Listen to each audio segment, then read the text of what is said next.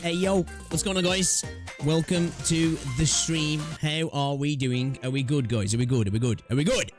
Hopefully you're doing well. We're nearly at the end of the week. If I can even get my words out. We're nearly at the end of the week, guys. And I, for one, am happy about that. I am happy. It's been one of those weeks this week.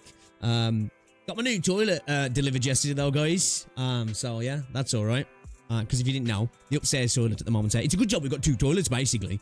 But yeah, new toilet came yesterday, so I'm going to try and see if we can get that fitted maybe over the weekend, potentially. But today, we are back in Arknights Endfield, guys. We're back in Endfield. We've got some stuff to catch up on because I haven't been able to play the beta as much as I would have liked, basically. Like, nowhere near as much as I would have liked. So, we're going to try and remedy some of that today. Football's on tonight, though. But then tomorrow, because the deal is tomorrow, guys. Rosie's works Christmas do is happening. So I think she's going straight to the pub that's nearby where she works after work. And I said, like, I'll pick you up, but I think she's just getting a taxi back with her friend. So that, hey, I'll take that. I'm like, all right, cool. Hey, you know, I'll pick you up. I don't mind. But if you two want to get the taxi back, it's all good with me. So tomorrow we might be able to do a bit of a longer stream, actually, which I'm not gonna lie, I'm excited about. I am excited about because I just really want to play some Endfield at the moment, guys. I just really want to play some Endfield. We do have the side story that we started yesterday as well in Arknights to finish off also, and then we're getting into chapter 12, guys. We're locking in because this game's coming soon, right? Endfield is coming soon. It's inevitable. You know, we're talking a couple of months max, right? I need to catch up, so we get the side story out of the way. 12, we need to do Babel, we need to do the Long Trail, and then I think we just main story, right? So I think they're the two main side stories that we'll concentrate on, and then maybe I might even do some side stories off stream. Actually, I've always wanted to try and do everything on stream, but I think we're just at a point now because you guys know, Arknights just has so much content, right? And I want to experience as much of it as possible. Well, I want to experience all of it, but as much of it that's going to be somewhat relevant to Arknights, to Endfield, sorry. I know not much of it is, but I still do want to get as much context as I can, so I might end up doing some stuff off stream. Not a massive amount, but, you know, we'll probably end up doing some stuff. But today, we're going to be playing Endfield, guys. I've got a squad at the minute that I'm actually quite liking, which I'll show you guys in a bit. We've got a couple of things to talk about before we get into it, though, guys, because Wuthering dropped their 3.0 gameplay showcase. I kind of want to check it out, right? As somebody who used to play Wuthering Waves daily, 2.0 was a banger patch. So I'm hoping 3.0 is a banger patch. And will there be enough in this trailer, gameplay showcase, or whatever it is, to drag me back?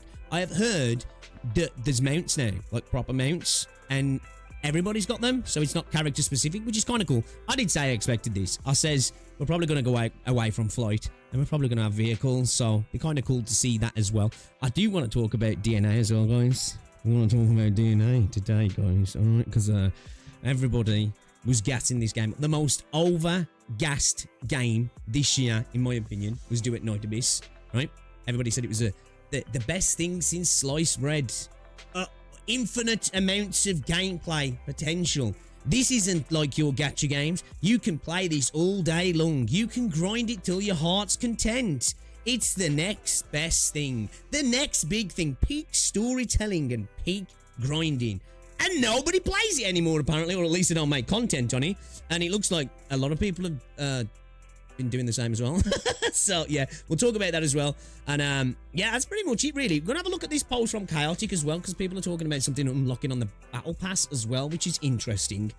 So we'll check that out also. But yeah, other than that, it's just gaming today, boys. Just gaming today. Guys, if you haven't already, drop a like on the stream as well. Get it out there. We haven't been streaming as much recently, so let's try and let everybody know that we are streaming again. And I do plan... I was going to upload the Dr. P react from yesterday, actually. Because I really... That video, I liked it. Because, you know, being an E1 player, there's like a lot of crossover with me being E1 and new players. Because, I suppose in a sense, you know, being E1, you're kind of like... You are perpetually stuck in that early game in a way, aren't you? So... I think that's worth maybe uploading, and we'll have a bit of Dr. P here. So yeah, we'll do that. But I do want to get a video up talking about some other stuff in Endfield as well, also. And I've got some ideas for some Arknights videos that I plan to get up soon as well, so look out for those also. But how is everybody doing, man? Let me get chat up and see what's crack-a-lacking. Shout out to Dagger as well, coming in with the offline sub. Bro was like, I'm just gonna re-up my membership offline because I've got aura like that. So yeah, shout out to you, Dagger. Appreciate it. Welcome to the stream, everybody. Yeah, welcome to the stream. Ducklord, how's it going? Welcome, welcome, welcome. Leo, welcome to the stream. Casual, how is it going, buddy? Welcome to the stream. Sandrew, welcome, welcome, the naughty boy. How's it going, dude? Welcome. Flicks, welcome, welcome, welcome. John, welcome to the stream. Dandy, team building in my factory game. I know, right? Yeah. Check out React Smash and possibly get events. Yeah, I'm gonna have a look at that. Just clocked that actually, Rosandrew. Just had a little quick look in there. Nyazari, welcome to the stream. We are going to try and get back to doing some React streams as well, because I do enjoy doing them, guys. And we need some slot content in between when I'm actually making just normal content. So we need to get that slot farming on the go, guys. Ends, welcome. Yeah, welcome to the stream. Shout out to everybody in chat right about now, guys. It is good to see ya. Hopefully you are all doing well as well. Appreciate you stopping by. How's your day been treating so far, guys? How has your day been treating you? So yeah, Man United play tonight, guys. So pray for me, because if we win, we can go into the top 5, and I'm kind of excited about that, right? Because we suck, and we have sucked for the last couple of years. So it'd be nice to hopefully we can get some European football. But yeah, we'll be in the European spots, potentially push for the Champions League spots as well, which would be very, very nice, very nice. So. Yeah, I think we'll check out this Wua video as well, but let's have a look at this post from Chaotic as well, guys. Shall we have a little look at it? Let me make it so you guys can actually see what's going on over here. Give me a second. Give me a second. What are we doing anyway, though, man? We all good, guys? You lot got anything planned for the weekend? You doing anything nice? I really could do with going to get my hair cut. I'm having to wear caps all the time at the minute because my hair's a disaster, guys. Like, look at this. Like, look at this, man. Like, the mop is, you know, that Jimmy Neutron hair. It's a bit wild. It's a bit wild. So yeah, we gotta get that trimmed, man. We gotta get that trimmed. So it's a bit all over the place, man. It's a bit all over the place, but it looks fine, bro. Do you know what? I hate my hair as well because my hair gets thick. Like, you know, people joke in the gacha space about you really hit your potential power when you start to bald. I'm like, bro, I need that because my hair gets so thick, like it gets hot. Like my head gets hot. You know what I mean? Like, oh man, it's rough. It's just a good job. It's not summer, because in the summer, ooh, it's not a good time. It's not a good time at all. So at least we're in the winter time now. All right, let's have a little look at this post from Chaotic then, shall we, guys? Because apparently something potentially is going to be enabled on the Battle Pass. And I did speak about this, right? At the moment, we've been talking about the game not having as many pulls as we'd like to see.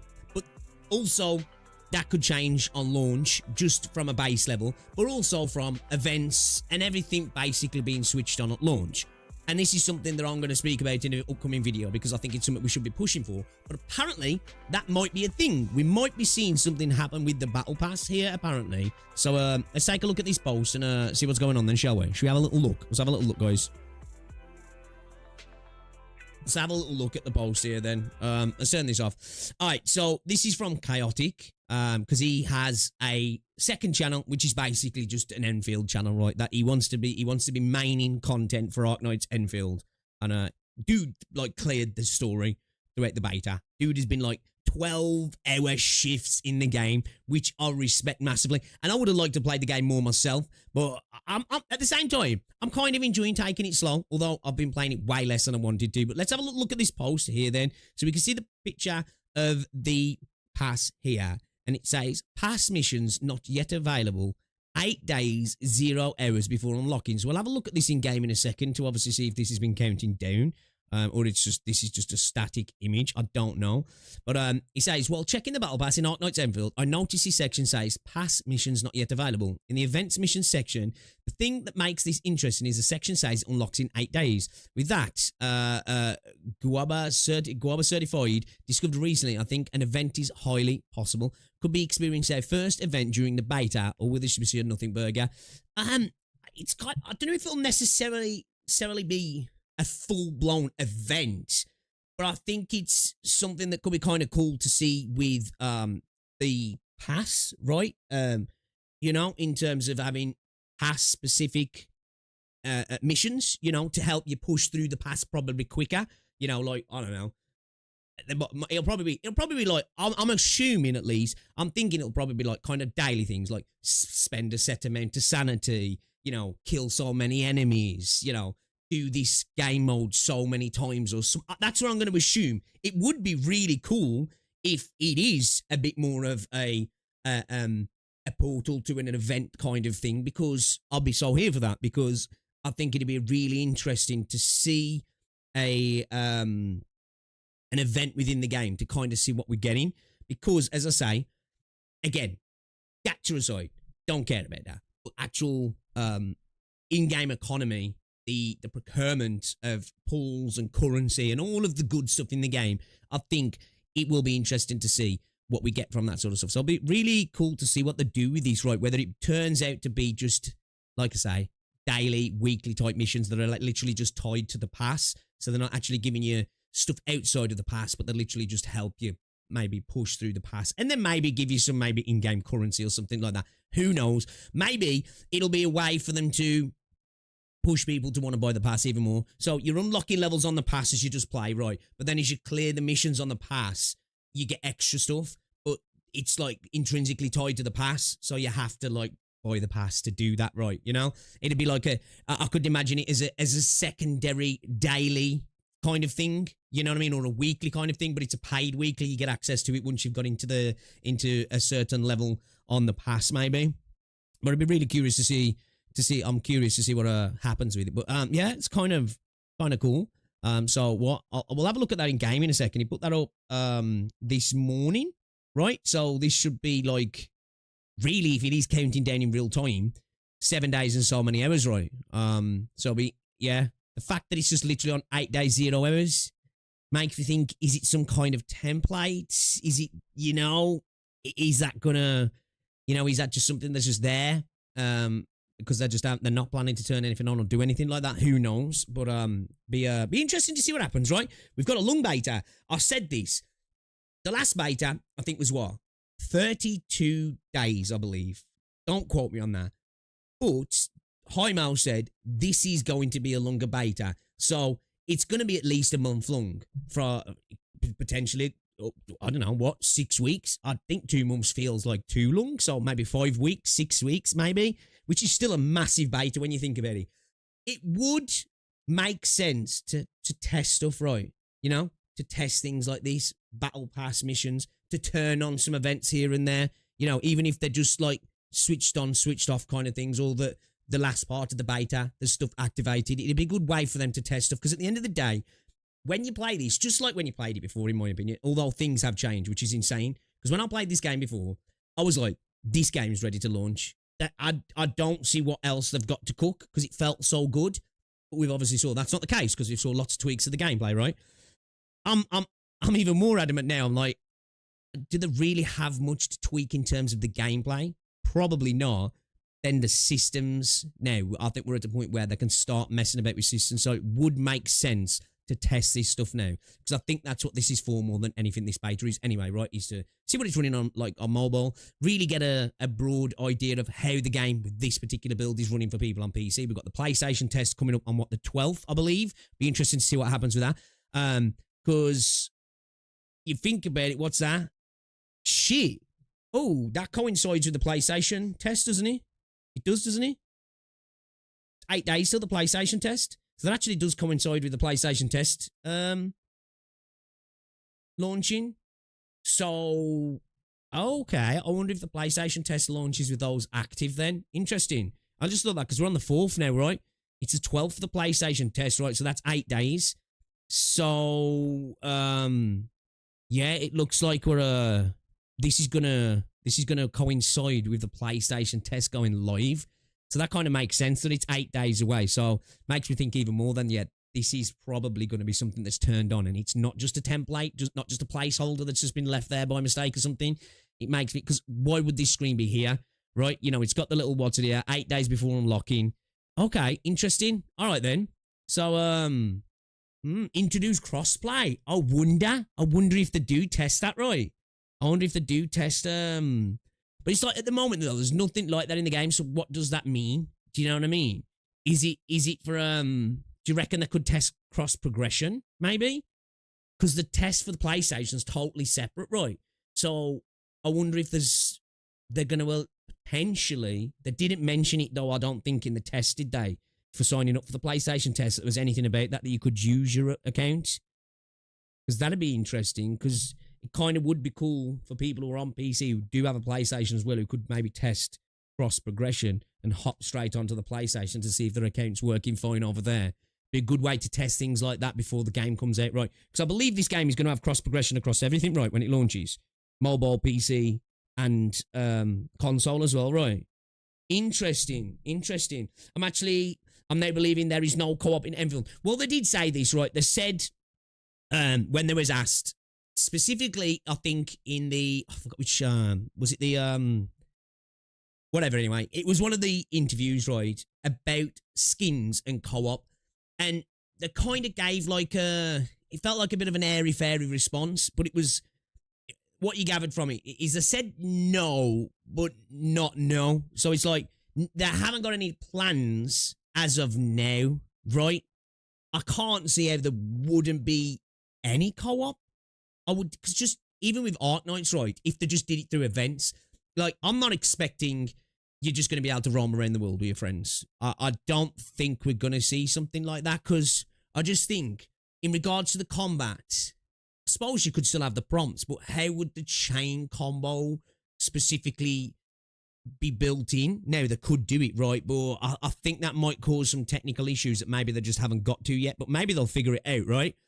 But rather than it being straight up co-op in that regard, but maybe having co-op in events that are maybe a little bit more abstract, so it's not literally you're playing the Endfield typical gameplay, but maybe where they bring in the tower defense, or they bring in some stuff where you're racing against, because, you know, the extraction mode, which I've still not yet got to, because I'm still only in the quarry at the minute, I haven't even got to the new areas,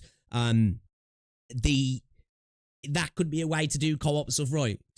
Because I said this before, it'd be a good way to potentially have PvP in the game, where you don't necessarily go in and fight other people, although that would be kind of cool, but you're fighting for the gear. Do you know what I mean? You're fighting for the gear. Like, so you're racing to get that good stuff out of the area against other people. I think that could potentially be fun, personally, as somebody who enjoys PvP. Now, not everybody would enjoy that, because I suppose then you could add in the people who've got the really strong teams would clear enemies faster and maybe get to the gear faster. So that's a factor. That could be an issue. But I don't know. I'd definitely like something like that. I definitely would like something like that, where you can, even if maybe you're not fighting for the same instances, you're just fighting score. And then, like, the person who gets the high score, I don't know. But then again, whenever you have anything like that, it introduced potential of when we see stuff with Stellasaur and Blue Archive, cheaters, because, you know, you take the scoreboards out of them games, the cheating goes away for the most part, right? But people cheat to get the name at the top of the board. And then the question is, all right, then, you kind of, the people who've spent a lot of money are going to have massive advantages. Could you go skill-based matchmaking, brackets? Would that potentially filter the player base to the point where you're waiting a long time to play people? So it could bring in its own heap of issues, really, actually. But yeah, it'd be really interesting to see what happens. I just thought that, though, man. The fact that it coincides with the PlayStation launch. So I wonder if when the PlayStation test starts, they just have this active. So it makes me think that maybe we see some events coming in as well. You know? I've got a feeling we are going to see some events because such a long beta, it would make sense to, right? Because it just, if we have like a beta that lasts for 6 weeks and nothing gets added, it's a long time to just not tweak with anything, right? To show us some potential post-launch stuff. So yeah, be interesting to see. But yeah, there you go. From the 12th, guys, we are going to be having missions activated in the Battle Pass. So what that looks like, I don't know. When you activate combo skills, don't your teleport to them? Well, this is what I'm saying. I think the combo thing, from a technical point of playing with other people, it's going to be difficult, right? You could work in the prompts and stuff, but what does that mean for you literally on screen? As you say, because characters dash in and dash out, are you just going to be pulled in and pulled out kind of thing? Because, I don't know, it'd be interesting to see how they work it, but it's not like it's We Were Right, where you're just fighting and doing your own thing, like, because the way the combo skills work, it could be it's something they're having to plan to overcome, right? So it'll be interesting to see if they can do something like that. But yeah, hey, look, co-op would be fun, right? Co-op would be fun, but I'd definitely like some sort of events that have multiplayer aspects to them. Definitely, yeah. All right, sweet. Yeah, I'll just not me able to me, yeah.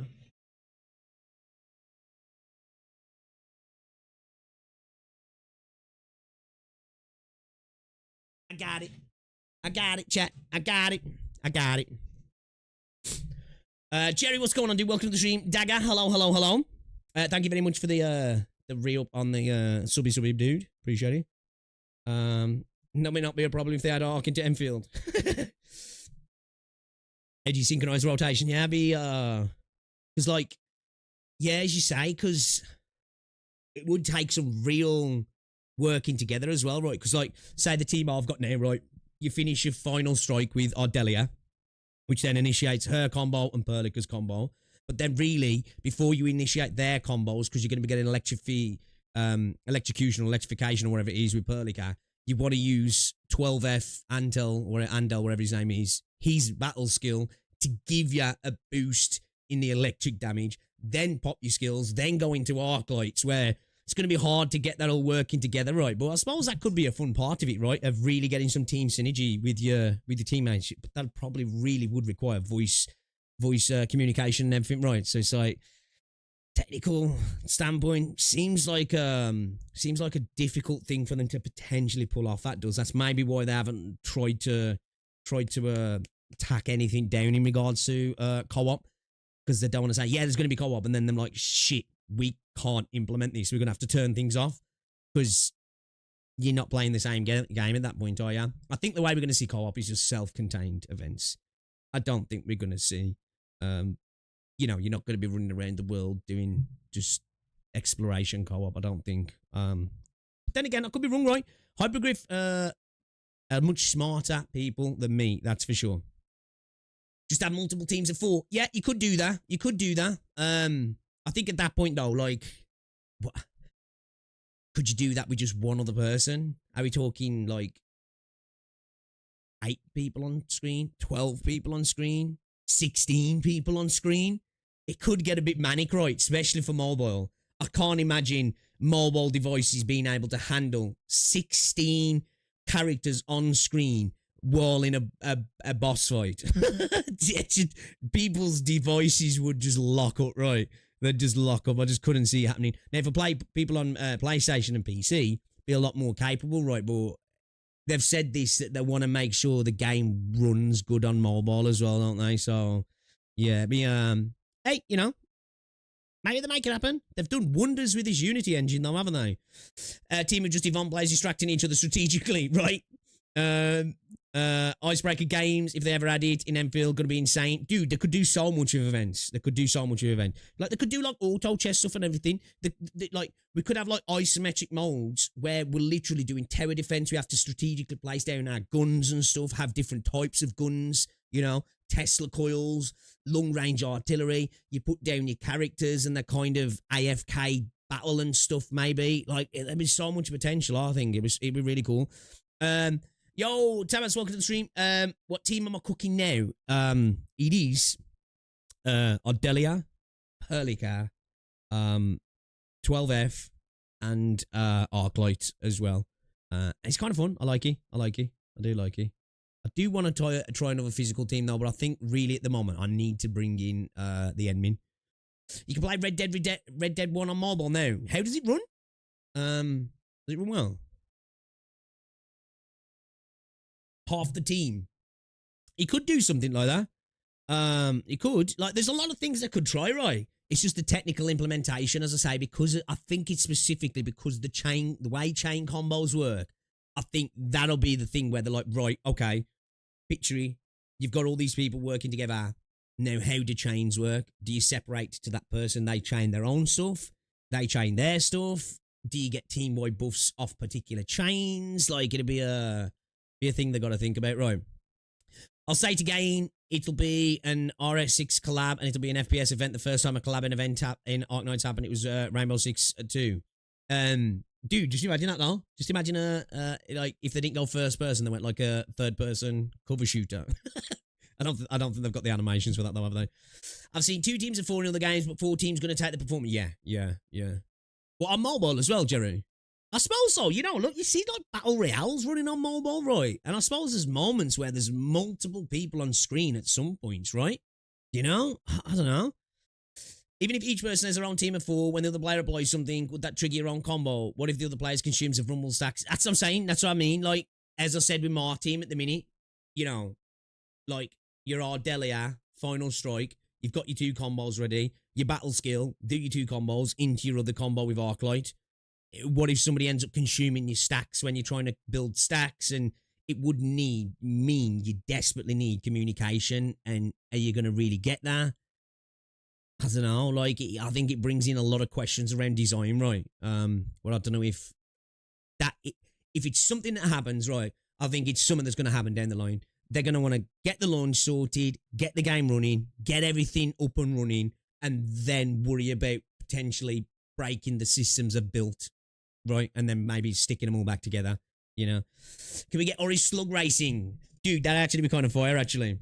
It'd be kind of cool if you could get to use some of the enemies as well, right? In placements and stuff, something like that, where it's just because do you know what I like when it comes to gacha games? I like abstract events. I do, where I think Zenless does a real good job of it, and I think Arknights does a real good job of it. Where Arknights, they switch up the game with new mechanics, or just do things like the auto chess and stuff like that, right? And then like Zenless does a really good job of that. You know, we had like the little Arknights tower defense mode. We've had freaking Fall Guys, you know. We've had like little dance type stuff and that, like a bunch of other stuff that I haven't played since it's been a while since I played the game. I think Zenless do a real good job of that, and I like it when you have abstract modes. I do. Now I don't want to see a loss of combat events for just silly little stuff, but I am a fan of, like, you know, give me a different way to play the game, so I'm not playing the same game all the time. Wait, is my comment on the show up in the chat? It might be. Try it now, because I'm using this restream chat here, right? So with YouTube, you've got top chat and live chat, top chat filter stuff. I think this default runs off top chat. This does. I think this default runs off top chat, so certain stuff might not come through here. Maybe, I don't know. I play an MMO where you can do 20 people guild raid without any issue. You can see your teammates' attack effects. Yeah. Well, I'm not saying it can't be had. Can't be made to work. Because, like, I have seen Endfield running really good on an older phone. But Endfield is a pretty game, right? It is a pretty game, you know? It doesn't show in live chat either. Really? What did you say? What did you say? Say it again. Say it again so I can see if I can see. I'm on live chat on YouTube here because I got YouTube chat here. Like YT chats here.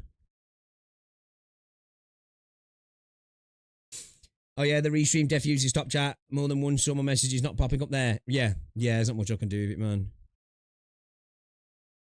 You see it on the top chat? Okay. Yeah, the AI moderation sucks, man. The amount of times, like, I've gone into my hidden comments on YouTube dashboard and somebody's just saying, they're asking a normal question about the game or making a statement or making an opinion. It's like, there's nothing in here at all that's even spicy, and YouTube's like, shadow band, you know? Send you to the shadow realm. Nothing, I just want you to check something in React Smash. What am I looking at? What am I looking at?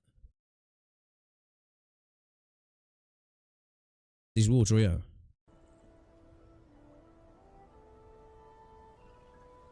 Oh, damn. Look at the shadow effects on the, Is that off the tree moving there, or is that off the water? I'm assuming that's off the tree to the left, out of shot, right? Does look good, doesn't he? Best looking gacha game. Best looking gacha game out, man. Just, you know, it's just not even comparable in my opinion. Don't get me wrong, Wuthering Waves is an attractive game, but I think just fidelity-wise, you know?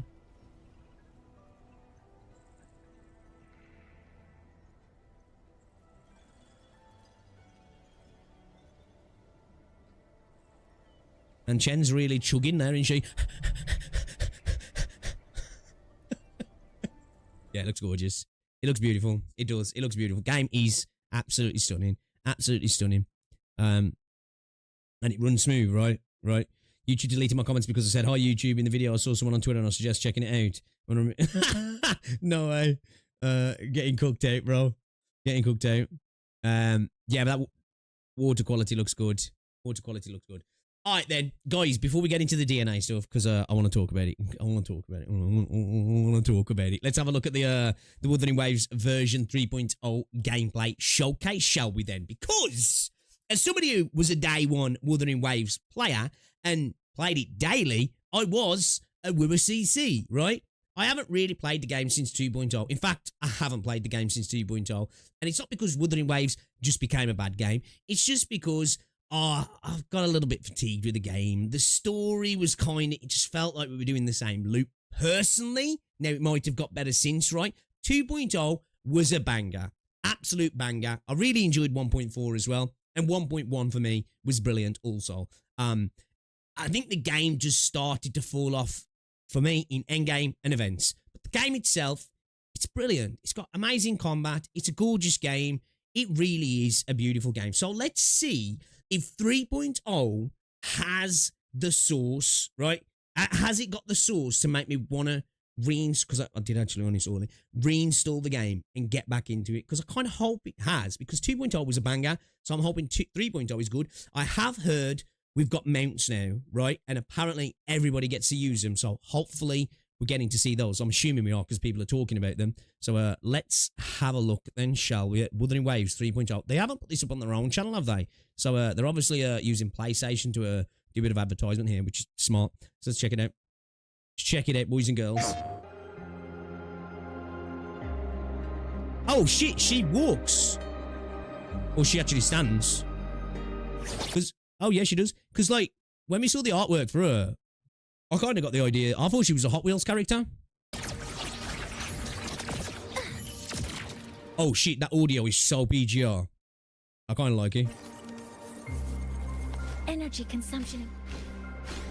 Wait a minute. I've seen this somewhere before. This looks very... We got wheelies in the game. I don't know if I like it.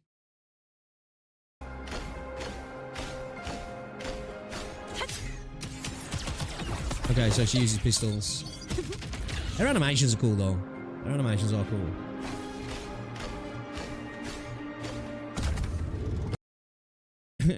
Okay. So does she move faster than other characters, though? Without the bike? Have we got movement creep, guys? Joking.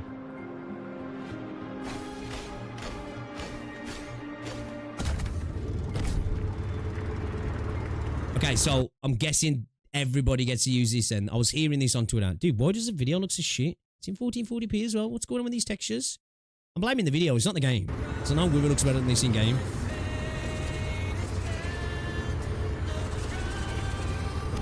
Okay. I don't want to be that guy. I need to see other parts of the map, right?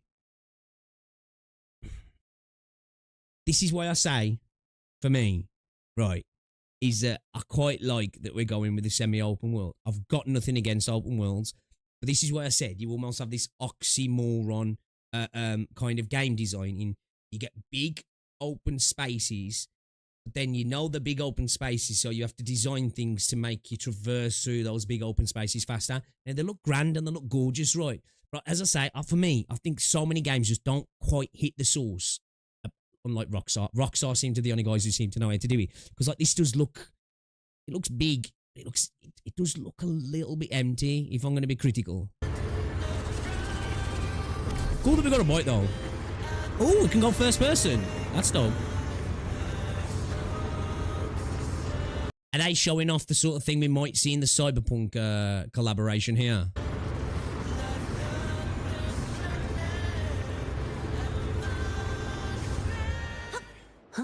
Oh, it's the music on the bike.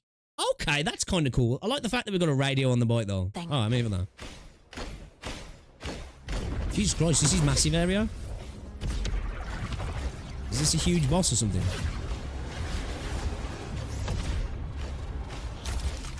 Oh, this arena's massive.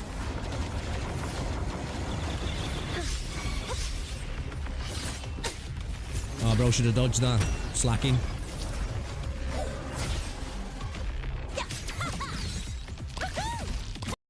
The boss is doing a lot of nothing then though, right? This kind of looks a bit like, it's like a mecha, right? Kind of like giving me like Zone of the Enders vibes. One more. Don't blink. You'll miss the best. Okay, her animations look good though. Her animations do look good. Saying that though, Kuro always kill it on this stuff though, don't they? Oh. Wait, so she flies? Authorizing maximum output. Guidance grip. Drive safe. Wait, hold on. So, I thought people were saying the bike. So when you've got the bike equipped or something, interesting. I wonder if that's specific to her, because I was hearing that people were saying the bike or the mount, everybody gets to take use of it. That was in her intro then, right? Interesting. Got the UI off, so it's kind of hard to see what's... If that was her intro. This definitely feels like they're stepping more into the Punishing Grey Raven arena here, right? It feels like we've gone for like that step up, right? Like, uber. Like, you know. Some people love it. I think there's just a bit too much going on. I don't know. Assuming master control. The intro bike is just part of her kit. Oh, is he? Okay. Hey, Kathy, what's up? Guidance grip. Initiating criticality protocol.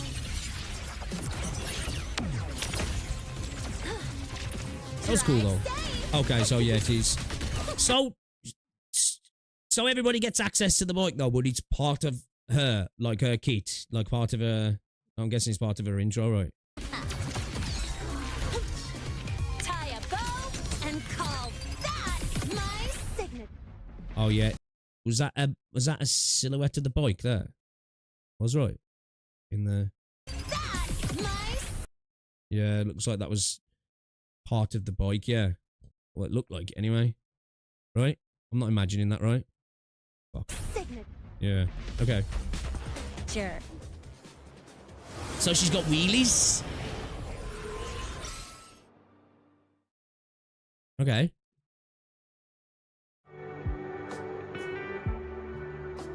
The fuck are they? Pikmin?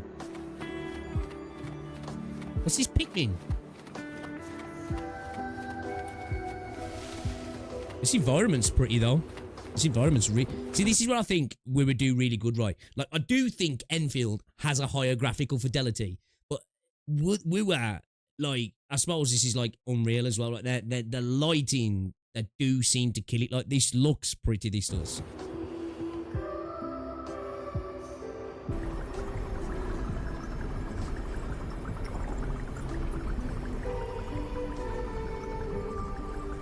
This looks like Genshin.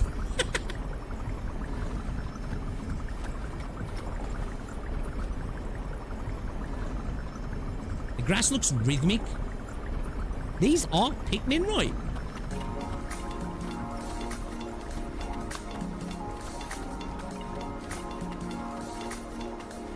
That's cool. What the fuck?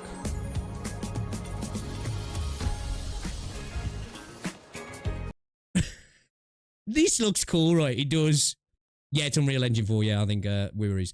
This looks cool, but like, I was sold a post-apocalyptic game that's based around the Lament. What the fuck in Disney trippy shit is this? Now, I'm not saying that's bad, right? But I don't know if I'm vibing with this aesthetic so much.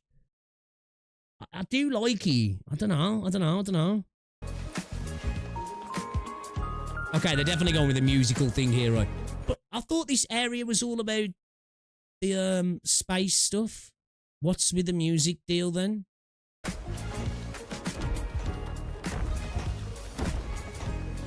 It's really pretty.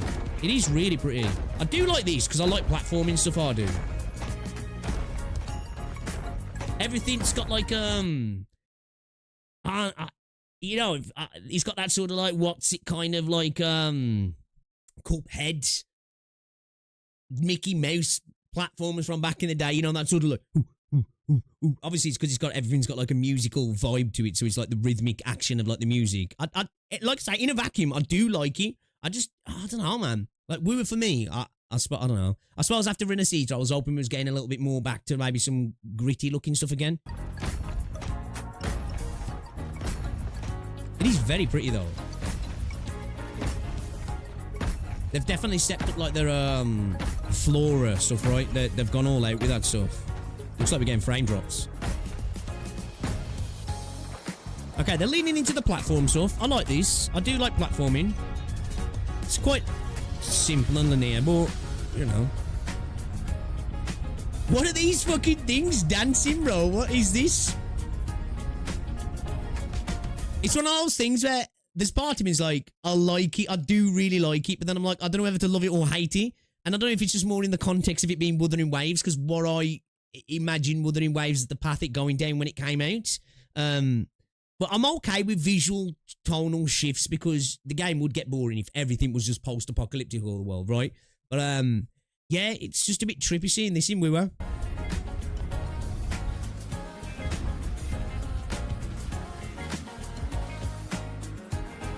Okay, I was just about to say, when we dropped down there then, that looked really platformy. Because I think I made a video on this actually. That why the hell did they not, why do they not use this more? Like the platforming perspective switch for me, I loved it. You know, do you remember when the game first came out and you could meet that old man and he did those little platforming trials and you had to do it in a set amount of time to get the top chests? Why didn't they utilize that more? Like, again, I haven't played since 2.2, but the last time I remember us getting to use that was 1.3, I think, right, at the Black Shores, yeah, where we went to the towers and it switched perspective. Like, I love this. Like, I wish they'd do this more, so I'm happy to see this back. It's whether it's just a one-off thing though, right? Because it looks cool, man. It does. Definitely noticing some frame drops, though. Probably running on PlayStation, though, isn't he?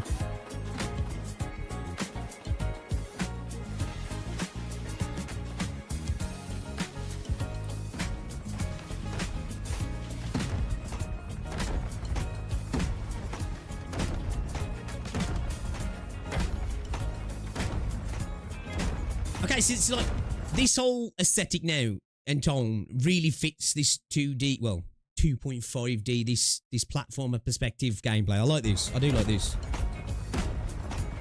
You see that chest? Yeah, I saw that chest underneath, yeah. Like, give me like Rayman vibes as well. I've seen some frame drops on.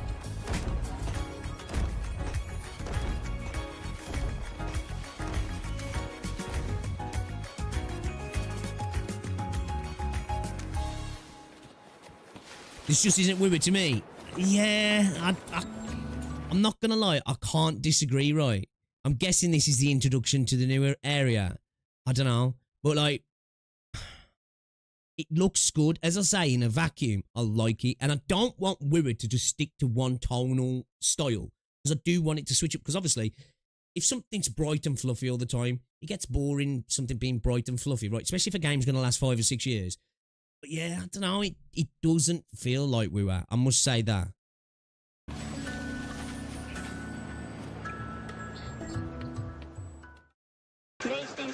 Is that it? Oh, okay.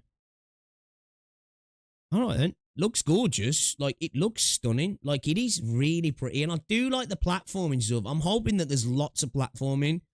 If there is, I could be tempted to come back to check this out. I'm not gonna lie. I don't know about the tone though. And like, I've got to be honest. Like, you know, like this stuff here. Like, this is dope. You know, where you can get first person with the bike. That's fucking dope, that is. And the radios on the bike. I really like that. But this here, again, this for me is that sort of like environmental map design where it's just like, let's just make it big. And then that gives us an excuse to put in vehicles so you can get to these really far apart points of interest quick. You know, it takes me back to like where we were in about 2014, 2015 with map design in open worlds, where it was like all the games kept comparing how big their map was in square miles, you know, because it was like the bigger, the better. But then like you had vapid open areas and you'd have points of interest dotted about. But in between those points of interest, it was just a slog to get around places. You know what I mean? Again, I can't be too critical because this is just a really small slice, right? But yeah, this doesn't look that interesting to me. Like, it just looks like big open empty areas, right? Like, there's nothing going on over here. Like, there's nothing happening, is there? You know, there's nothing around here either. Okay, looks like, look here, we're definitely leaning into this music vibe then. Interesting, I wonder what that'll all be about then, because I thought this was about space watching and stuff. I suppose so, music, resonance, you know, it all works with Wirral, right? So, yeah, I don't know what I'm thinking about. You know, like, I would have been a bit more interested to see them drive around this area to see what it actually looks like.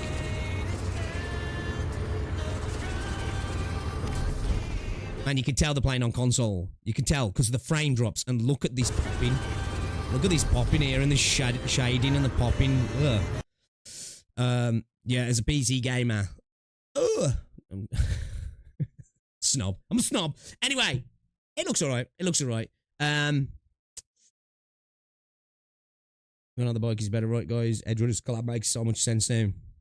The bike is an utility. I repeat, the bike is an utility. When he was repeating it, he could have removed the an. We'll take the new utility. Okay, so it is a utility then. Okay, so it's just part of her kit.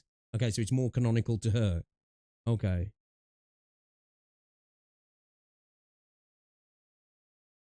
Okay, alright. Yeah, the combat just looks like Wuthering Waves combat, but more PGR-fied. I'm not really sold on the area, specifically this area. I think this area looks drastically better. But again, I've got to agree with some people in chat. It doesn't feel like OG Wirral to me. You know? This in itself, I like. But then when I you know, compartmentalize it, I love it. And I'd play game. I love playing games that look like this. But when I put it together with Wirral, I just don't know if it fits for me. But yeah, man. I like the fact that we're bringing in the platforming stuff. I'm really here for this. I love this. This is fucking dope. This is. Hopefully we get lots of this. My worry is this is the one and only time. You know, you see, you know, That's my biggest worry. So, yeah, hey, it looks all right, man. It looks all right. We've got to see more. 2.0 was a banger patch, right? It was a banger patch. I said this before, right? Rinasita, for me, the introduction to Rinasita was done so good that I felt like Kuro built a rod for their own back because I just don't know if they could ever surpass that. Because that intro to Rinasita, you know, when you went up the lift and you came out, it was like, holy fuck, this is gorgeous. And then you got your flying and stuff. And although I've been critical of the exploration elements when you start to do that, it was an impactful thing, right? I don't know if this has got the same sort of impact, but again, we're kind of just seeing some bits of gameplay here, right? It's hard to know what's going on. I suppose I've done a good job of not spoiling it too much, you know. So yeah, fair play there. All right, we'll have to wait and see. Am I going to be installing Wuthering Waves based on this? No, I'm probably not going to reinstall it based on this. But if they hit me with some cool looking combat events and some cool looking different ways to play the game, and there's more of that 2D stuff, yeah, man, yeah, I'll reinstall the game. I'm down. This hasn't sold it to me though.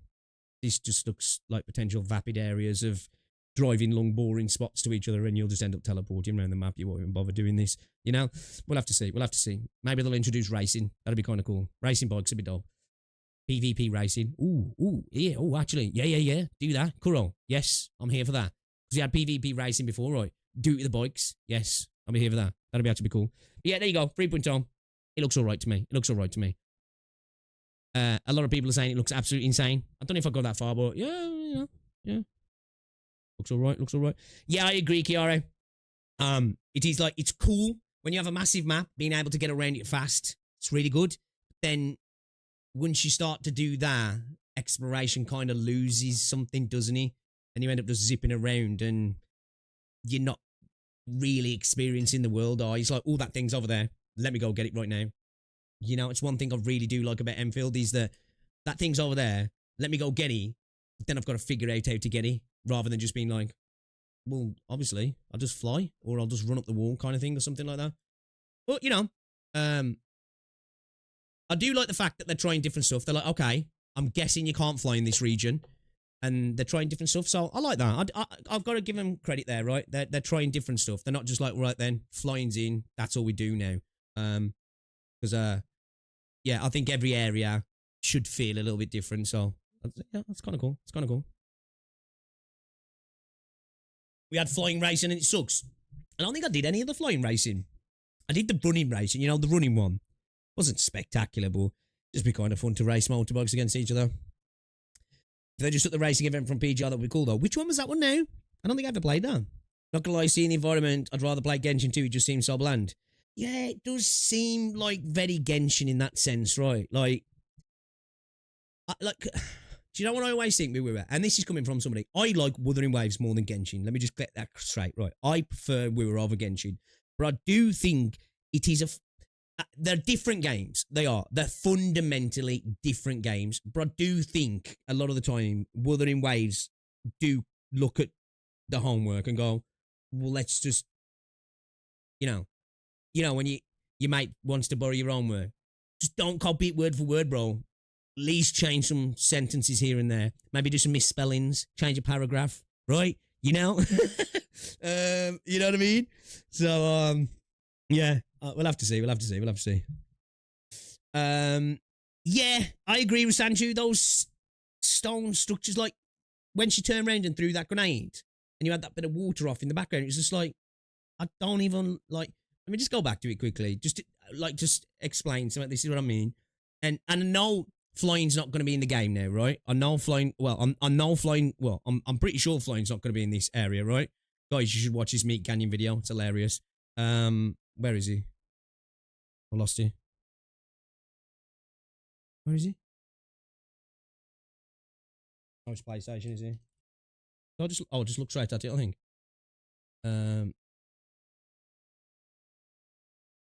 Right, back to it a sec. Sorry. I mean, long-winded just to prove a small point here. Where was it? There. That area there. That just looks like empty space. Do you know what I mean? That part over there just looks like empty space. I'm probably being super critical, right? Because but I said this before. I said this in my video when I was talking about how much I like the exploration in Enfield. Is that of course there's going to be window dressing areas because there always is in games, right? That to me just looks like window dressing. Do you know what I mean? Like, okay, I can swim over there. Maybe there'll be a chest hidden over there somewhere. I'm only going over there for the chest, really. It doesn't look like a really nice place to explore, right? Do you know what I mean? Like, none of this looks like something that I'm that too fussed about. Ooh, let's go over there kind of thing. Maybe I'm being super picky, right? Like, look, you've obviously got stuff over here. You know, you can see that I forgot what these are called now. You can't see because my camera's in the way. Let me just move my camera. I've got these, what these are called now. You know, when you start them, you have a little scrap die and then you get a chest out of it, if I remember right. You know, there's obviously stuff around here. It just... Yeah, I just don't think it looks that interesting. This area doesn't. Gotta be honest. You know, I'm not hating. I gotta be honest. It's coming from somebody who, like, you know, as I say, I think Wuthering is a better game than Genshin. Personally. That doesn't mean it's better. It means I think it's better, right? Just want to get that out there. But, yeah. Yeah, man. I don't know if this is doing it for me. I don't know if it's doing it for me. But this area doesn't look that intriguing either. Like, am I hating? I feel like I might be hating. Like, it just doesn't look interesting. Right? Like, this area looks way more interesting, right? This area looks way more... This is beautiful. This is gorgeous. This is gorgeous. This is actually gorgeous, right? I do really like this. And I love these little Pikmin things. And I do like the music stuff as well. As I say, I think in a vacuum, I'm sold. I think I agree with what Kathy said. I'm like, it doesn't feel like Wua. I don't know. Maybe I need a good session of Wuthering Waves to get the hate out of my veins, chat. To get the hate out of my veins. Yo, Neo, what's going on, dude? Welcome to the stream. Hello. Let me just see what you guys are saying. Yes, I just want to say, perfect example of exploration turning into shit is Hogwarts Legacy. Hogwarts itself is a place to explore. Then you give the whole country and it turns generic as fuck. Yeah, I think especially when you get down the southern areas. Yeah, I think I somewhat agree.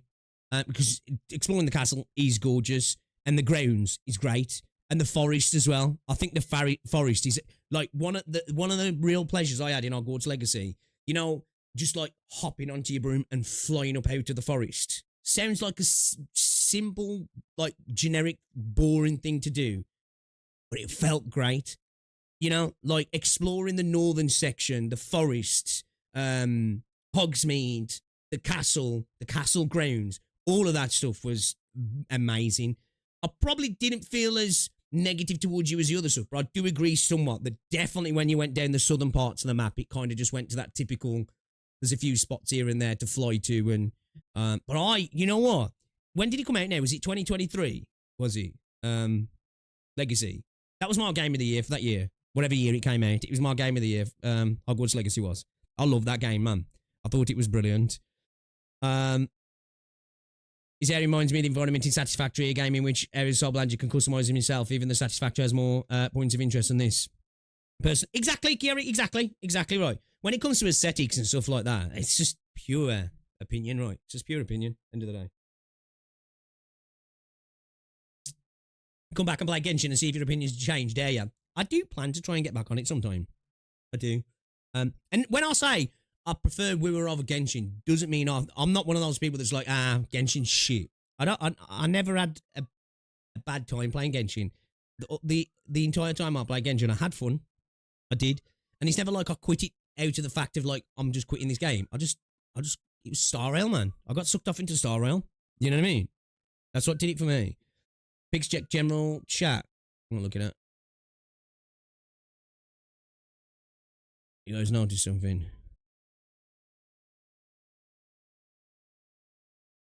What?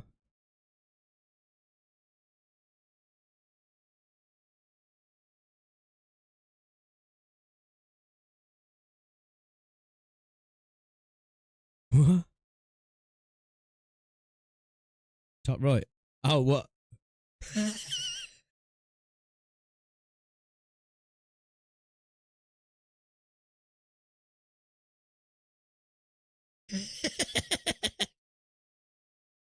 Okay, that's a sick thumbnail, actually. That's a sick thumbnail. That's actually a sick thumbnail. Okay. Does it look like I'm looking at it? Okay. Alright.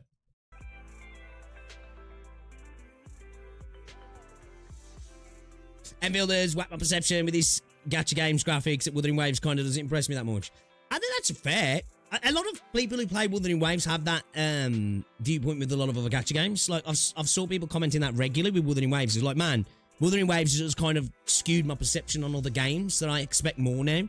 I mean, that's a good thing, right? Like, obviously, we want all the other stuff to come with it, right? But that's good. We want this. We want games to start getting to the point where it's like, you look at the other games and like, come on, do more. Do you know what I mean? Do more. So like, yeah, man, it's a good thing, you know. I always say this, all. I think from a fidelity standpoint, I think Endfield looks better. But I also say this as well. I love pixel art games still to this day, and I love pre-rendered backgrounds. There's something special still to this day about pre-rendered background games from the PlayStation 1 era and like late 90s, early 2000s. And that's art style. Art style's forever, right? Graphics are temporary. Good graphics only look good for a couple of years after the launch. Some hold up better than others, of course, but I think Endfield does a good enough job that the art style's good enough as well. Well, I think so anyway. You know, everyone's gonna think different things. Pixplay, glorious OST to reach Ascension. Good done now. It's a good one, that is, yeah. I gotta give it that. That's a good one. My excitement for 3.0 is tempered with expectation of gacha fuckery. Yeah, I was just talking about, it's just like, I don't know, man. It's cool that they got the bike and that, but that area doesn't look that interesting to explore. And I do like that they brought in that 2D platforming stuff again. I'm so here for that. I'm so here for that. I hope there's lots of that, because I really like that. It was the best, but other games have come out since. Yeah. Pixel Tree likes pixel art, obviously. Yeah. Yeah, man. Pre-rendered backgrounds. Oh, so good. So good. You know? It's just, you know, when I look at, like, obviously it's because I was a kid. But, like, it just gives you, it's like a comfort blanket, right? It's just like a comfort blanket. I wish modern games would still use it. And I know now it's to take away some interaction to a degree, but I wish we saw more modern games using pre-rendered backgrounds. Obviously, more for isometric games, of course, right? Because without it, it kind of doesn't work. But yeah, man. Yeah. Oh, damn, bro. Give me some isometric pre-rendered shit, man. I'm down. I'm down. I feel like we're being analytical over a 6-minute trailer. What's all we've got it to be analytical over? I'm a content creator, right? I could just go, looks cool. Yeah, sweet, sound. Back off. So, all right. You guys can look at it yourself, can't you? As a content creator, I've got to just express the things that are coming to my mind as I'm looking at it. You know, I suppose as a CC, you do end up being a little bit more analytical with stuff sometimes, because, you know, gotta make slop. I gotta farm slops somehow, bro. Come on, I gotta farm that slop somehow, right? Now I've got to have a title of, because everybody's like 3.0 is insane. I've got to be like 3.0 actually isn't insane. I'm joking, but maybe, I don't know. All right then, guys, shall we? Talking of glazing and being gassed up, shall we talk about a game that, in my opinion, thank you very much for the subscription, Vo. I don't know what the rest of your name says, but I appreciate you. But speaking of a game that, in my opinion, was overgassed, like overgassed. People were saying it's the next best thing. It's the best thing since sliced bread. The game has infinite playtime. The grind is brilliant. The story is peak of peak, right? And then nobody really seems to be playing it now or making content on it. Let's do it now, the best, guys. They took the gacha out, and I think we all applauded it, right? But I said, just because you remove gacha from a game doesn't make a gacha game a good game, right? You got to have a good game first, and then if you could take the gacha out the game and monetize it well, brilliant. Absolutely brilliant. But it looks like we're starting to get some numbers right. it doesn't look like DNA is setting the world alight. And I think it was kind of expected, right? Now, I'm not saying things can't improve, because they potentially can. Because the launch with not very many options in the store, right? And it's not looking crazy, right? So this is Android reports here. You see this here, Android and iOS reports here. And obviously this game's, let's say, I think we could double that, probably. Double that, I think, if you bring in PC as well. Because it's not available on console, right? It needs to come to console. And I think this proves to me it needs to come to console. Because we do have to take into effect, this game didn't run great on mobile. And I still don't think it does for the most part. So it doesn't surprise me that these numbers are low. Minus, take all my opinions on the game, because they're just my opinions, right? About it being overgassed, and I think it's just kind of all right. It's just an average game. There's a lot of people out there that like it. So I think if this ran a lot better on mobile, I don't know, let's be nice and say, let's add another, let's double it. Let's double it. Let's just say, let's double it and put that up to like 5 million, right? I think the worrying trend for me here, it's not looking great in CN. Do you know? It's not looking great in CN. So let's have a look at this over here. So this is Sensor Tower estimates, of course. So it's Sensor Tower estimates, right? We've got to give a bit of leeway that we don't know the exact amount. A lot of this goes off habits, stuff from where players actually share information, you know, when apps want to access your stuff, when they can get more accurate stuff when people do that, right? So obviously we have to take that. We all know the deal with Sensor Tower. We don't need to keep going on about it, right? We don't need to keep going on about Sensor Tower. We know the deal here. So let's have a look. The wait is over. Do it not to beast DNA just dropped its first month of Sensor Tower revenue estimates, and it's turning heads in the MMORPG community, launching on October 28, 2025. This no gacha cosmetic only RPG, it's kind of got a gacha, but yeah, it's not gacha that how we know it. From Pan Studio pulled in 1.6 million in mobile revenue, 1 million on Google Play, and 600k on iOS. No front-loaded banners, no whale spikes, just steady cosmetic sales amid mobile optimization woes and a PC-dominant player base. Is this the blueprint for sustainable live service gaming? Again, I think that's a fair point to make. Game runs like ass on mobile, right? So it's going to impact how much people are spending. You're not going to spend on a game that's running like shite, are you? And I think we can say, let's be really nice here and say, all right then, let's say the mobile numbers, let's double it. Let's say altogether 7.5 million. That's actually not terrible, right? That's not terrible, but is it sustainable? Because with a game like this, there's not many people talking about it at the moment.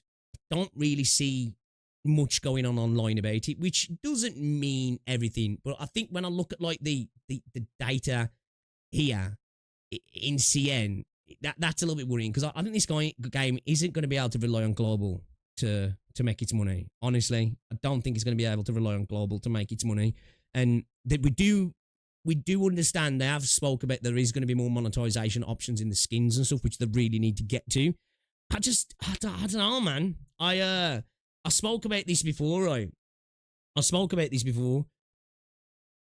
just don't know. Unless you make an incredible game, not many games manage to make the skin cosmetic thing work, right?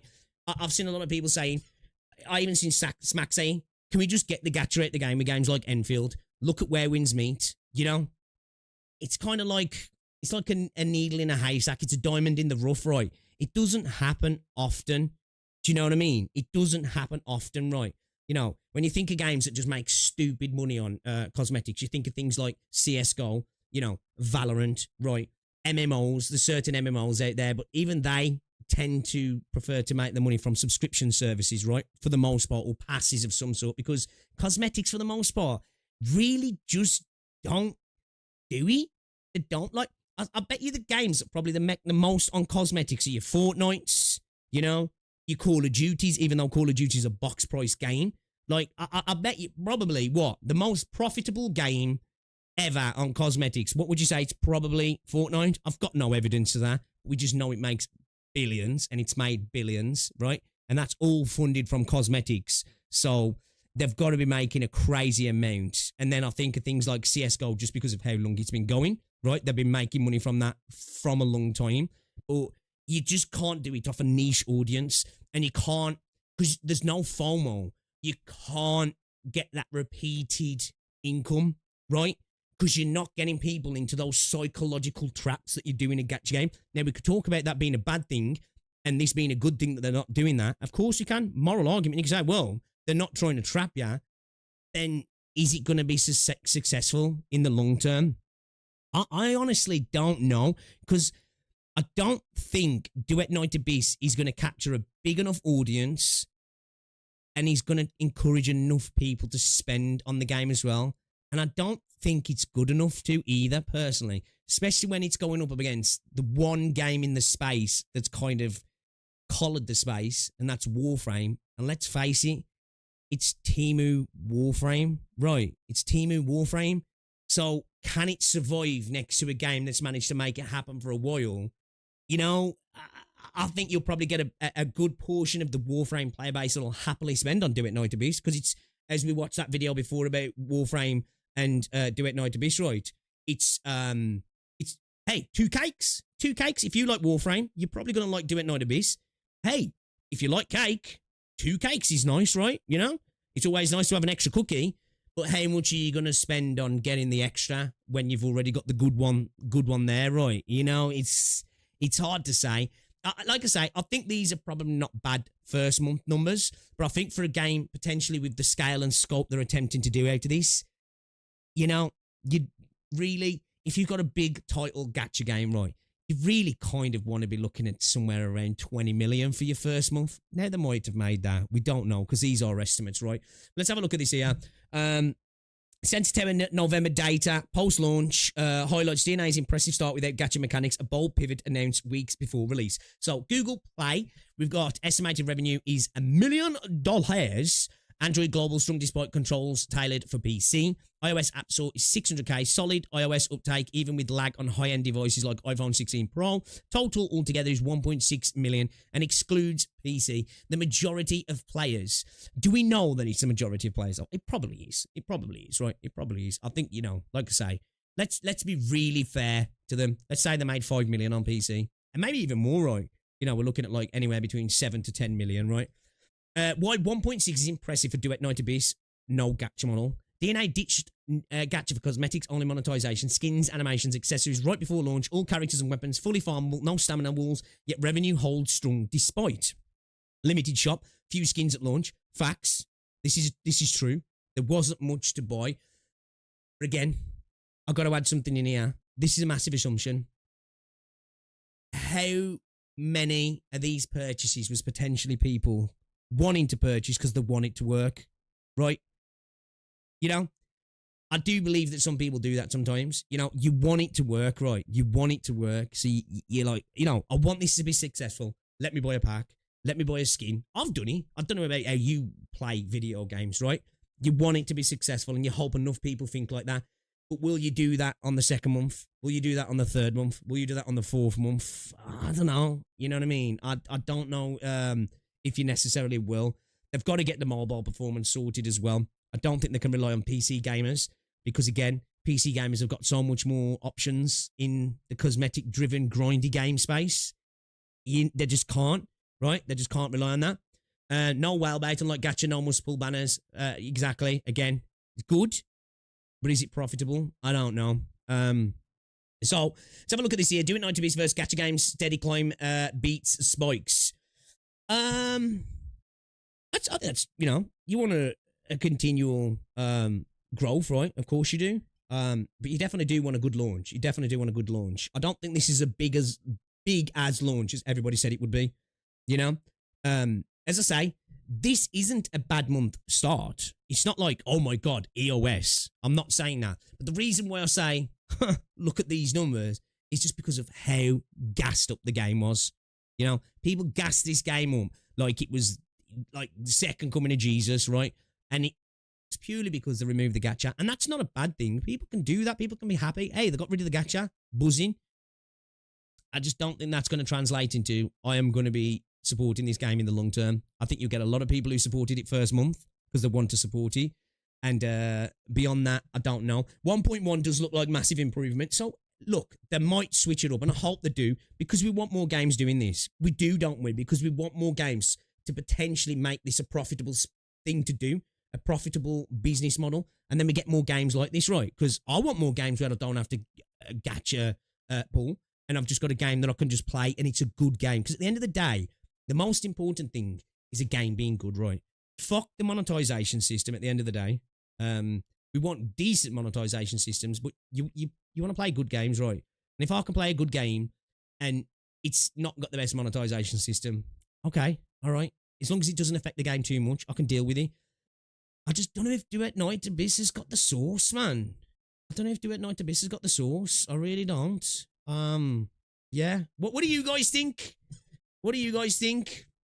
What do you guys think, man? We got some bots in chat, have we? We got some bots in chat. They fell for the Epic Games lies. To be honest, preview of the game was looking better than what I saw inside the game for DNA.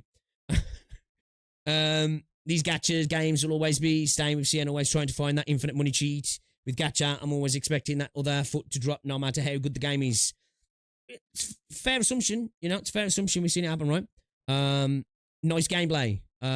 UE advertises itself on having pre-bagged optimization when that optimization is actually shit. Oh, yeah. We know when it comes to Unreal that it's just ass a lot of the time, and a lot of developers just can't get what they need to get out of it right. That's why I'm so glad that Endfield went down the Unity route, because, you know, I do still want to see the game running at 120 FPS, which I will be asking for in an upcoming video. But yeah, I think I'm definitely glad they've done that. Yeah, man. Yeah. I don't know. This isn't bad numbers. Again, I've said it multiple times. I think we've got trapped in the Hoyo numbers. If it's not doing 50 million a month, it's dead. It's not dead. I don't know, though. I don't know if we can, we're going to get the, I don't know, man. I don't know if this is going to be it. I don't know. We'll have to give it a few months first and see what happens, right? But, yeah. It's not looking spectacular for me. China, as well, on the mobile side of things, doesn't seem to be supporting it. This game, I don't think this game's going to be able to survive on global. I think it needs CN, it needs JP. Especially when I wonder what portion of this was gacha gamers. Do you know? When the new wave of gacha games comes out, are they still going to be here? I don't know. Oh no, we'll have to wait and see though. But yeah, I don't think it's looking too hot for DNA. I don't. All right, let me see what's going on with these fucking bots, chat. What's going on?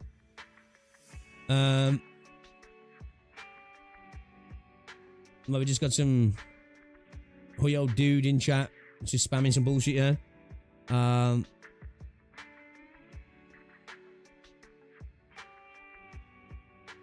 don't even know what he's spamming.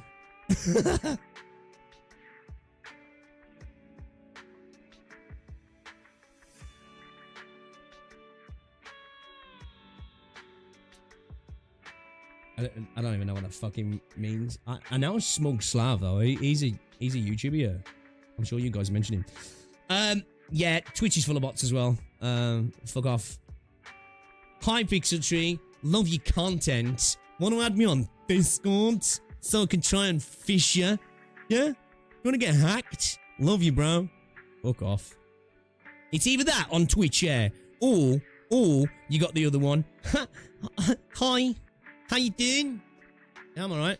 Oh, love the content, bro. It's really, really good. Really good. Hope your day's going well. Yeah, it's alright. Do you want me to do any art for your channel? I'm a graphic designer. Do you want to look at my portfolio? I'll DM you on Discord if you want. Add me on Discord, actually. You add me. I'll tell you what. I want you to buy my stuff. Do you jump on Discord now and search for me and add me? And then you can buy stuff off me. How's about that, right? That sounds like a good plan, yeah. Fuck off. Oh, yeah. That's it. That's what Twitch is.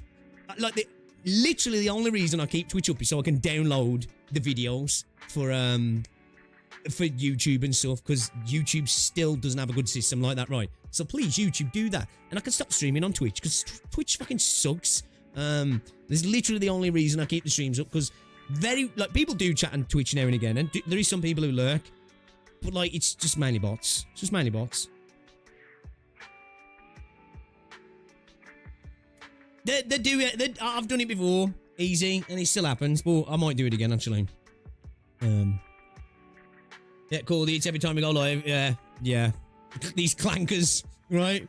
But yeah, all right then. Let's get into it then, guys. We've been waffling, and I do want to be locking in, but I just wanted to talk about those things, right? There's nothing else going on in Gacha Gaming. Is Zenny Sounds here. I'll be sending all proxies Polychron gift to winning the grand award at the PlayStation Partner Awards. What are you gonna get? I mean, what'd you get? Hey, Minnie.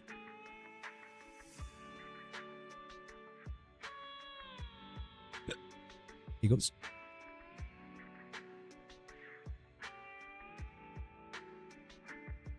The Grand Award. What the fuck does that mean? What's a Grand Award? Grand Award? What does that even mean? So is this who was involved?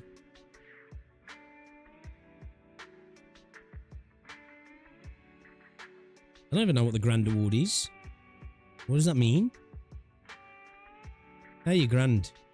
Hey, you grand, lad. It's grand. Grand, that is.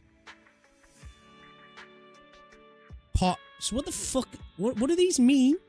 Okay, Indies, Accessibility Award, User Choice Award. Alright, all makes sense. Partner Award just means they've paid us money. And Grand Award, I don't even know what the fuck that means. What does that mean? Yo, Renegade! What's up, buddy boy? Welcome to the stream, dude. How you doing, man? You can download videos on YouTube, though. Yeah, we've... Extensions, alright. YouTube doesn't have, like, a built-in desktop to PC download, right? That's lossless, right? But the only time I've ever downloaded videos on YouTube is via extensions, and you'd lose so much quality. It's an award, but grand. I don't know what the fuck it is, right? What does this mean?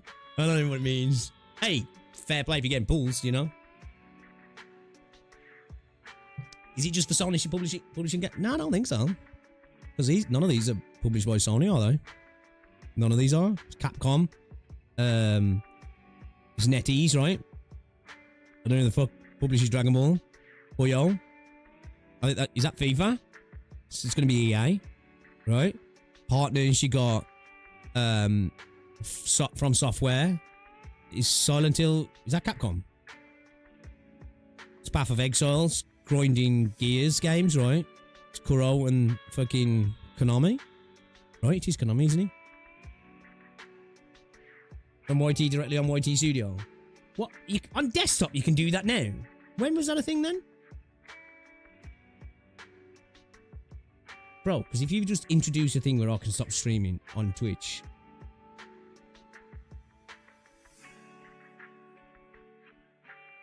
Where? Where, bro? Where?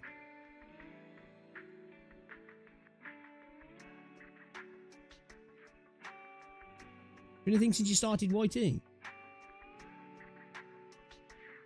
Alright, where do I go to?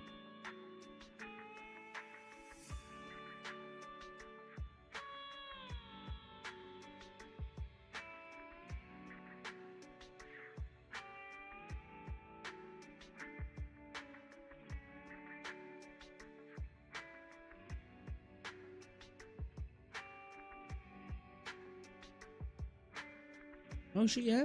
Ah, that's new. Since you started, how long have you been doing YouTube? Because like for the longest time you had to use extensions. Oh, I'm gonna try that later. Is it lossless as well? Oh yeah, it's probably kind of new then. Because I didn't know about that. Alright, nice one, man. Legend. Appreciate that. I can fuck Twitch off now. Let's go. We don't have to bother around with restream chat or anything like that now.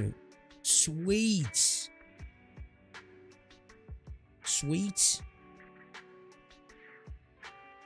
I'll send you some foot pics later. Did Renegade cheating Wordle? Exposing video incoming. Alright, let's jump into Endfield. Let's do it, boys.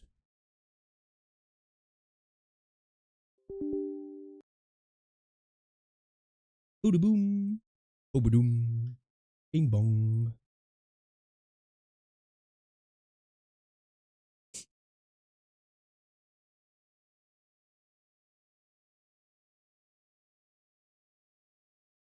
High key, play Guild Wars, Reforge now. Don't send me emails like that. I don't want to play high key. Arknights. Hello, fellow kids.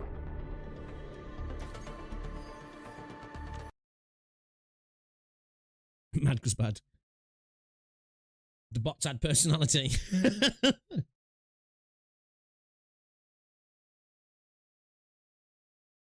True. True. I could deal with the add me bots, right? You know that the pick me bots. I could deal with them. It's the view bot ones, because like I'm never gonna click on them, and the way I've made it, they can't link anyway.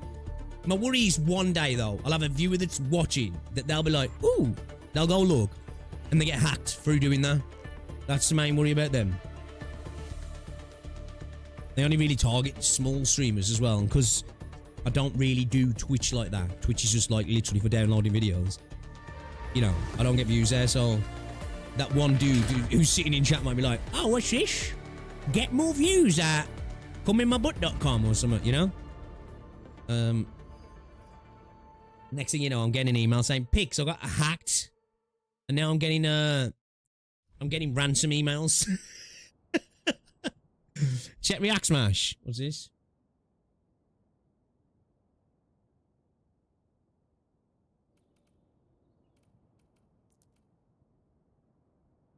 What's this?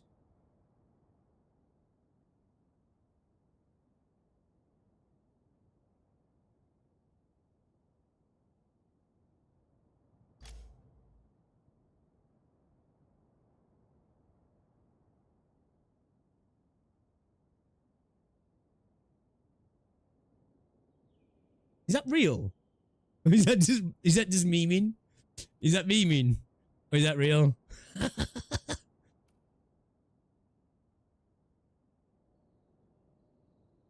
Because I haven't actually used this this like messaging thing in CZN yet. Is that a real message? That's jokes if it is. I don't think they'd risk it. I just feel like, nah, look, this is different, look. It's different. The colour of the text is different, isn't it? Like, this is like faded. This is like pure black. Ain't no way they're poking the Korean bear. Ain't no way. They ain't doing that. They just ain't doing it. They ain't got the balls. They ain't got the balls, man. They are not looking to get mauled.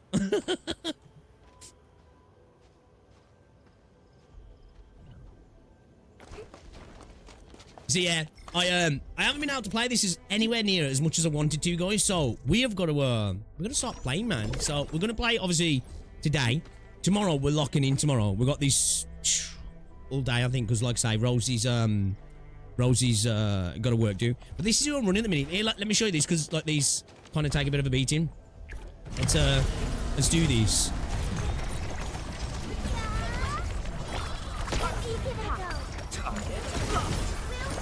So you can skill chain through all of them, then get the ramp off what's his name? 12F. I forgot what initiates his combo skill now. Isn't he just when there's Circuit amplified.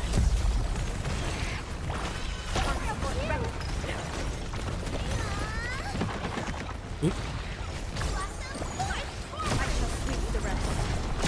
Starship Trooper shit, man. I can't remember what it is his name. Is it just when they're hit with electrification? You responded like light. This is the power of Endfield. Don't stop. Keep moving. Give it a go. Direction set. Perfect with this. This is the optimal path.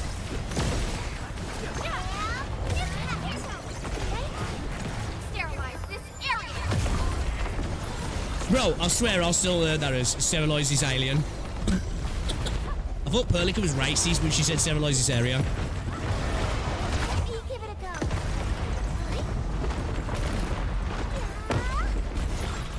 Give it a go.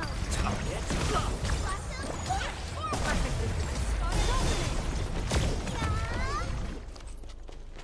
I quite like this team, I do.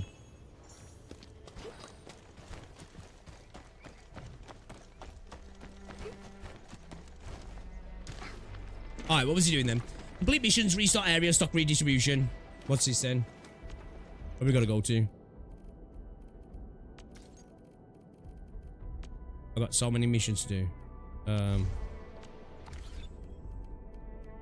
Where's me missions? Where's missions? Where's missions? We gotta go to the hub. Where in the hub we gotta go to? Is it back at base or is it actually at the hub base? Have a look. I don't see the track base on in this area.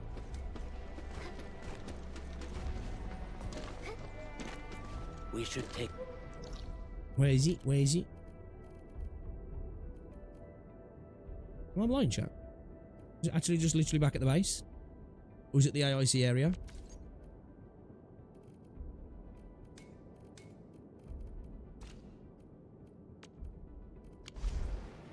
Complete mission, restart area stock redistribution.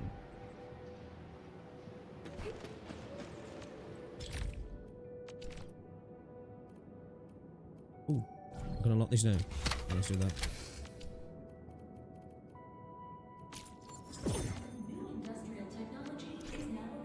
New industrial technology is now available. The molding unit can process materials with mold tag to make materials for making medication and food production. Typical product, amethyst bottle made by placing amethyst fiber in the molding unit. Okay.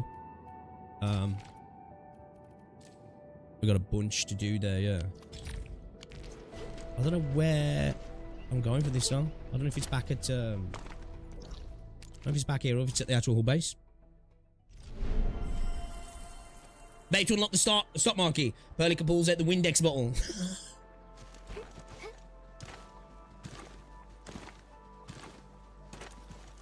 Okay, so it's not here, right? I'm assuming it is back at the hub base, right? Yeah. Crash the stock marquee. What should we do? The what's it there? Where is he? Because we've got the on the fly mining rigs, you know, where we can take them around and do the mobile rigs, like. Yeah, I'm still far from the triggerless boss. Yeah, I ain't even gone to a I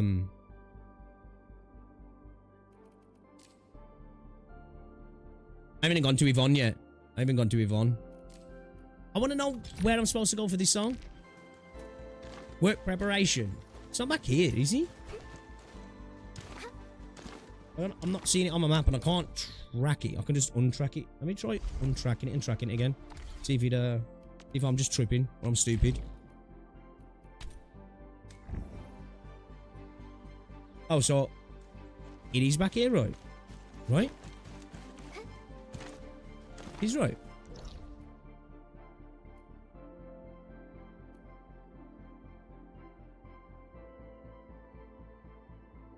Your quest is on the control tower. Roam around and find the person wearing a rabbit mascot.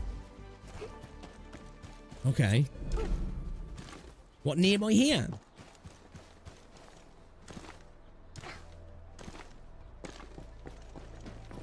No, it's near the worker dorms where the TP point is. Oh, okay. What, back over here? Yeah. What, the HB base? I was assuming it might be over here. I'm right, yeah. Over here.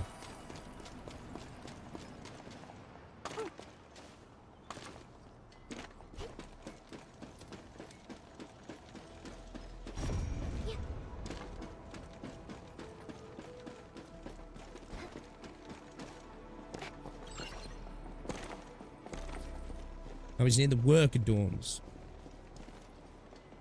Follow that route and go top right. We're up here. You can take forever to get to Wuling. Now we're gonna lock in over the weekend now. We're gonna be grinding. I ain't rushing anyway. I don't want to rush, man. Like, I saw like chaotic bash through the entire story. You know what I mean? And I was like, man, I don't know if I could do. I don't think I could do that. I want to I don't know what's it. Go through the content that quick. You know what I mean? Are you finally here? And I've been waiting quite a while. This geezer I'm looking for, yeah. Where's air operator? What do you mean? I'm an Enfield operator. Enfield Industry Stock Redistributor. Lucky Carrot reporting for duty. Looks like this role really calls for a personal touch. Image building matters during emergencies. It's Enfield's duty to help coordinate local resources and assist those in need. It's always better to negotiate with a smile than to make demands with a stern face. Cookie still hasn't got to Wooling yet. You're not that far off. Yeah, as I say, don't get me wrong, I've played it way less than I wanted to, and it's having a fucking tough out, and IRL bullshit the last couple of days just haven't helped, right? But I also don't want to get through it too quick. We've got what, a month? I don't want to front load it, bash the game out in 2-3 days like some people have, and then like I've got a month of just being not that bothered about playing the game. And at the end of the day as well, when it comes to a lot of the content, I don't want to worry too much about the story side of stuff as well, because as I say, I want to enjoy that on launch, you know? I want to experience just enough that I can maybe critique it, but I don't want to get too into it, man. Parts of Valley 4 are still cut off. I'm really worried about everyone out there. Is there anything I can do? Once you authorize it, we'll use a Band Accord approved stock bills to manage supplies and balance local demand. Dump it. Time to dump it. I'll also keep an eye out for suitable goods on your behalf, Enmin. Just use your stock bills to claim them. Okay, so it's basically a shop that uses stock bills. Exactly. Once things stabilize, this system will be capable of much more. I've tucked a few little surprises into the cargo manifest. If you're ready to authorize now, just confirm with me. Okay. I'm interested in some stock redistribution. Authorization is granted to activate the stock redistribution system. All right, let's go. Unlock. Provide stock bills connect to the stock redistributor to the system. This will unlock goods purchasing, selling in the region. Stable goods. Oh, weapons. Oh, for on the ship, yeah. Display items. Okay. Alright, let's go. No, I need you to pick a Quincy so I can take your account and play. Let's have a look at this then. The regional development screen. Stock redistribution allows the purchasing of staple goods. Stock redistribution allows the purchasing of various goods with valid stock bills at various discounts. The system can eventually add more stock redistributors or upgrade existing stock redistributors. These actions will unlock more goods purchasing privileges. The stock redistributors are present for you to click here. Mr. Ramu. Is that? That's for the ship, yeah. Very. Can I get to the ship then? No. Can I actually get to the ship? Is this thing any good? Intellect boost. Intellect plus 124. Arts boost. Arts damage dealt 34%. Plus 34%. Attack plus 14%. Arts intensity plus 70. Okay. This gift. Are these gifts?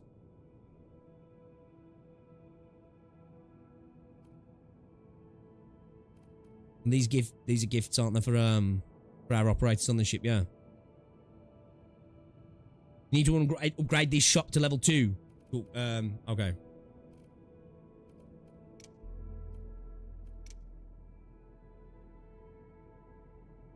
Basic headhunting permits for what? Hey. Cast eye, proto disc, T-creds. Alright.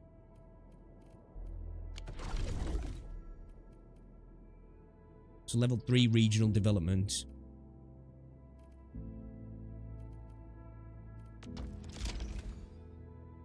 So how do we go about leveling this up then? Can we gamble in the stock market? 99% off. That's how they get you, man. This shows the liaison information between refugee camp outposts and Enfield. An operator can be selected to serve as a liaison to the outpost. A liaison who matches the properties of an outpost can boost outpost order acquisition and order payments. Cool. This shows the bonuses provided by the signed operator. Click to sign selector operator to the outpost.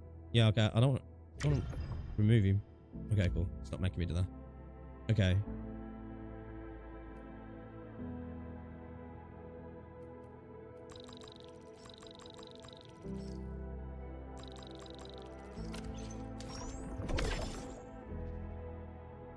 Should be an upgrade option if you talk to him. Alright.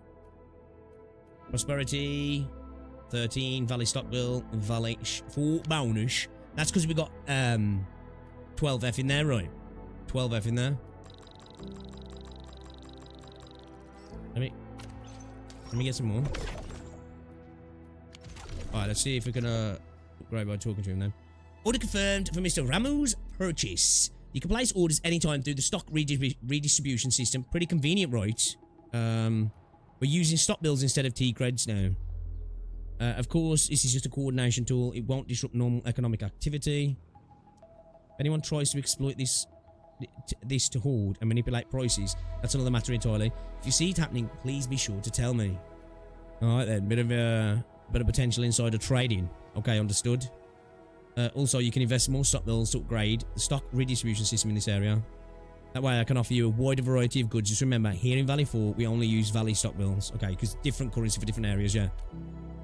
That's right, but that would take more time to explain. If you're interested, feel free to come find me anytime. So what do we need to talk to him again then now to give him some... Oh shit, she wants to talk.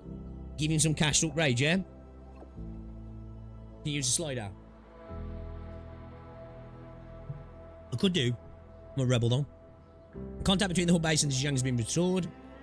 Oh, I can go back to the ship now. Absolutely. Please make your way to the controlled area as you can. As soon as you can. Okay.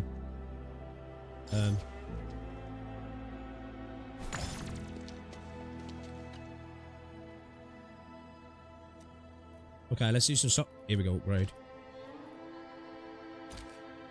She says level 2, yeah.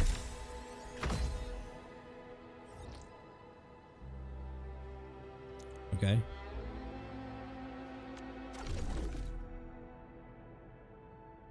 Stock redistribution system upgrade. More functions have been unlocked. Click here to access it.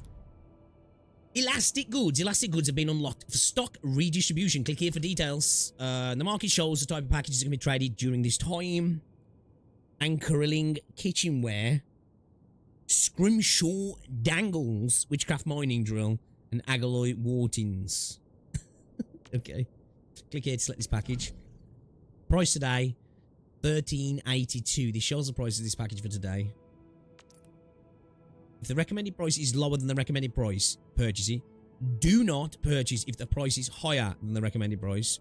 So it's double the recommended price. So what is it now? We buy high, sell low, right? That's how you make money when it comes to the markets, guys, right? Remember that. Remember that. When Bitcoin hits 120k again, buy, sell it when it dumps down to 40k again. We heard it here. We heard it here first. Guys, alright? Alright? You know? It's a way to make money. Infinite money glitch. Okay, so the recommended price is 6.18 then. This shows the number of elastic goods that can be produced. This number increases every day until it hits maximum. Alright then. Elastic goods can also be sold at the current price. To get stock bills here, to click switch. Okay. Prices of elastic goods fluctuate on a daily basis. Sell them at higher prices to earn more stock bills. Click here to view the price at the friend's system. Use this to check the prices aboard a friend's ship. Their prices may differ from local prices. Use a friend's portrait to visit their ship, then sell elastic goods to earn profit. Okay. The prices of elastic goods fluctuate on a daily basis. Yeah. Prices of, yeah, friendship prices. Okay, so you want to, so you can go to your friendship to try and make a profit on this shit, yeah? Okay. Damn. Bro, I can make 333% selling on his. So wait a minute. I could even still buy higher than the recommended, right? And sell on their ship for a profit? Yeah?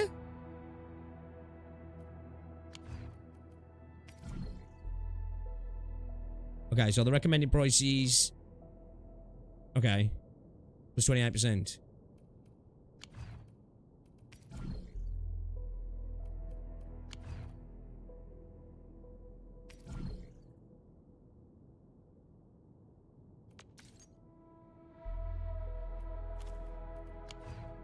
Okay. Alright. Let's head to the ship first. Oh, shit.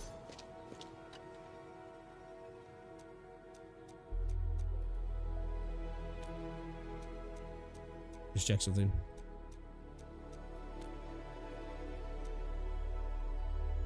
Okay, it's talking about the elastic goods together again. Bit of a profit from it. Naturally, though, it'll still be handled through the stock bills. Any proceeds will ultimately flow back into the local economy. After all, the risk mitigation mechanism endorsed by the Band Accord. Yeah. Cool. Transaction limits on elastic goods to prevent excessive impact.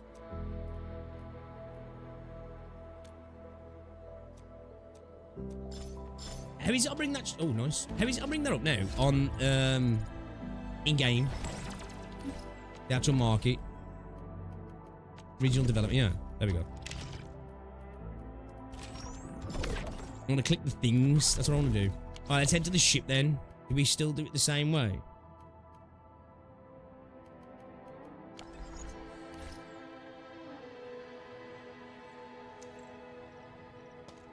Are we getting to the Dijang now? It used to be up in the right-hand corner. You could just see it, right? Can we... I see. Plan, acquisitions and headhunt operators.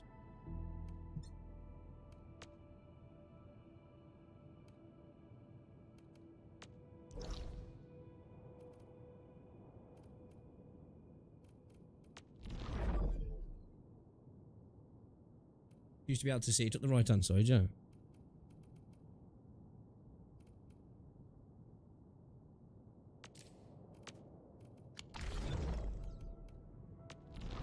Imagine silly map, right? Is it not silly map? I'm guessing it's not there, right? Because unless they've changed something, because it used to be in the top right of the map, right? If I remember correctly. Oh, I need to read the message from Andre. Can I do it now? No, still not yet. Maybe I need to read the message. I mean, go to the Valley Pass, collect some Akatine as raw materials, and use the latest packaging unit to make the bombs. Oh, we can make bombs as well now. Cool. Edmin, I got an emergency. Greetings, Edmin. I've got a favor to ask. We just keep ignoring, bro. Just leave him on red. Okay.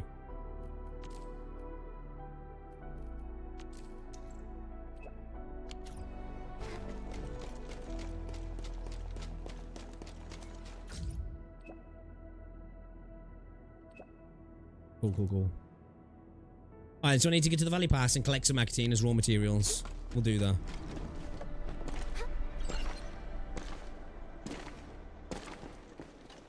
Ah, Endman. Oh, I need to speak to the director to open up the ship, yeah. Okay. Endman, we just ran another test. Results are quite stellar. We can now progress to the next step. Make bombs, baby. We're gonna make some bombs. Where are we needed? Kindly connect your protocol synchronizer with OMV Dijung.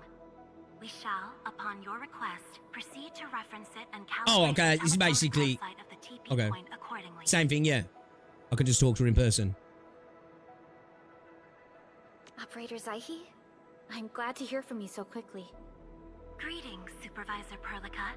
I am pleased to re-establish conventional communication with the hub base.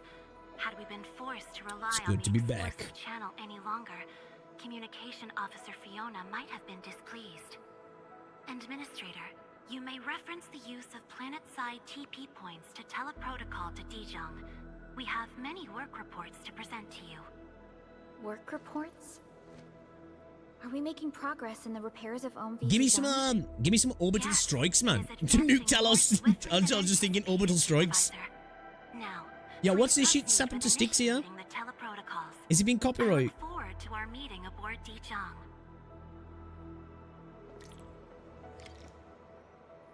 Who?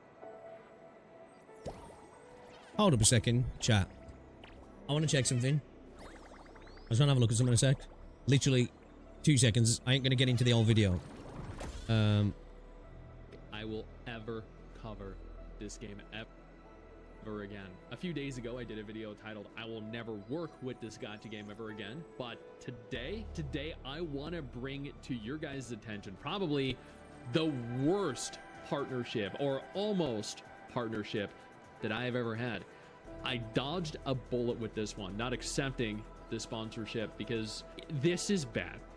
And let me go ahead here and explain to you exactly why that is. I am very upset with Bleach Soul Resonance. I'm going to talk about this right now because I thought he was on about Arknights then when he went to Arknights. Feel like I need to. This has been bothering me. The reason I'm not playing Bleach Soul Resonance anymore, the reason I refuse to play Bleach Soul Resonance anymore, the reason I refuse to, in any shape or form, support the game, even though I thought it was a decent game. If you navigate, or if I navigate on over to my live stream category, you'll see that there are a lot of greens here. I saw some red there. Monetize, monetize, monetize, No, monetize, yeah, me monetize. too. I was like, yo, wait, what's Arknights been doing? It's all monetized. It's all in the green because everything I stream is either reactions to content from our subreddit, from our Twitter, from our Discord, or they are me playing a brand new game. Now, as an example, Arknights Endfield, no problem. Man, I remember the days when the YouTube system changed and you get hit with claims constantly just for playing games. Arknights Endfield, no problem. Streaming Mormons, playing Sword of Justice, no problem. We streamed Where Winds Meet, no problem. Seven Deadly Sins Origin, no problem. Resident Solstice, no problem. Do It Night Abyss, no problem. Raven 2, no problem. Chaos Zero Nightmare, no problem. Every game we stream, we have absolutely no issue. No issue whatsoever. Yeah, you saw that, right? You saw that there was a red icon there, right? You saw the red. Yes, there is a red here. There is a red here. When you click, you will see not only is my Bleach Soul Resonance live stream, where all I did was play the game. To be fair, I did get this happen when I streamed. You remember the stream? You remember the stream, right? When we was reacting, me and Keo both got hit. That did get blocked in some regions. That did. Let me show you. All I did was just stream the game for 2 hours. That is it. This right here. This got not only. So that's a problem sometimes, though, isn't it? Dealing with IP tie-ins. I'm guessing there's some music from the anime in there, right? Demonetized. It's one thing to be demonetized, okay, right? It doesn't happen. I don't get demonetized, but it is one thing to be demonetized. It is one thing to get a copyright claim when you can still have the video live, but in this instance right here, the video was completely removed. Worldwide. Worldwide, not even just in some regions. It has been blocked. Nuked. Worldwide.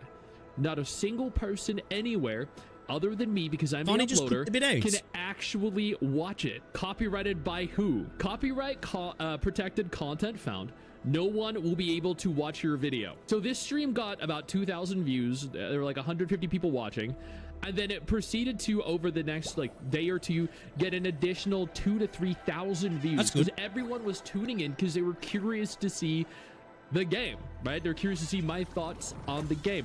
This was a video that I was going to cut up and then upload to YouTube as a video to showcase it. So it was copyrighted. It is not a copyright strike. It is a complete inability for anyone to watch. It is completely blocked worldwide. And all I'd do there, it's one song. I'd just take action, cut it out, fuck them.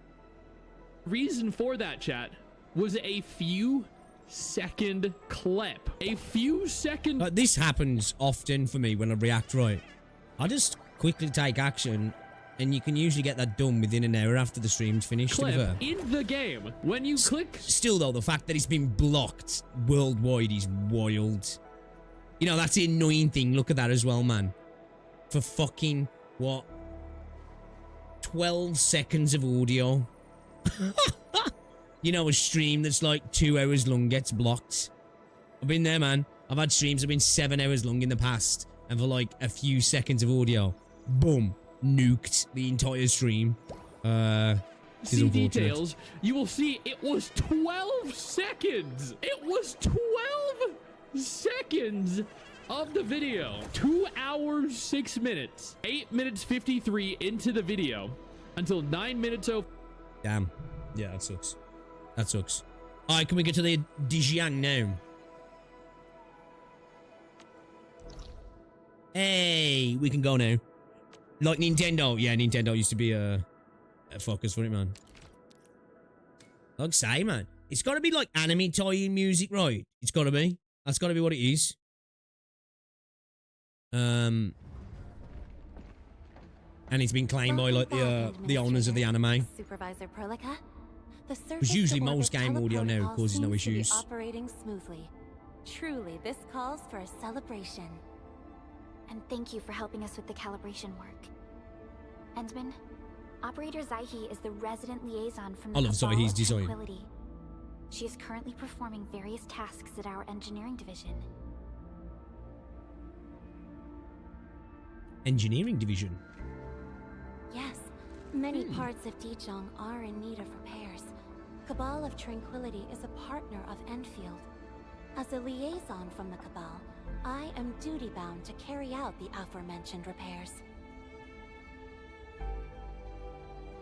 Engineering doesn't sound like a Cabal job. We firmly believe that information and technology will, in time, establish the vital connections that preserve human unity. Equally, we recognize that repair work is also a form of meditative training. Supervisor They have the rights to publish that game and publish the music and everything more. That doesn't extend to content creators. Prepared for your occupancy.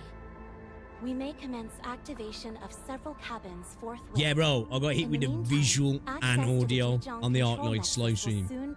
Not only they hit me with the audio, I took the audio out, and then they followed it up with a visual after that. At first, it was just for audio, so I got rid of the audio. And I was like, haha, think you're getting away with that, do you, buddy boy? Bang, visual. Like, fuck. First time I ever got hit with a visual claim. Only ever got hit with audio claims in the past. Very first time.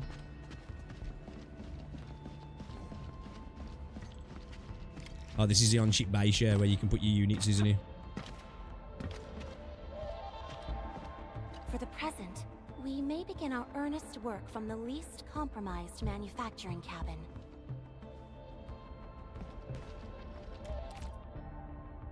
We construct various functional cabins aboard the Jiang to support our exploration of Talos 2. The manufacturing cabin can produce important operator progression materials to give operators a steady source of experience.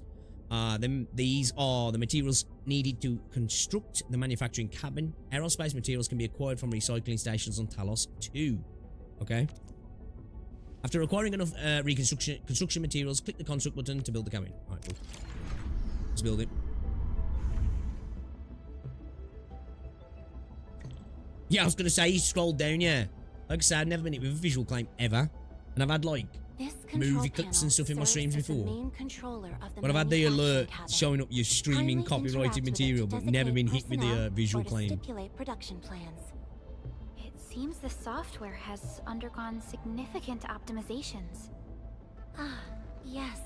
A few changes were enacted in compliance with the I know it's Kathy. Ancient knowledge. Have a good keep. If Appreciate you stopping by. Transgressed my authorized boundaries, may I submit my written confessions afterwards? That won't be necessary, Zaihi. What I meant was that the UI My written has confessions. been improved. That is most reassuring to hear.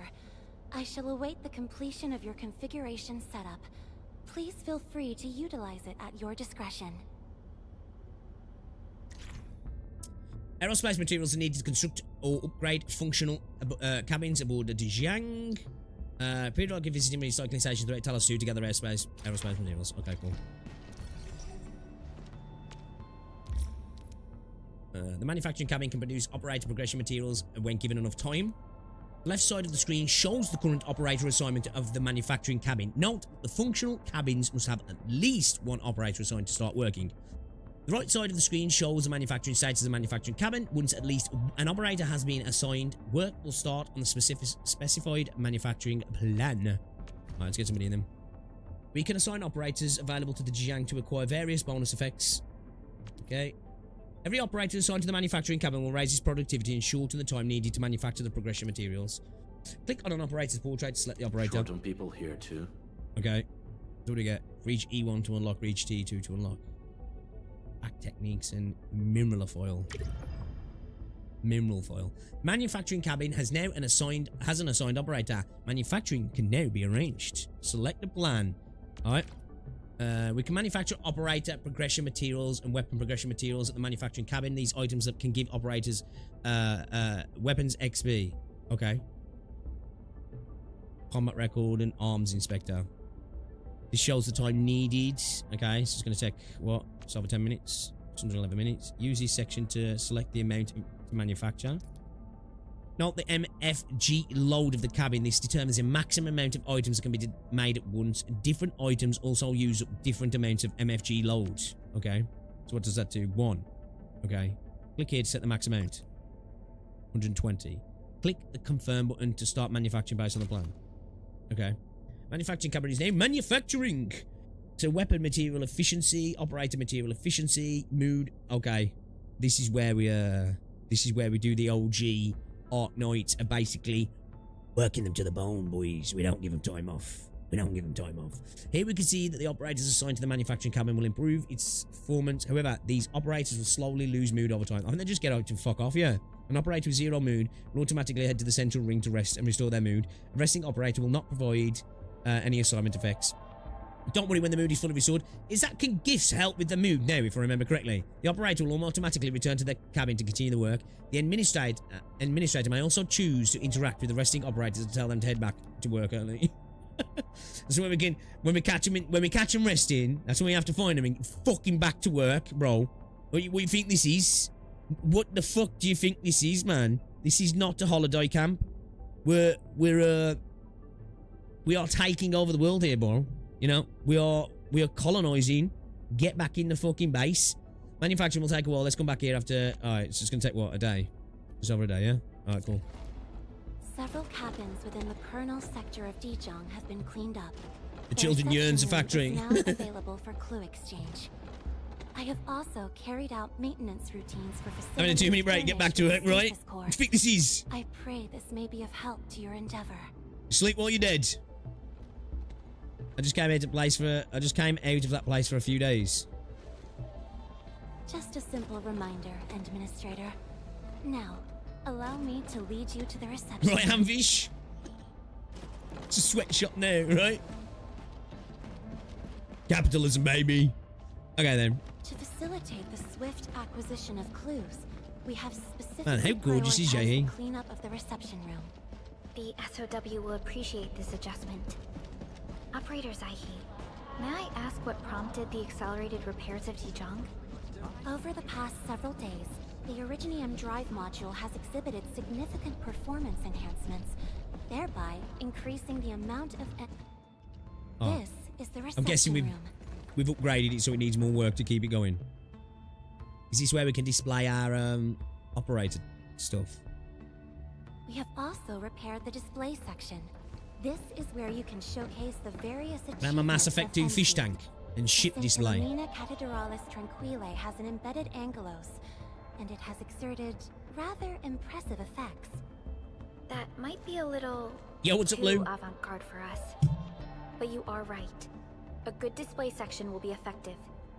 Visitors will get a better understanding of our work at Endfield. The reception room is now prepared for use in full. You are welcome to explore its functions at your convenience. She sounds like the AIC narrator. All engraved medals, operator CVs, and weapons acquired can be showcased at the display. Cool. Use the guest terminal to view records of friends who visited recently and activities they took part in, such as production assists. Oh, people are gonna. Okay. Use the TB platform to visit a friendship and engage in various activities such as production assists and acquire credits while doing so. Okay, so basically like from Arknights, yeah. TB platform in the reception room is now active. Try using to visit a friendship. Provide production assist to a friend's cabin to get rewards with credits. Credits can be spent at the credit store to buy key resources that include operator progression materials, weapon progression materials, and arsenal tickets. Okay.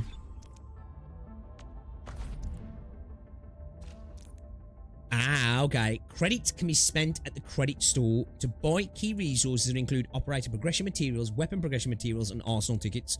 This is a list of items that can be exchanged. Currently, selecting an item opens up its details and options for choosing the amount to exchange. Whereas 210 for an arsenal ticket, sorry. Items sold at the credit store refresh daily at a fixed schedule. You can get 20. What, a day? Well, that doesn't sound like a lot, but still. Use the refresh now button to manually refresh the items. However, there is a limit to manual refreshes, and every refresh costs increasingly more credits. Oh, you can actually... Oh. Okay. So you can do a refresh as well. Interesting. So really, you wouldn't be out... You could do like one refresh though for this, right? Because it's 210. Or does this go up to 640 after that? But 300's the max at the minute, right? Basic credits reward can be claimed every day at the credit store. Earn additional credits and when a friend sells regional goods at the ship. There is a storage limit for the credits cache. Credits that exceed this limit will be cleared on the following day, so try to spend them. Oh, okay. We don't want to be saving then. Earn credits by visiting a friend's ship and providing production assist at their cabins.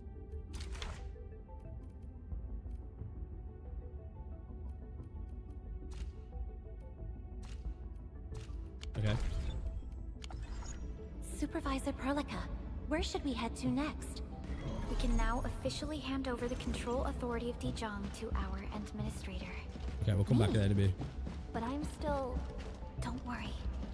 Once you return the to the bridge and reestablish control... You get 800 daily. Damn, really? Every Shit. piece will fall perfectly in place. Okay. Control Nexus is just ahead. Yo, Dead Aim, what's up, buddy? Hmm? Strange. I'm gonna go back there in a bit. I'm gonna go back there in a short while ago. We'll get my credits and I'll hop onto somebody else's ship. The sarcasm Just wanted to follow General verse. Technological Committee seeks my presence. Please allow my temporary absence. That's all right, Operator Zaihi. You are always free to work on your mission.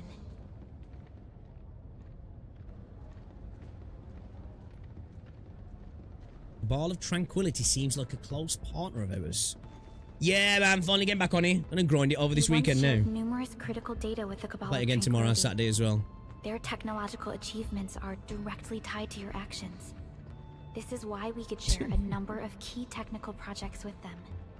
Well, Sow the seeds of tried to trust fuck my teeth and up just reap so I a got out to harvest streaming. of friendship. This is how Endfield and the other factions of the Civilization Band have supported each other to this day. The Hey, control Stat nexus is Panda. before us. Let's go.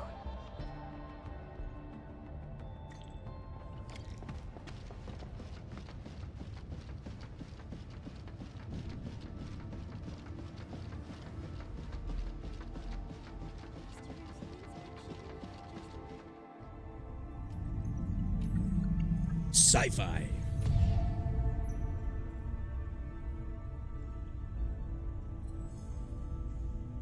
Seems to be calling out to me.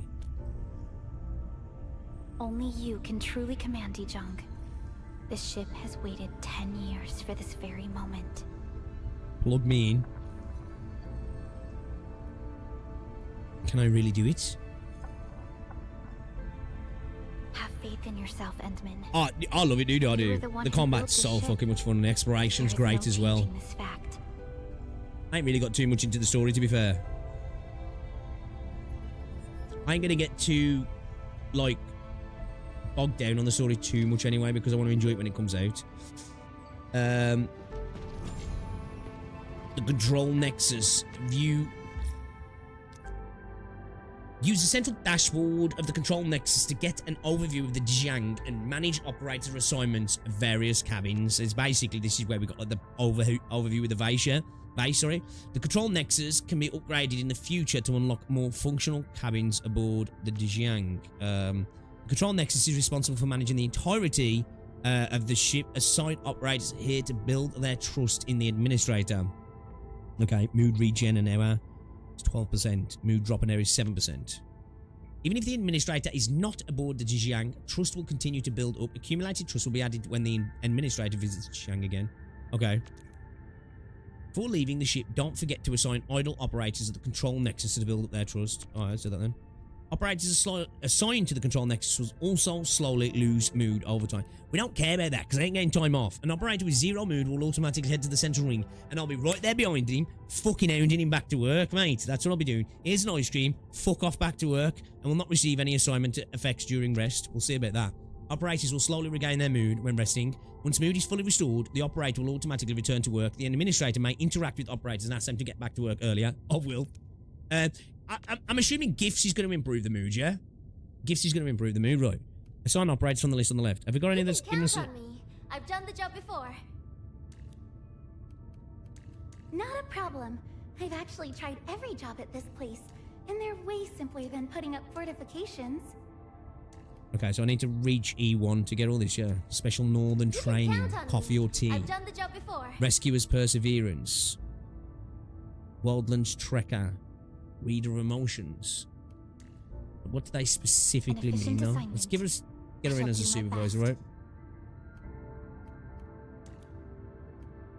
Wait. Can we only have, oh, we can only have one at the moment. Okay.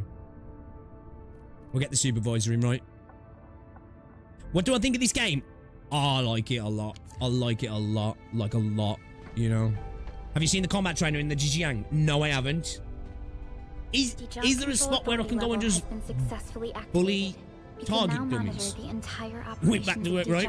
At this very place.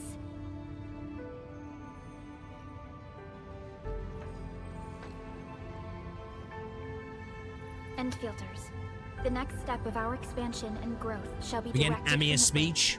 All upgrades shall be carried out right here.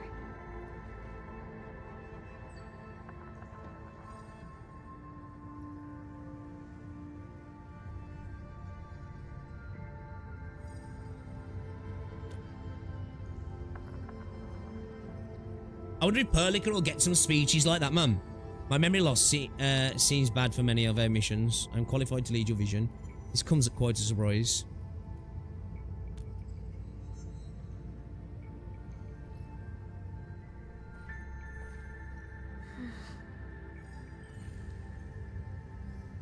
I do wish you talked more in those sort of scenes. I suppose it's because of the options. But still, I'm sorry, there must be a huge weight on your shoulders.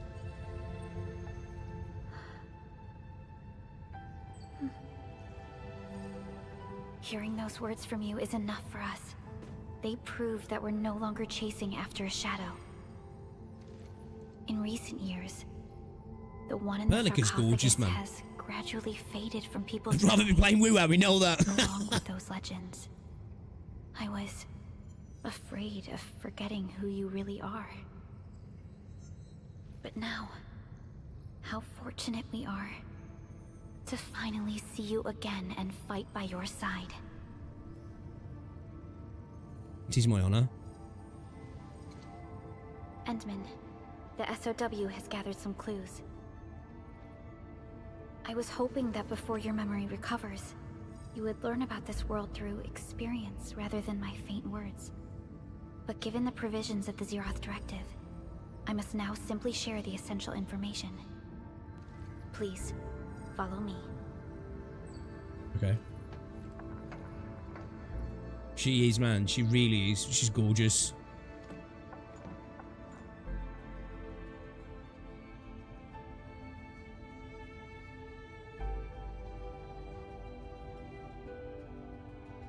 You enjoyed looking at Talos 2 from this place before your slumber.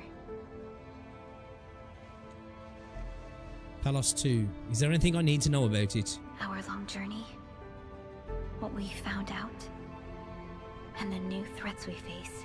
How long did it take the ship to get here?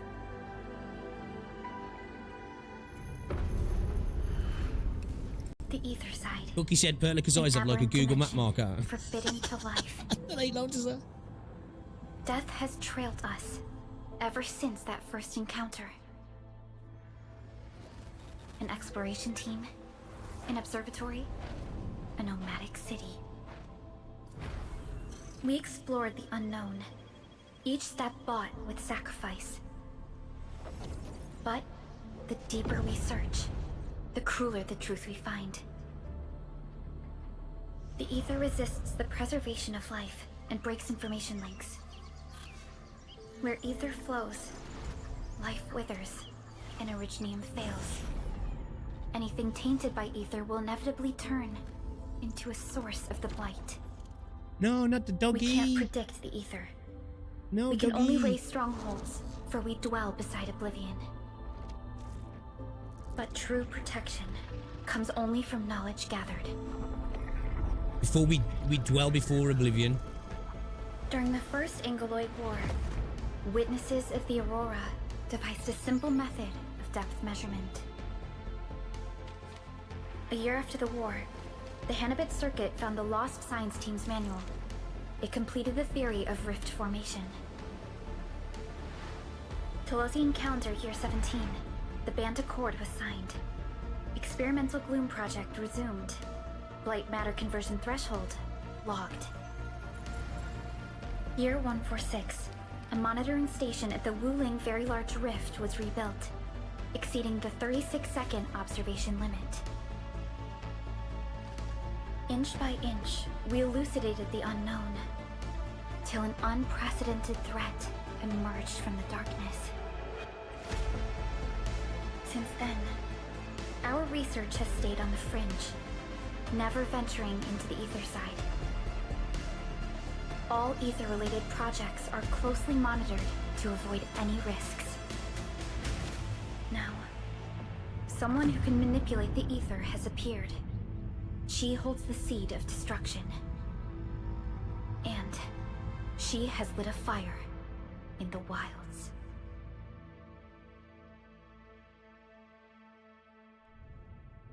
Sick. Mommy! Neferith is a dangerous sign of what is to come. We must be alert, or history may repeat itself. Repeat itself? Has there ever been anyone like her? None appeared for many years until she did. If I had known about her, I would have never agreed to let you leave Dijiang.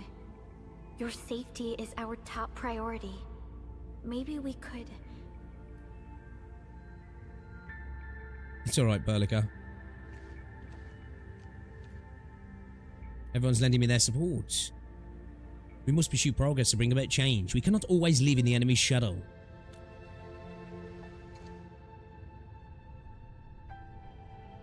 Understood. I will... Milk tea or English tea? Well, I like a dash of milk in my tea. We are all with you. What do you mean? I don't do that naked shit.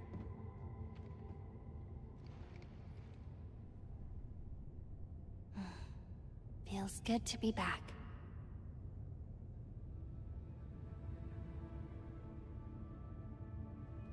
Apologies.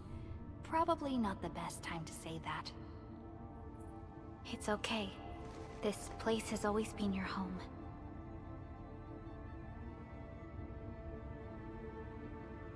Let's take a break. Once everyone's fully rested, we will return to Valley 4. Berlica's too fine. Straight up.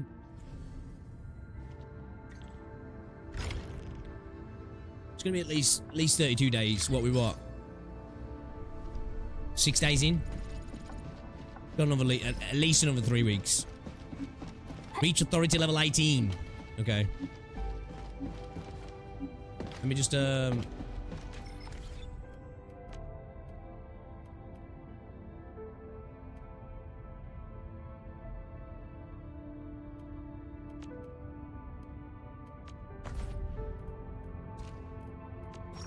collect me credits. 800 credits. Let's go, boys.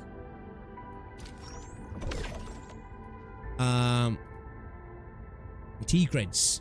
Get some tea creds. Actually, let's hold off and wait and see. Wait and see. Can I do any pulls? Ready for the real deal? Real deal? Gamba. Oh, we got some tokens. We got some basics as well. Let's use these 2 basics. Okay, let's go. Let's go. Follow me. Gamba! Catch it. Is he catching on a picture?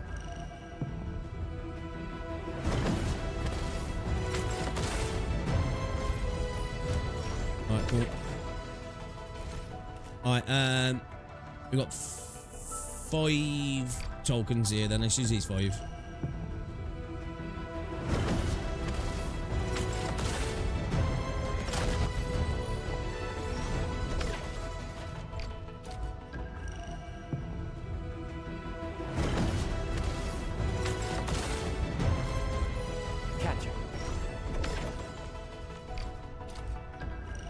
I love the Arsenal ticket system, man. It's fucking awesome.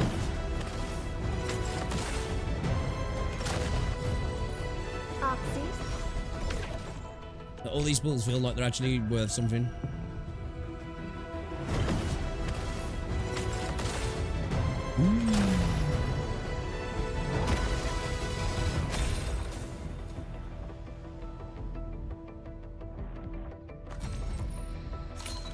Catello Wolfguard Lupi, Endfield Crisis Team.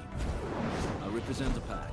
First group, yeah. Give me any merc job. I think. And as long as Yeah, it is, yeah. We should just unlock him, right? I'll be your closing. That's crazy. 200 Arsenal tickets.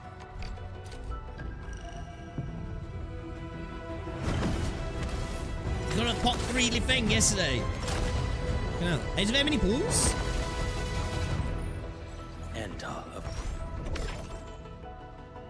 Alright then. Okay. Alright, let's get back to it. Let's get back to it. We've got here. Click here to select the IOC technology packaging. Researchers can packaging units. Package unit can package materials. Okay, we'll have a look at that a bit. Let's we need to reach authority level 18. Let's just quickly head to somebody else's ship, shall we? We don't really need to worry about this in the beta. This is like main game, min-maxing for your credits, right? But I'm curious to see how it works. It was in here? Was it that way? No, well, this way.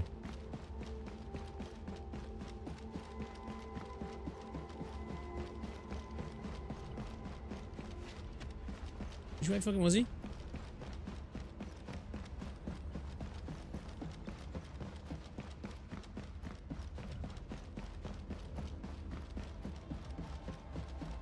Wait.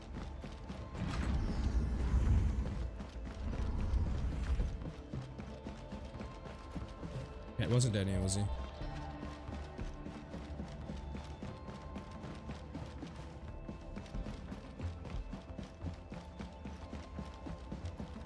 British man is lost. Okay, that's how we got what's it working, right? Empty cabin. Can we build any more cabins yet? Reach Nexus level 2. Okay, so we need to upgrade the Nexus to unlock those things, yeah?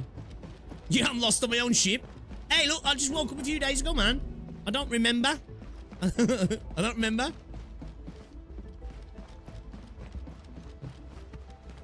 No, but for real, though, where the fuck is he? Oh, shit, look who it is. Do you reckon that is down to the whole, what's it? The whole Dodge situation. Little Dodge. Little pup. Little Dodge. You reckon? Imagine trying to find the loo. I'm gonna fucking shit myself by now. That's Tolbaro's legacy in the game. Yeah, what the fuck is this? Working sector. Reception room.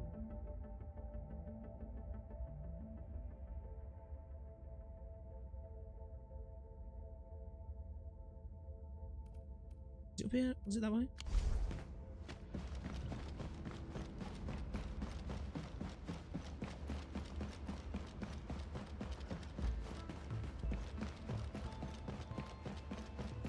%, they know.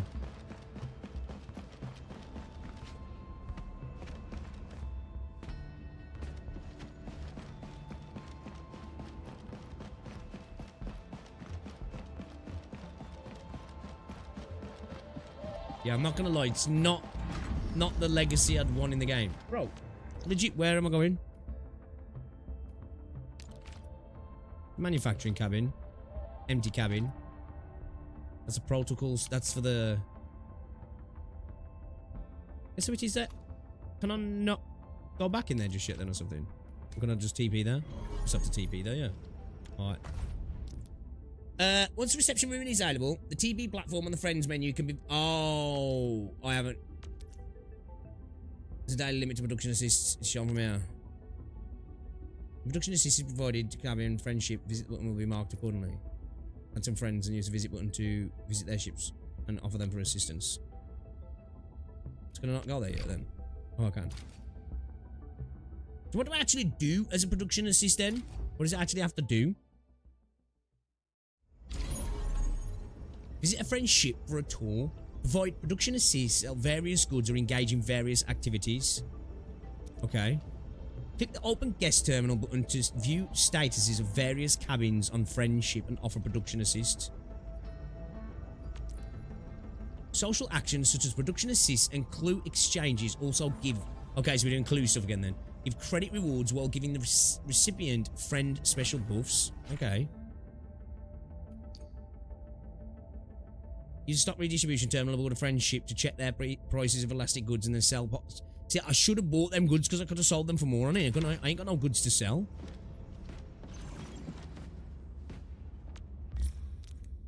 The guest terminal screen shows the status of various cabins aboard a friendship. Use it to engage in production assist, clue exchange, and other social activities to earn credits. This shows the status of the various cabins aboard a friendship. When a cabin can receive production assist, the production assist button will appear. Click on it to provide assistance.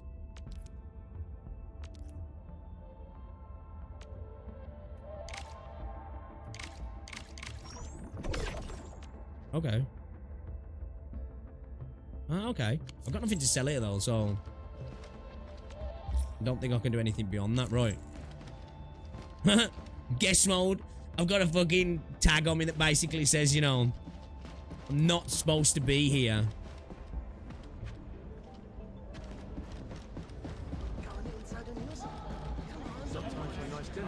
What social activity bonus is gonna go? Operate your Arknight, right? I don't think I can actually talk to him, can I? I heard there'll be a meteor shower. Equipment faults have resulted in several cases of injuries. They should take extra precautions. We might be running low. What else can I do while I'm here then? Operator side. I'm assuming I can't interact with their nexus, right? Makes sense. Okay.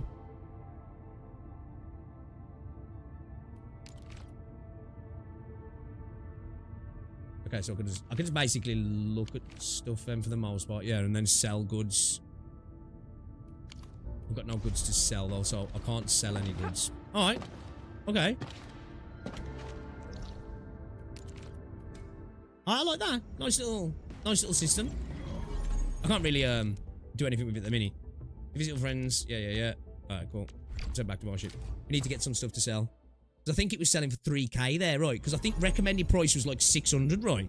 But they were selling for like 1300, but I can sell them on their ship for like 6k. So I could make a straight profit on their ship, couldn't I?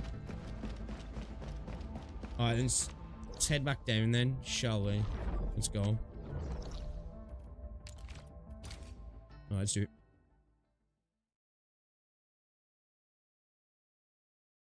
Yeah, I need to put my artworks up. Yeah, it's 1, 3, and 5. 1, 3, and 5. Like a brief rebuilding process next visit to base. Written reports don't always tell the whole story. Being on site gives you the clearest view. I need to go get some. Raise the plus rated limits.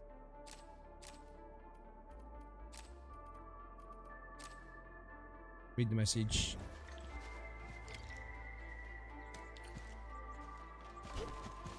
What was the he wanted me to get some Akatine, didn't he? He wanted me to get some Akatine. Let's get some Akatine. Because you can build explosives, yeah. Can we actually track that?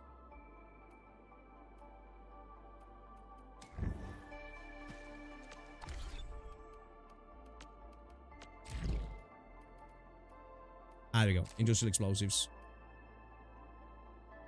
Plan and research packaging.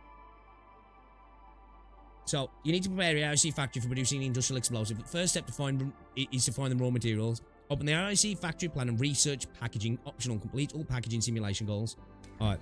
Let's research packaging then. Is this it? No. Yeah, packaging tech. Okay. New industrial technology is now available. What is it we need? Akatine, yeah. Okay.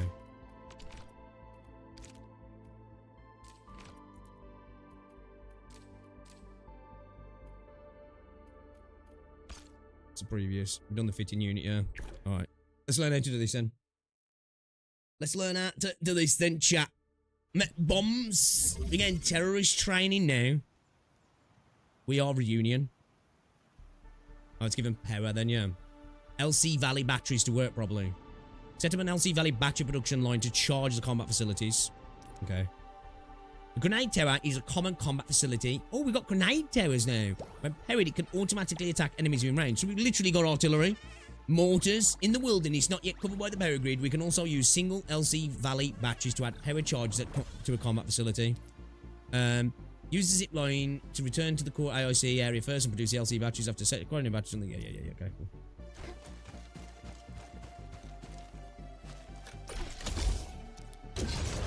Literally mortars. It's fucking sick. Okay. The LC battery is a product, is produced at the packaging unit, okay? This area already has 2 production lines for 2 materials needed for producing LC batteries. Okay? This production line moves iridium ore from the pack depot to the shredding unit where the ore is processed into iridium powder. In the other production lines, you've got amethyst ores to the refining unit where it's processed into amethyst fiber. The fiber is then moved to the fitting unit to produce amethyst parts, okay? Okay. Place the packaging unit and then move the 2 materials to the packaging unit to produce LC Valley batteries. Class 1 packaging unit.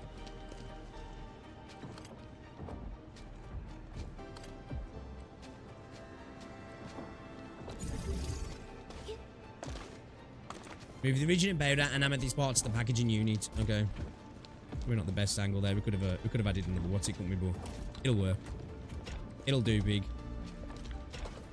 It'll do big.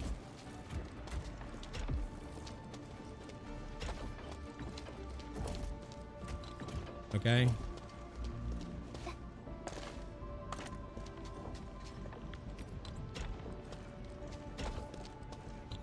Oh, it's already going over. You have to select it. Alright, cool. Use the batteries to charge the grenade tower. Use the packaging unit to produce LC Valley batteries. And produce LC Valley batteries with 2 packaging units at the same time.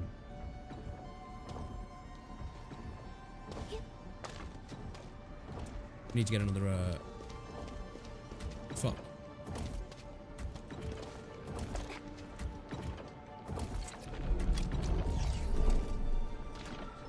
We need to, oh,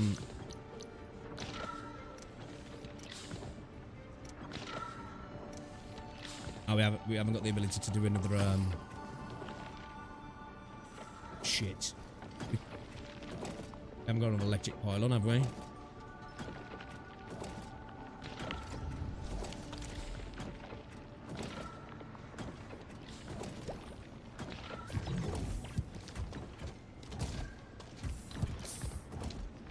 So the only way we can do is you can move this back a little bit. Move all these back a little bit, and then we can get another packaging unit here and rotate this packaging unit, can't we?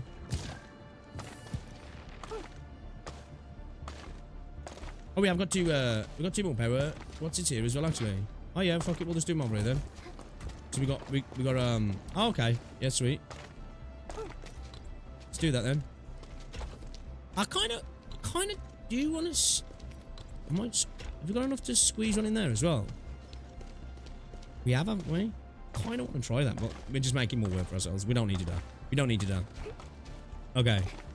So we need a refining unit and a fitting unit, yeah? Let's do the same here then.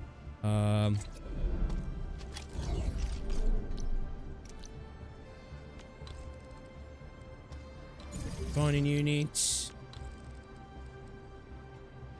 Fitting units. Packaging units.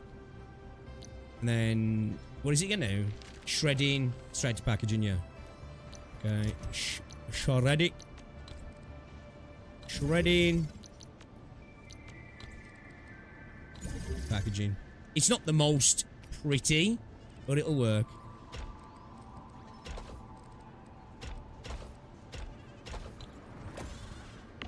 Okay. Yeah. Right? That's good, yeah, chat. That's what we want to do, right? What we want to do, right? Yeah, that's right, yeah? Yep. Okay. Let's claim those. I think we're good. I think we're good. I think we're good, yeah. Look on the other side. Yeah, it took me a second then. Okay. Bear with. I'm English. Bear with. Peak industrial gameplay. Hey, yo, Stutzer, how's it going, buddy? Welcome to the stream.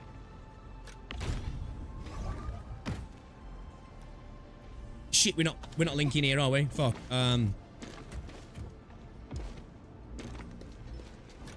We only need the one. We only need the one, don't we? My bad. Fuck. I fucked up. I fucked up. See, this is why you need multiple, what's it, guys? Can I... Let me put these over here a second. And, stash. Yeah. Let's move. A bit further out. What the fuck? That was weird.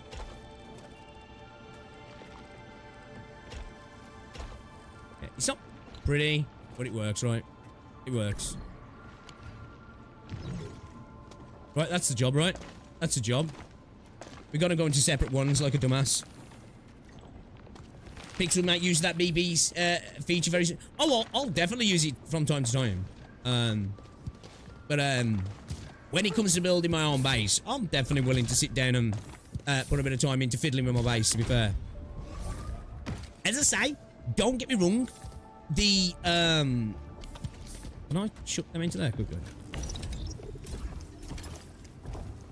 No. Oh, we'll just let him build. Is that the tutorials, right? There's a lot of them, and they are kind of, you know, it feels like they're stacked in such a way it's easy to forget stuff, but they're also there for you to keep going back to. And a lot of people are complaining about them, but I also, again, I've seen multiple people do stuff with the base building, have it explained to them, and then make a mistake. You know, it's just it's just the nature of this sort of game, right? But I do think they could be made better. Definitely. Thoughts on the Asman stream with DSP? I didn't watch it. I'm not gonna lie. I didn't watch it. Was it good?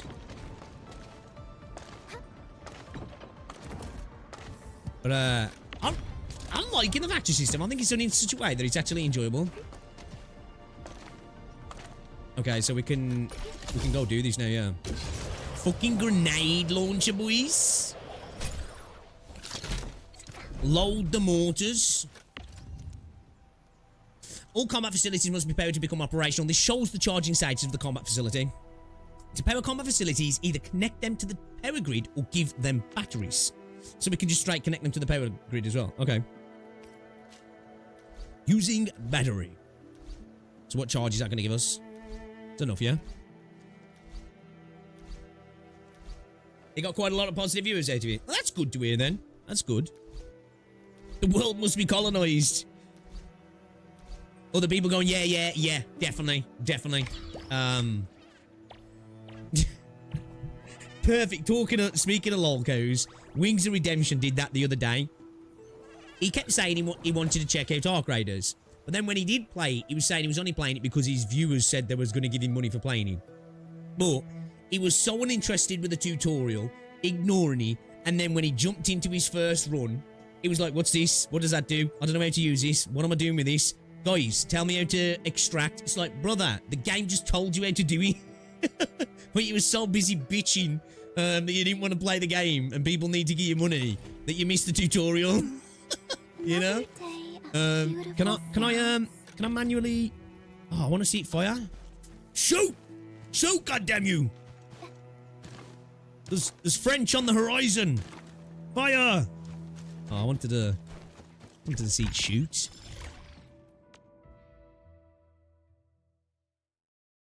I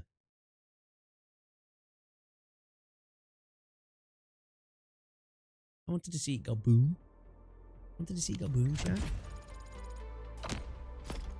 Okay.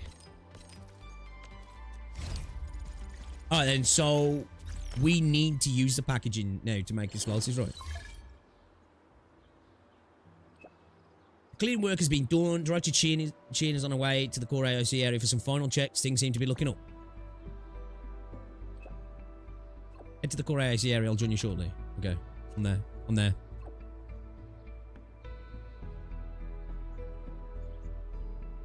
Is it evil of me to want people to get a done sat on their avatar if they do all the tutorial and still fail to do anything? It's kind of funny. It's one of them things that, especially, I can't say too much, right? This is why I'll never laugh too much at people failing, especially stuff like this. Because when you're streaming, it's so easy to, information just doesn't go in sometimes. Do you know what I mean? It just doesn't go in. Like, I struggle with that. Like, I remember Asmongold talking about this before because he was getting frustrated when he was playing the one game. And I think he was getting angry at himself, though, because he was struggling to do something he knew he could usually do. And chat was like, you know, oh, chatties, which is fine. It's what it is. You just got to deal with it. Sometimes we're human beings and you can lose your rag, right? And I think that day he did. And, like, chat was like, bro, come on, man. What the fuck you doing? And, like, he said that. And I think I struggle in the same way that sit me down with a video game and I'm offline. I can ingest so much more. When I'm streaming, you know, because you're watching chat and you're trying to keep things going and, you know, making sure you don't dwell on stuff too much because nobody wants you watch you sit there for ages going, what do that do? You know, sometimes you do. Like, the stuff goes in. Yeah, you'll learn this when you get a Mrs. who you're with for a while, right? It's a skill that men have specifically also, is that, you know, it's like, you know how dogs can hear certain sounds that we can't. That tends to happen with your missus's voice. You know, it's just like kind of like that, right? Your missus will be talking to you, telling you to do the things she wants you to do, and you're like, yeah, and then she'll be like, what did you want me to do? What did I tell you to do? And then you're like, I don't know, you know, kind of like that sometimes.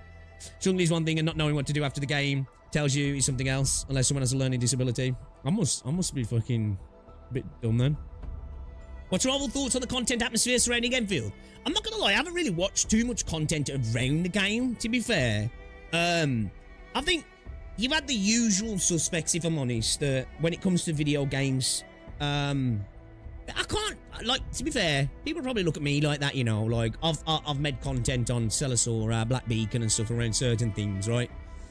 So I suppose maybe I've got a little bit of a different view, because I like this game and I play it. But I think you know, I don't think people are talking about stuff about the game beyond the gacha. But I suppose that's because those people maybe don't have access to the game, which is fair. They can't really talk about other stuff because you know, they're more contextual stuff that requires you playing it. I suppose with a gacha system, it's easy to be able to read it and understand it without playing the game. You know what I mean? Yeah, this game's got, end of the day, gacha system. If the game's good, it don't, really. Well, it does, but you know, the grand scheme of things, it doesn't. For me though, I want to see people having more conversations about the gaming stuff in this game, because you know, there's really good stuff to talk about, and there's things that I think we need to like pass on to Hypergryph as well. That matters a lot more than that for me. Place the packaging unit near the sub pack. Go to Valley Pass Complex. Right then. Let's do that. Got to get some milk since Dad didn't come back with it.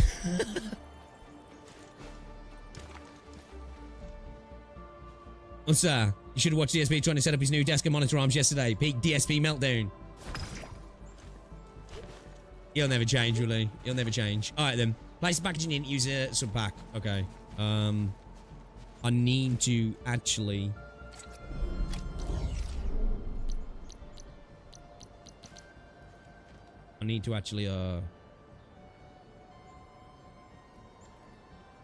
make one down on it.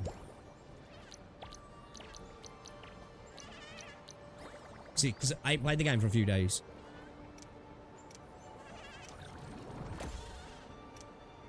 There we go. It's in production, yeah. Certain stuff, when it comes to the factory, definitely is a little... I need to move that. It's messy, man. You know?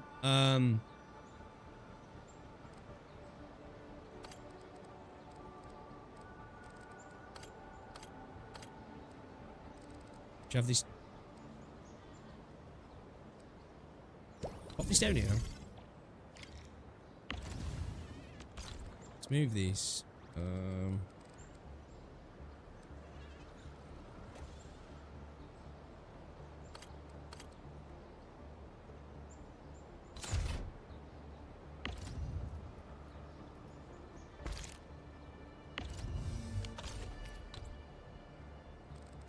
So let's rotate this a second.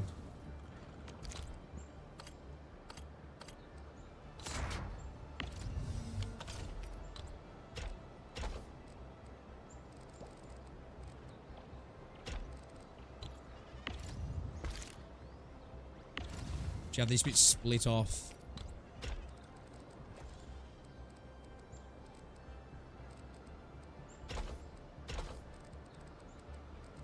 Okay. I'll connect this up in a second. Opening the packaging control panel. Click here to view the formulas. We can see that the producing industrial explosive needs 2 materials, amethyst parts and acetine. Okay, so actually we won't connect that up there because we was going to we could do the battery production, but we don't necessarily need to do that here, do we? We'll use this area for explosives, yeah. All right, let's not bother doing that. Let's just keep that hooked up the way it was.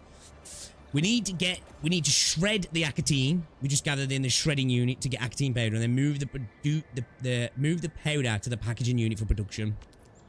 Another material, amethyst parts can be produced by first processing amethyst ores and refining unit into amethyst fiber, and then processing the fiber at the fitting unit to get the product. Click here to mark the formula. Okay, cool. Use the packaging unit. Mark formulas will be shown here. Press and hold. Click the amethyst part to view the details of formula. Okay, click on the item formula. This shows that the amethyst parts are produced by processing amethyst fiber with the fitting unit. Okay. Hold the alt to click here to return to the marked formula as explosives. Now refer to the marked formula shown at the main screen and produce industrial explosives. Okay, so we can just throw, because I've got some in my bag, haven't I? Could just, haven't we? Oh, we only got 3. We could throw some in, but let's make ourselves a what's it? So we need, it's a refining unit, isn't it? Insufficient item, double click to open it. What do I need for this then? Right, let's make ourselves a refining unit.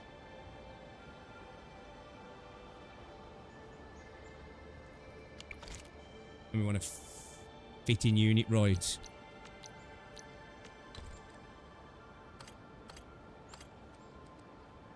Maybe need to move this a little bit, if I'm honest.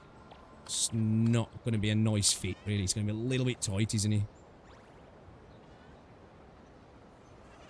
Let's put it over here.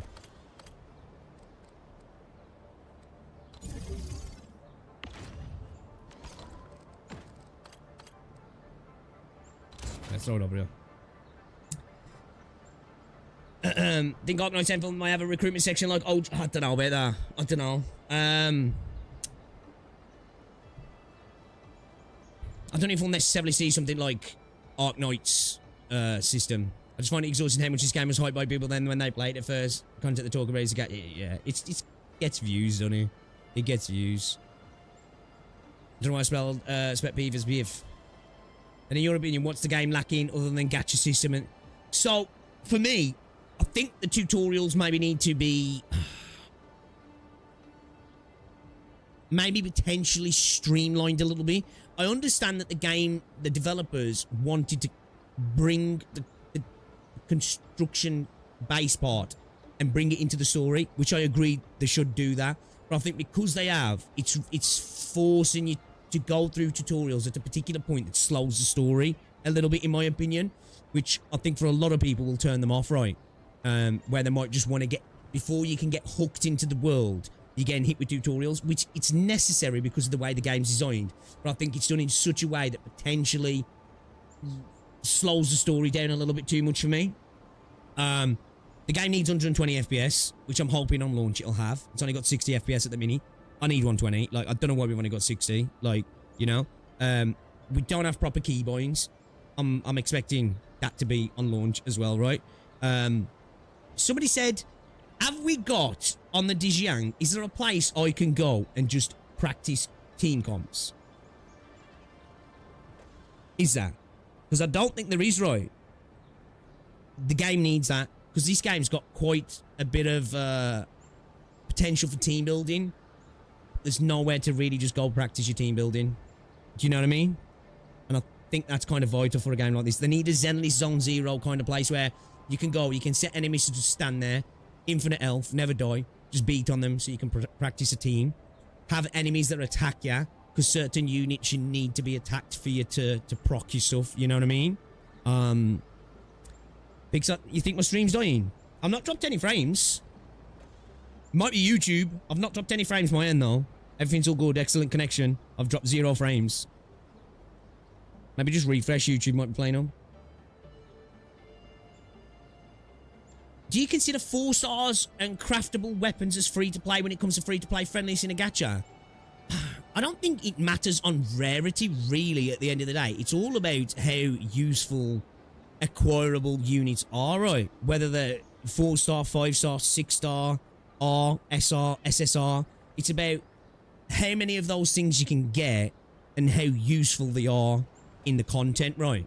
Because I've always said this, when it comes to like things like Power Creep, people always think Power Creep's not free to play friendly.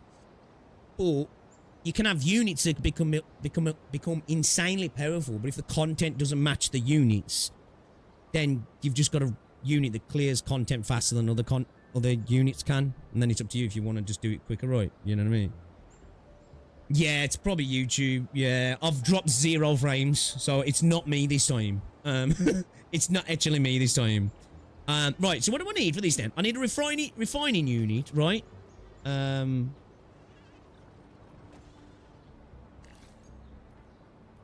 you look at the actual, where is it you look at now? The actual construction view chain, right? That's it, right?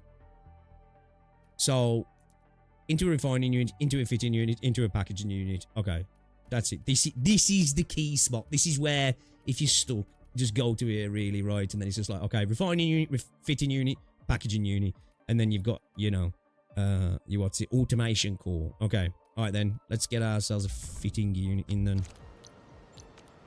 Shall we? Just construct that there. Let's get that bad boy slotted in.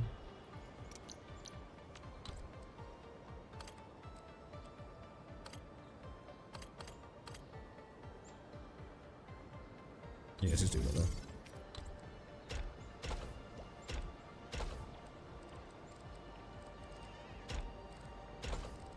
It's not the neatest, but it'll do for now. It'll do for now. Yeah. We need a pylon as well, don't we? Let's get a pylon in here. Is it logistic resourcing? Power. Would be power, right? Power would help. Power would help, boys. You know what I mean? Power definitely would help there. Alright, let's get that in then. Okay,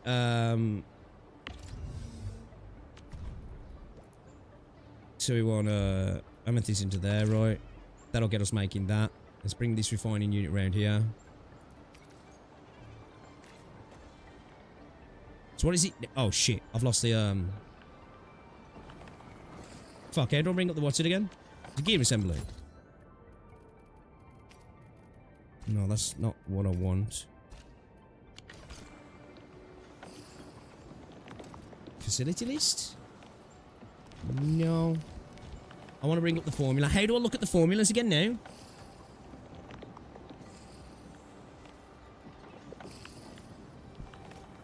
I want the formulas, boys and girls. I want the formulas. How do I bring up formulas? Facility lists.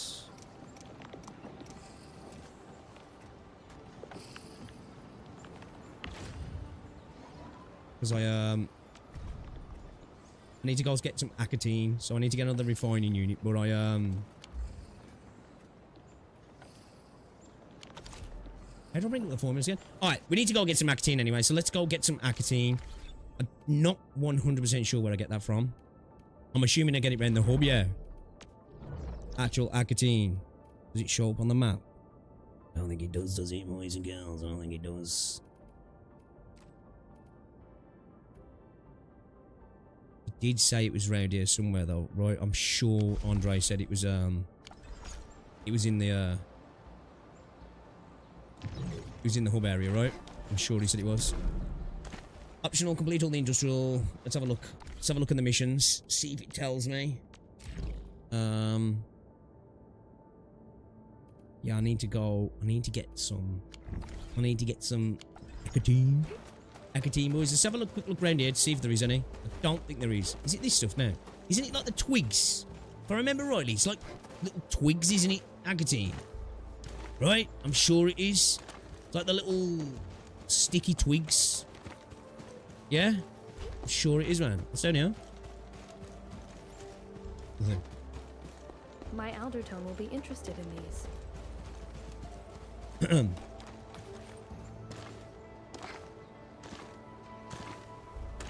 Favorite event icebreaker? Yeah, I've got no issues. No, this is Buckler. There we go. I was right, yeah. I remember that from the previous beta.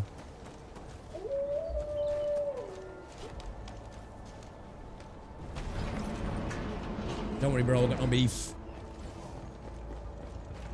We're all good, buddy. Alright, let's go get some more Aquitaine then. Poses significant threat. Focus on the battle.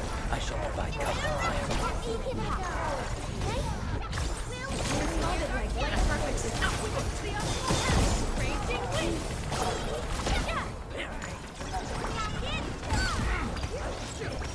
From the storms, it came. Give me SP, baby. Be gentle, Mr. Dolly.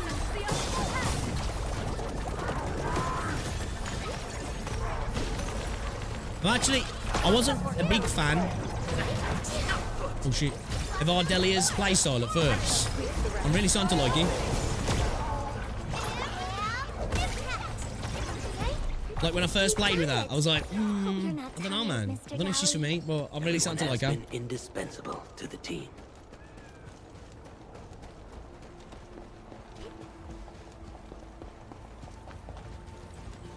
This ain't normal.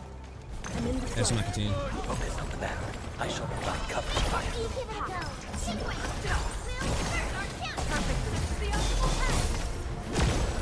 Direction set. Like wind and thunder we gave him. Commence AL7. Annihilation. Yeah, I quite like this team, actually. We're definitely proccing a lot more with the chains with this team, aren't we? A lot more. Oh shit, wasted that. No heart. We just got to level up now to start hitting a bit harder. Oh, yeah, I quite like this team. It's fun. Did you actually sift through that then?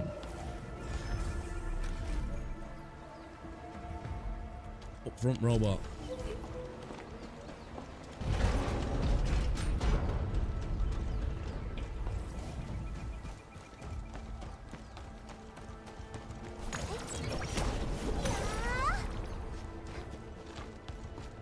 No, there's Aquitaine around this place as well.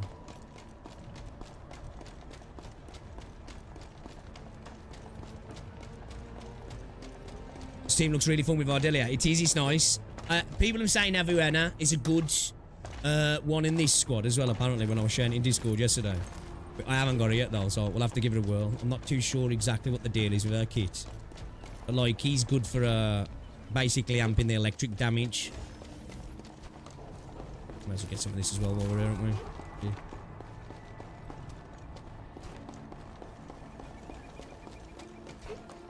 Alright, let's head back. We've got enough to make at least a small amount for now, haven't we? Let's do that then.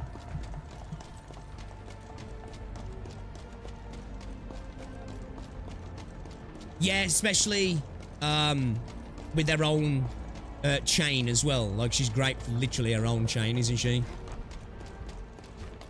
She especially if you're using her as a primary unit for the final strike. Pardon me.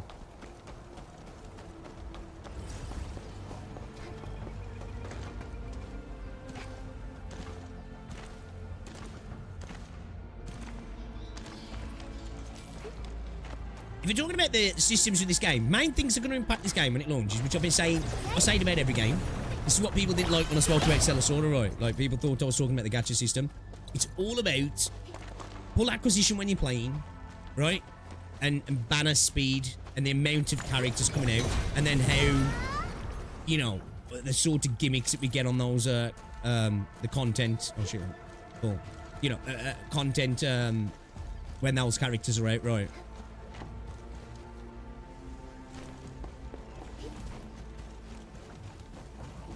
Like, because people are saying, oh, the banners are like 15 days as well. We just don't know if that's actually the true length of banners as well, do we? Because it's like, they might be just doing it at that to squeeze them all in. Because that'll be what? Those 3 characters, that'll be 45 days, right? So the beta's probably looking at like a 45-day beta, right? Maybe. Maybe they'll throw in one last banner at the end or something. They're gonna have to be, you would think, condensed to some degree. Yeah, but it's the most important thing, right? I say this over and over again all the time. I always sound like I'm repeating myself, but it's the truth. You know what I mean? The worst gacha system in the world can be fine if the game throws pulls at you left, right, and centre, and you're still able to obtain a good amount of things, right? Because at the end of the day, if you're free to play, there's very few games that are going to let you get most of the units. Not all of them. Arknights is one of those very few games where you've been playing regularly for a while. There's probably a good chance you've got a decent roster, right? You might be missing out on a few characters here and there, but for the most part, you've probably got a lot, and the ability to get characters after the fact and all that sort of stuff. But you know, a bad system can become all right if that's good, and a great system can be ass at the end of the day. You know, like I don't know. Let's say it takes 50 pulls to get a character, guaranteed, but every patch you're getting like fucking 10 pulls if you're lucky, maximum, right? That's gonna mean you're gonna need 5 patches to get 1 unit. That system doesn't sound so amazing anymore, right? You know, because you're having to go to that hard pity. There's pity maybe. There's no pity maybe. Or maybe there is pity. And let's say it's even worse. You don't even get 10 pulls per month. You get less. It's like, you're still just as far away from getting a character that the system might be a little bit worse, but it throws pulls at you, right? 15 days for a banner would mean 24 6-star ups per year, not including 5 stars, and maybe they might do reruns, but I doubt they'd do that the first year. Yeah, I don't know. We'll have to see, won't we? I think we're going to get reruns quite often. 1, because Highmail said it. 2, I just think the way they're structuring the gacha banners. I know it sounds mad, and I know I'm assuming a lot of things, but the way we have this overlap, it kind of would make sense to have quite often reoccurring reruns, because you'll almost have like the banners will end up coming in groups in a sense. You know what I mean? They'll have like a cyclical element to them, and then boom, you know? I don't know. Until the game comes out, we just truly don't know, do we? That's why, like, I ain't getting too wrapped from the gacha system like a lot of people. 1, I think it's fine for me personally. But 2, I need to move this, don't I? But 2, we just don't know, man. We just don't know. If I just... No, I don't want to stash you. I'll just move that over, but then I can connect. Let's make another refining unit, yeah. This is a refining unit I want, right?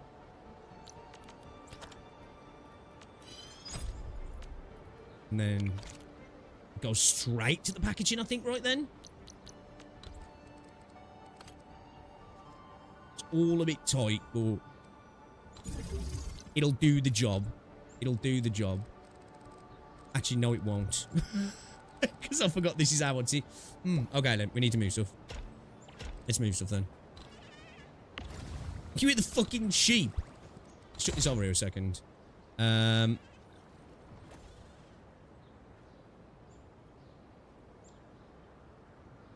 you have this turn off this way? Yeah, let's have it turn off. Right. Put this over here. Let's come off on this one. It's not the most efficient use, right? But we're just going to do this at the minute. We're just going to do this at the minute, chat.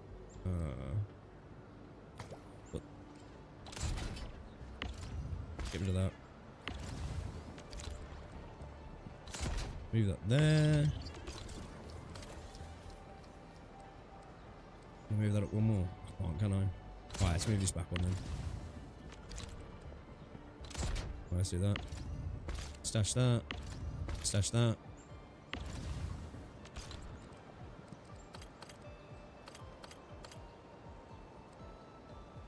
Pop that there.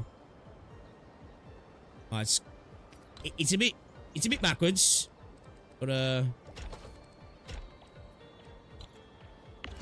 it'll do. Bollocks. It'll do. It'll do.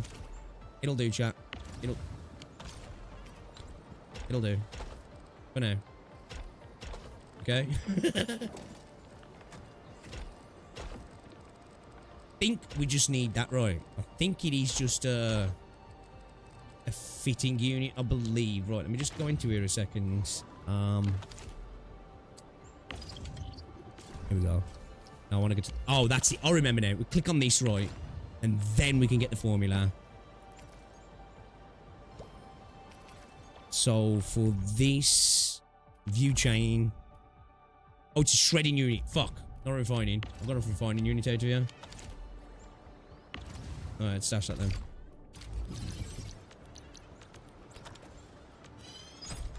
Yes, sir. That's what I wanted. Alright, cool. Let's get the Rakatine in there, right?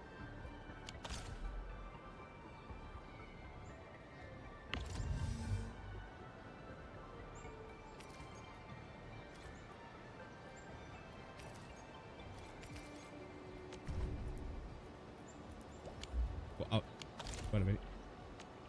You can see my backpack. Do I need to throw it over there?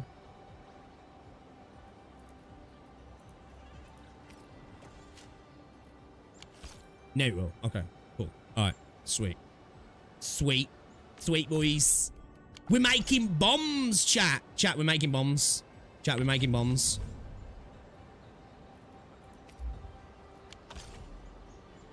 Yeah? Alright. We don't really need any more in there, to be fair, because there's enough in the packaging unit anyway, but whatever. Alright, we're making bombs, chat. We're making bombs. It's a bit of a mess, but it's our first run. It's our first run. We can tidy it up when we got more room and go in different places. So, we should... Hey! Let's go. Let's go, boys. We're making explosives. Now, all I need to do is go around and attempt to create the next reunion. Right? And we're good to go. We'll go invade some territories. Wuling is on our, Wuling is on the map for us. Wuling's on the map.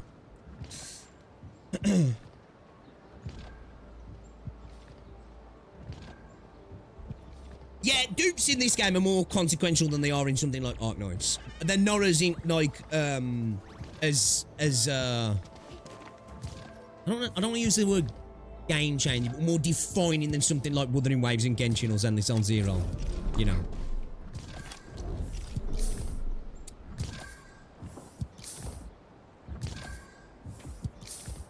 Check in general what was in there. What am I looking at?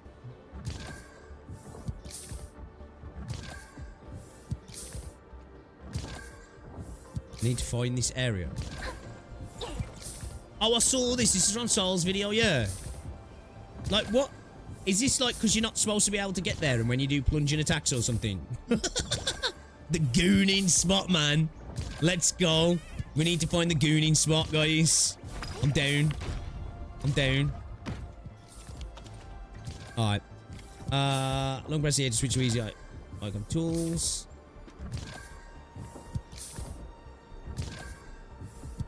I'm trying to.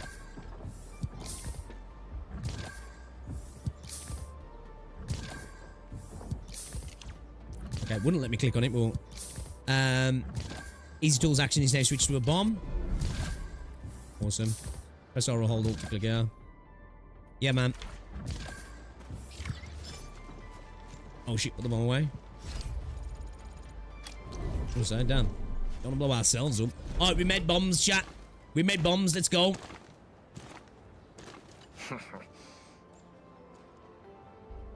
Been playing satisfactory while waiting for this game to come out. Need a rundown of the local area, no problem. Just punch a few numbers into the system. Sure, thank you. Mark is gone. How's the new place working out?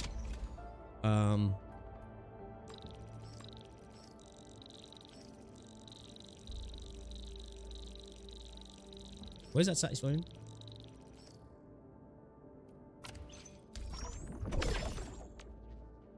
I needed to reach a certain level of prosperity. Right, what was he?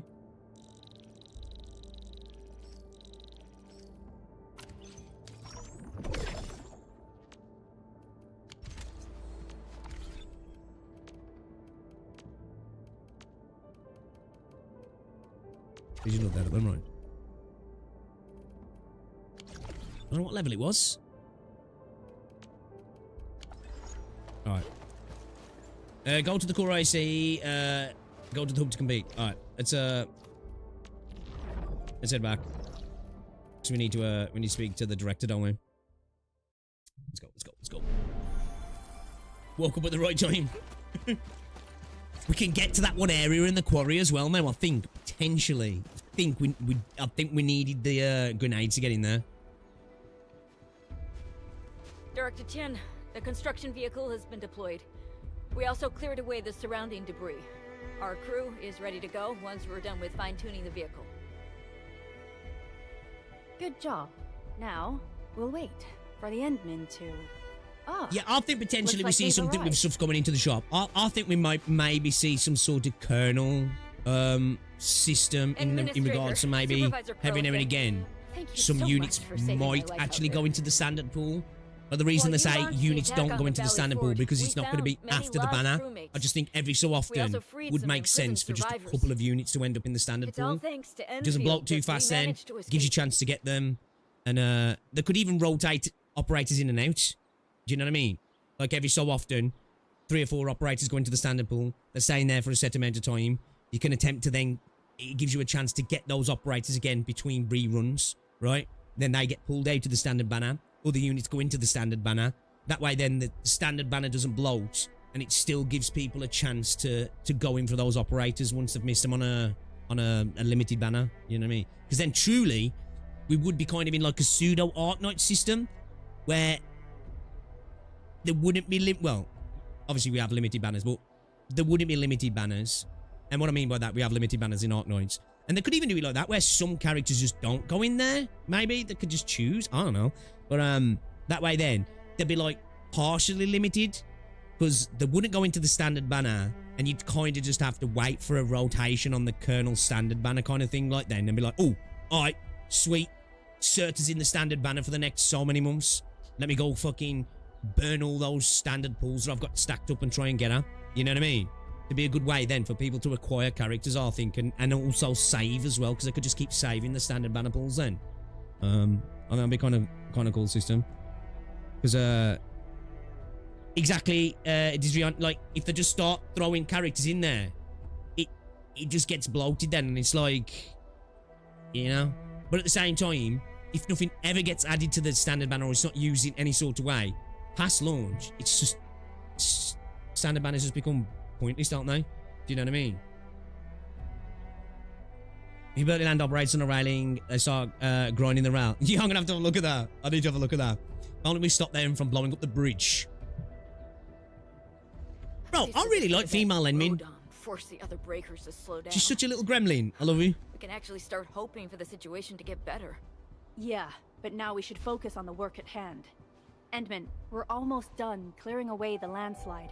The next step of our operation even random NPCs in this game are gorgeous. Unfortunately, we cannot get in touch with the UWST site directors of the Power Plateau. We lost every drone we dispatched to that area. Severe radio interference is denying our efforts to call them. The Bone Crushers clearly possess some radio interference equipment. But why would they do all this? What are they after? Yeah, having operators pop up in the shop as well, like how we do in Arknights, and you could just use certs. Be a good way to do it as well, right? The Power Plateau has an Originium power plant. It's the primary source of power in Valley 4, and has been closely monitored by the UWST. The UWST also has an ether test site at the plateau. I don't know what the Landbreakers are looking for, but losing the place would deal a grievous blow to our side. See, like, my thinking is, we don't know. They might not do stuff in the shop like how we're talking about.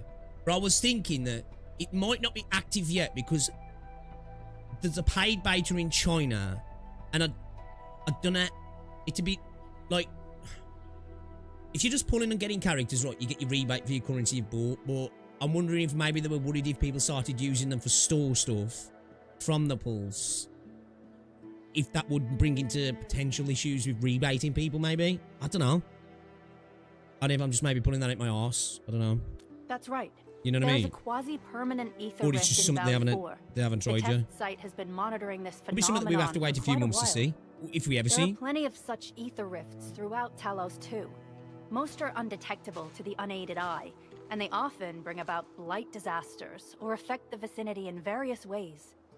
Suffice to say, the UWST has deployed sizable defenses to the power plateau. They should be able to hold out for a while. I just hope they can defend the Originium power plant properly. Alright, nice one. Has been making her I did see a video from Soil. How do you say his name? Is it Seal or Soil? Don't worry. Everyone in Valley 4 knows how important the power plant is. You see, it's a stronghold. If nothing goes wrong...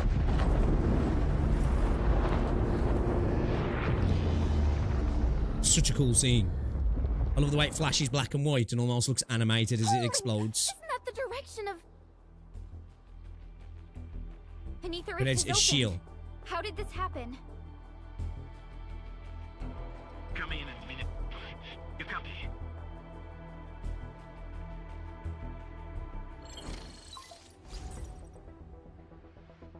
Admin, Supervisor Perka, do you copy?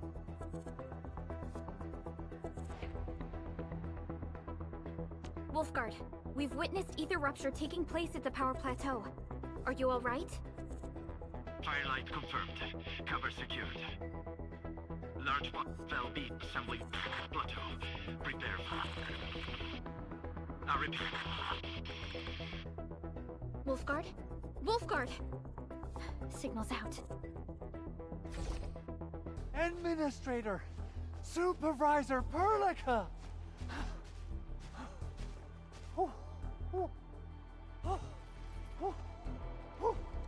The power plateau! Wait. Something terrible is Birds don't there. sweat. Blight reactions everywhere.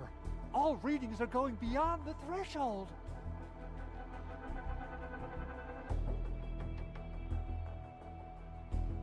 Blight reactions? When the ether side comes in contact with real space, it creates a rift and triggers a blight reaction. Neferith may have energized the previously stable ether rift at the power plateau. His feathers were ruffled. Plan this deliberate act of sabotage. What we're seeing right now is similar to an eruption of a dormant volcano. His feathers do look good though, don't they? This one spits the blight, and it's way more dangerous than lava.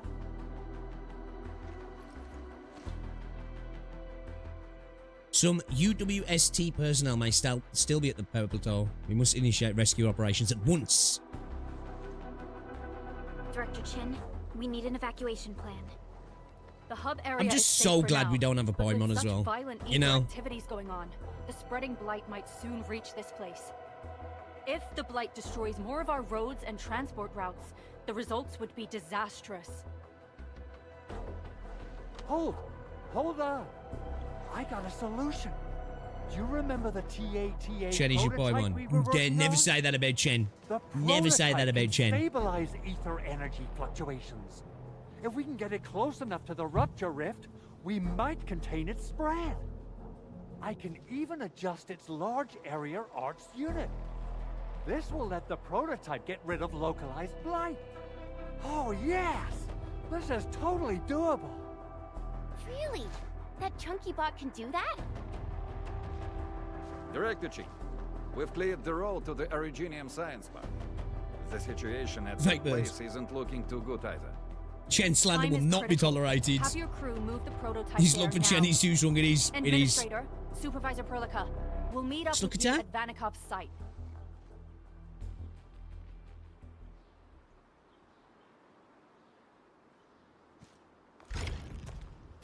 Just imagine that though.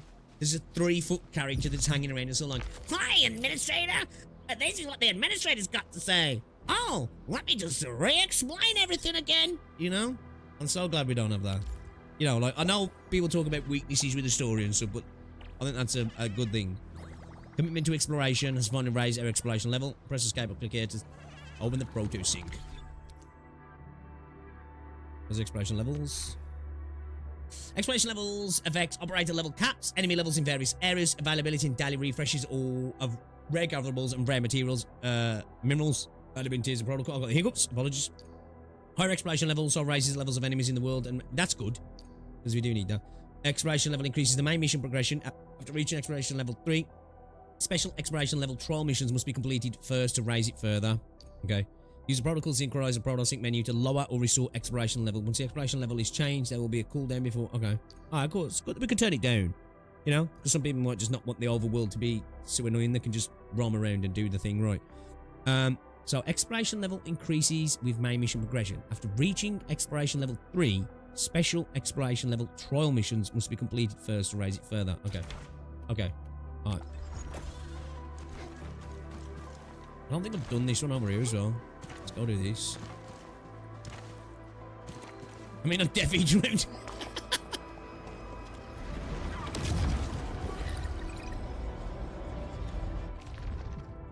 Oh yeah, the DNA fucking munchkin. Yeah. Let me Yeah. see. Nah, not for me. Not for me. I like the story. It's very cinematic, and each personality really shines through. Yeah, like I think what weakens it, I think it's a pacing of the interjection of the tutorials because it's so connected to the story, right? I think it drags things down a little bit, right? And I think just because of the beast, if you will, that is this game and the way the world is set, I think potentially that can be a little bit of a hamper early on. Again, for me, I know it sounds mental, yeah, but I'm willing to give, especially live service games, a couple of patches to really get going. Now, if it's dog shit, that's a different thing, right? If it's DNA, like that first 2 hours for DNA for me was horrible. I just didn't enjoy it, right? Maybe because I like this game a lot more, I'm maybe ignoring certain things. That could be true, right? Like, maybe if you like this as much as I liked DNA's combat, maybe you might get into this and be like, oh, I don't know about this. You know? And I said it too much like Abby and none of like Paimon. Yeah, like, I just like the game that much, man, that like, All variables within estimates. I'm just having fun, man. You know what I mean?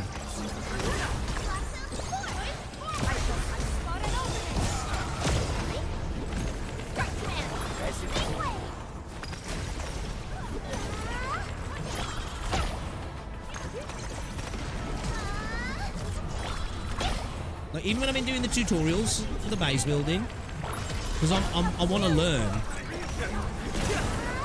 I don't mind.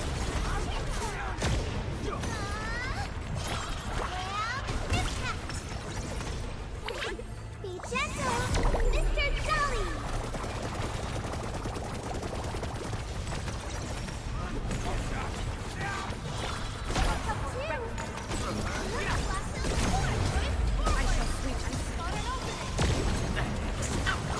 Like wind, you can't escape this. Mission complete. Yeah, I quite like this team. Team Proc's quite nice. Silence is never our objective. It works. It just works. For me, hand-holding is fine, but treating players like children's a no-no. Yeah, I think that's fair. I do think when it comes to some of those, and it's stopped doing it so much now, when it comes to some of the tutorials, but I don't know if it was just trying to get that imprint, right? And for me, as a streamer, and this is a streamer thing, right? Because I'm I'm not 100% paying attention all the time because I'm streaming. I can miss little things. But I do admit, you know, when it's like the first couple of tutorials and it's like connecting the your belt, and, like you connect it and then it literally goes through the entire thing again of connecting the belt a couple of times. It's like, I get it, you know what I mean?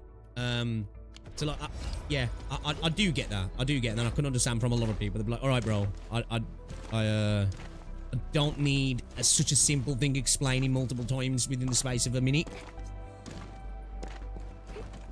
But again, I'm a smooth brain, so I don't mind my hand being held every now and again. But I don't mind getting front loaded with some of that stuff, and then the game leads me to my own devices. You know, it's just whether let's see if they keep that up right. So far. Have I got any oil in to put in here? Oh, I got a bit actually.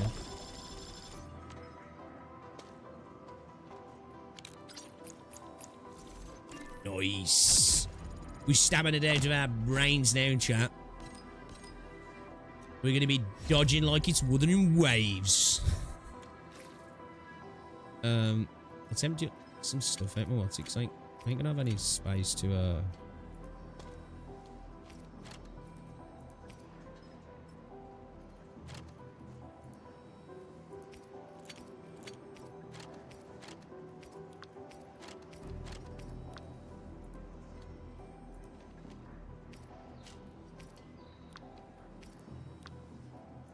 see, like, why can't I have multiple stacks and stuff like that? But that stack's full. Why can't I start another stack?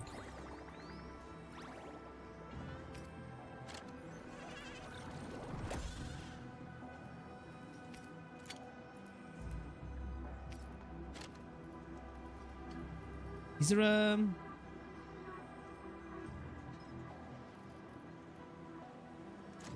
yeah, there we go. That's what I wanted to do.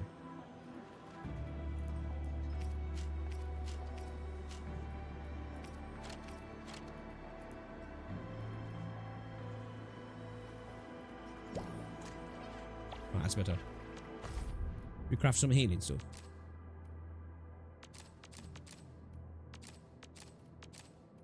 Yeah, let's do some.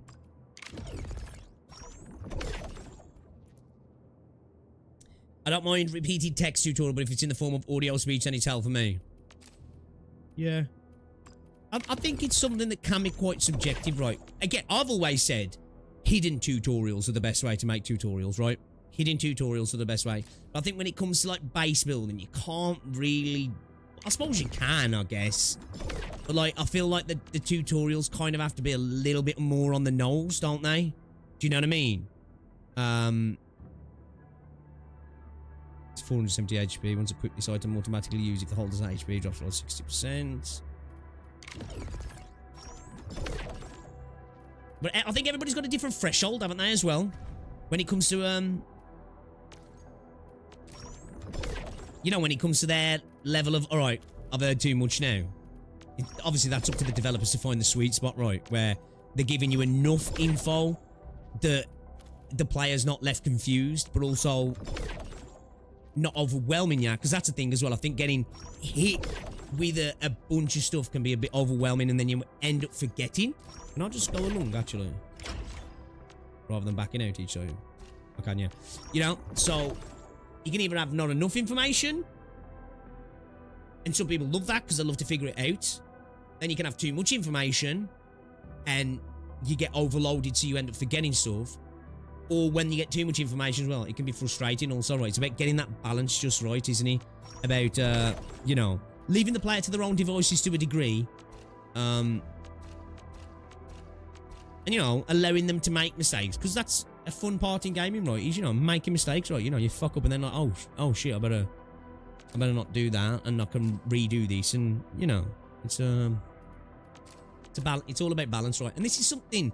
It could take a couple of patches post-launch as they start to get more feedback from a wider audience. Be like, okay, we've got a lot of information now. People are skipping this particular thing a lot, so let's tune that down.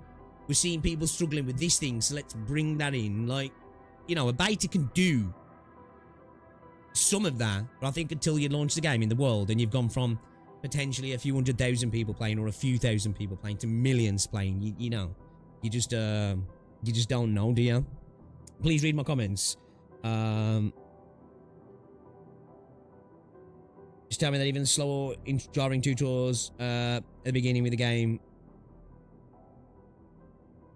just Shall there even how? What's that? Sorry, dude.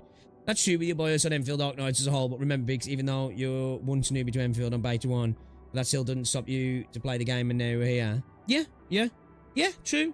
Yeah, no, I agree. I think the thing is, though, as soon as I started playing this game, it just clicked, right? It just clicked. Is that, you know?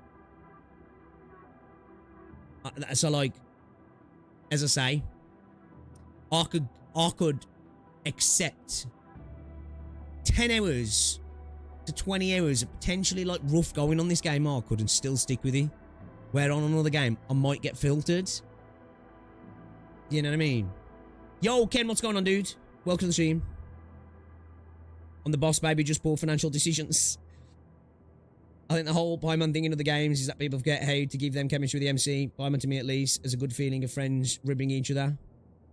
To be fair, most of the time when I'm talking about Paimon, I'm memeing. I just don't like it when games keep copying the Genshin thing and you keep seeing little, like, little pals. It's alright. Alright, it worked with Genshin, you know? Can we stop doing that? What if I'm an actual child? Checkmate. I don't mind repeating. Yeah, I just read that. Honestly, I think they just need to add an option to not exactly skip the tutorials, but to streamline players of a specific playstyle. Because I've played factory games before and those not. Yeah, as I say, I think it's all a bit of balance in this, right? Because I think they're kind of doing something quite unique, especially in the gacha space. But I also think to some degree in factory type games. Now, obviously, we've got games that have got action combat and base building and cooking and crafting and stuff. But I think this is a little bit more akin to like your satisfactory type stuff, right? Or Factorio type stuff. But then introducing a full-on RPG, action RPG as well with it, right? It's, you know, they've really got to find the middle ground, haven't they? You know what I mean? Of catering to that people who kind of really just want to play action games, but then also encouraging people to want to do that and vice versa, and then getting that bit in the middle. It's not going to be easy. This is what I said. I said this to a lot of people, man. Expect some stumbles post-launch with this game. Expect some stumbles, because I think there's genuinely going to be some. They've got a lot of moving components, and they haven't done anything like this before.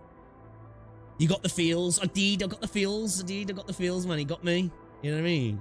Tickled me in the right way. My final verdict is 8 out of 10. In what sense? Entirety, Ken.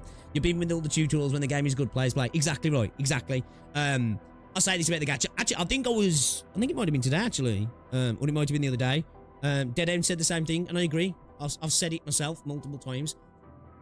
Bad gacha sucks. It does. But if a game's really good, people can look at Uma Musume. He's got a bit of a rough gacha system, right? When do you hear people complaining about gacha in Uma Musume? Probably when they ain't got the character they wanted to get, I guess. People are still fucking playing the game. Why? Because he does what it does really well, doesn't he? You know what I mean?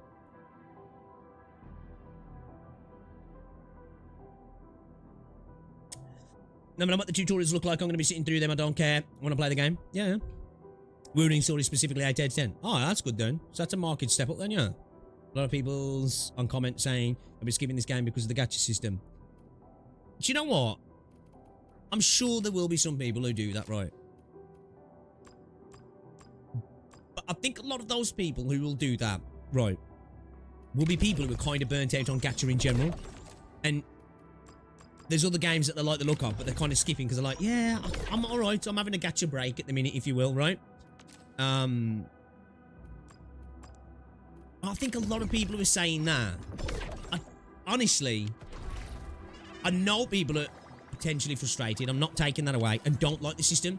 But I do believe the people who are saying that, I don't believe them. I'm just going to say, I don't believe them. I think they'll play you. Honestly, I do. I think they'll play you. You know? I really do. I think the people who are just like, no pity. I ain't playing now. I bet you on launch they're playing the game. Right? I bet you there are. But if you are in a position where you're like, you know what? I'm just kind of sick of 50-50s in general. I'm sick of gacha. I kind of spent too much money in the past. I just want to go and grind on a real game. You know, Kathy's a perfect example. She's kind of sick of gachas in general. So I wouldn't be surprised if she's like, yeah, I just don't want to play the game. Not for me. I'll believe that. We're still going to do our best to get Kathy to play the game, though. We're going to make her one of us. One of us. One of us. But yeah, I do. I think that most people are like, literally the pity's not making you play the game. I'm like, really? I don't know if I buy it, man. You know?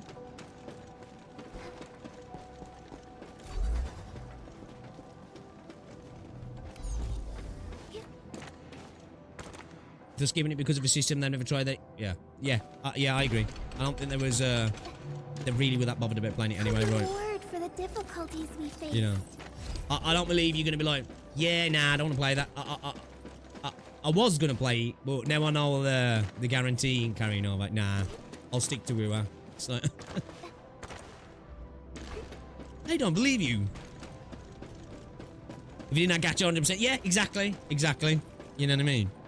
And that makes sense. Cause I get people being burnt out on gacha. At the end of the day, we all know what gacha is, don't we? We all know. We're not stupid.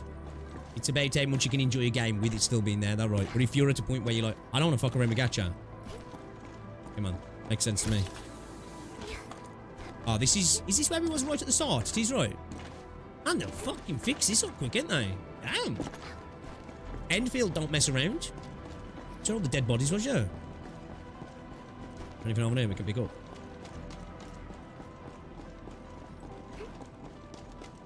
See, this game makes me want to explore. Where, you know, if I was able to run up walls and grappling, I probably wouldn't be bothered looking for little bits and pieces. I actually really like exploring in this game.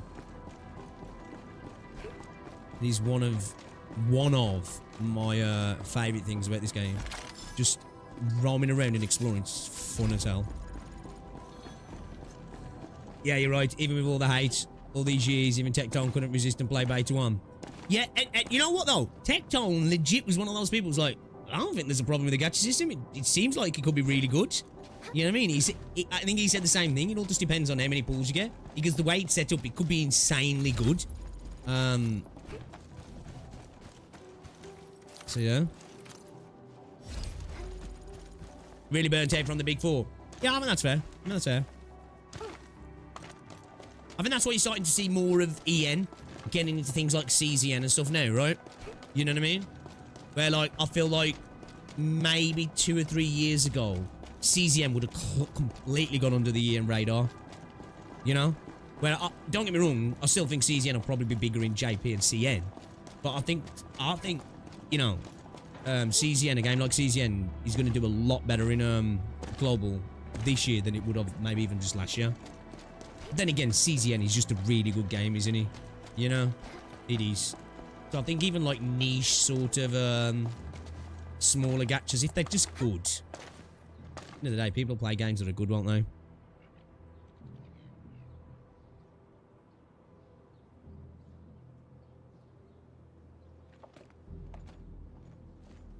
How are you doing? Is the crew affected by the ether rupture that just took place? Everyone's fine. We followed the rules and evacuated. I'm not still fucking on that game. Yeah, they need to lock it on there. Did you get the new uni? There's major blightery on the other end of this road. I got her in 20 pools, man. I was buzzing. Are already off to deliver the most essential supplies to the place. But there's just too much blight. We can't afford to risk our lives. Being cautious is the right move. You need professional tools to handle professional work. We managed to make the prototype work on time. All thanks to the AIC and our hub-based engineers.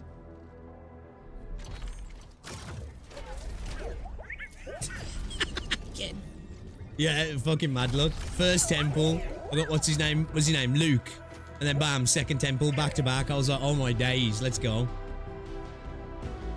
How do we use the prototype to eliminate the blight?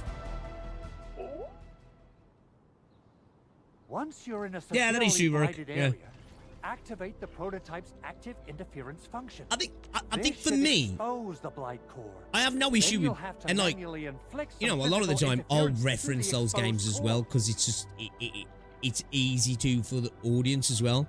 But it makes sense for it to be people's kind of like, let me compare it to this, let me reference this, because that makes sense. I think what gets me, well, I don't even, it doesn't get me because I don't give a fuck. Like, it's not like I'm thinking about it and not like, damn. But like, I think it's when people talk about gacha, and it's a sweeping statement, and they're like, this does this the best in gacha, or this is the worst in gacha, or they make sweeping statements of like the general thing of gacha, and it's like, well, what you're talking about there is like Zenless, Sarel, Wuthering Waves, and Genshin, right? You know? Which I get, you know. I'm not language policing, but I think sometimes I'm just like, you mean other games get ignored, but it makes sense, like you say. Yeah, People's reference point. It's the biggest gacha, right? Easier than a class it's the biggest one. Of course. But don't forget I suppose about when the people like prototype's true always function. use it as, Do whatever you can to escort you know, it safely to the power plateau. it is what it is. We must It don't really use bother it me. to stop the expansion of the Ether Rift. Your mission will determine the survival of Like I say, everything in very few Valley things in this 4. space annoy me. Don't worry. We'll keep the prototype safe. It is our chance Apart to from Black avert this Beacon crisis. and Enki, and Let's not then I'm dally out for to. war. Time to go. I'm doom posting. Try to let the prototype travel on level ground. This road should take you to the power plateau. Calling it prototype just doesn't feel right. So, what's its full name again? Tranquil Automatic Opal Cart? She's like I that remember there. it being TA or something. She's- I'll just call it Tata. What a cute and simple name. Simple little thing in the And audio I think it change. really likes the name. Tata is now official. Now, small little thing. I really like it. And I've been saying this, I think because of the way the exploration works in this game, it makes me a bit more immersed in audio and stuff than what I usually would be in a gacha game. Just that audio of Chen's voice and the echoing and the change as she went into the tunnel. Enki versus Pixie would win. Well, I think we all know we won that battle, don't we? Stop! The area up ahead is under a state of emergency. No one is allowed to enter. Head over to the sentry post and register your identities. Let me see. 3 individuals and a strange machine. We have a Libre, a Vivre, and you're an... A vivre. A vivre. Do I say vivre? You got it Vivre. wrong. Look closely. I'm not a Vivre. I'm a Love. Vivre. Vivre. Ah. Does that mean you're from the Hongshang Academy of Sciences? Why are you here? We are from Endfield Industries. Director Chin should have synced our information with the WST already. A vivre. Do I always say vivre? Endfield Industries. Vivre. Ah, okay. Let me check our personnel information. Thank you, database. Enfield. Even though she's alone, but still. You're not in the Endfield personnel database. I am the Identify database, bro. yourself. Picks up. I'm the administrator of Enfield Industries. Yeah, bro. Endmen. I guess that explains it.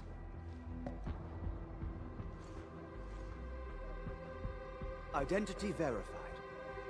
Supervisor Perlica and Operator Chen, we have to be extremely circumspect given the sudden nature of the attack. And Administrator, the Security Bureau knows what your presence means for our situation. The UWST Security Bureau has no records of your information. So look, how good a looking character is he for just File has been improved by the my young male security. crewmates? I have faith in You know? your identity. Dude's so I believe important. You're here for that rift in the sky, right? Yes. We're still investigating the ether test. Right, site the story. disaster I haven't got further and enough in must yet to really reach the rate you. place quickly. Pursuant to the provisions of the Accord, the UWST is obliged to lend you assistance in your operations. But my primary task is to search and rescue local survivors. Apologies, but I'm afraid I must stay at my post. Keep going down this road and you'll reach the ether test site. However, you might encounter masses of blight on your path. Yeah, that's a good point. That is Thank easy. you for sharing this information. How should we address you? Fabian Collins. Oh, there we go. He's got a name now. Mr. Fabian, you look troubled. Has the science part The NPC suffered design major is damage? Amazing. amazing. Well, I don't think the show could get any better. But the facial like this game does the faces so good. Like, I've noticed that. Like, it feels like so many different characters actually have different faces rather than just different eyes on the faces, which a lot of games do. That's my first good news of the day. The hub base is relatively safe for now. You can evacuate to that place for shelter. I can't leave my post just yet. Reckon he become We only playable? managed to evacuate a fraction of our crew. The Security Bureau has a list of names of He everyone. needs more chest detail, I think, doesn't he? I've got to verify the status of their personnel. Hopefully, one by one. Crewmaker. Hopefully. Plenty of them are still in need of help and rescue. All right then. So I definitely need help when I'm reading Arknights, that's for We sure. must be off.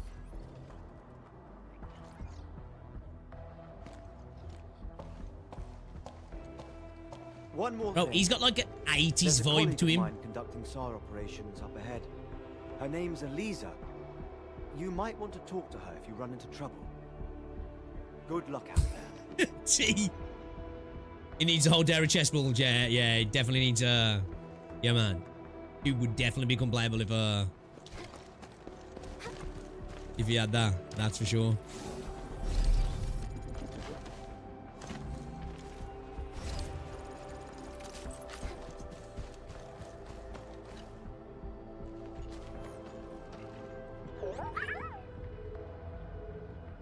I swear, every time I look at Tata, all I think of is a Destiny hoverbike. I don't know why.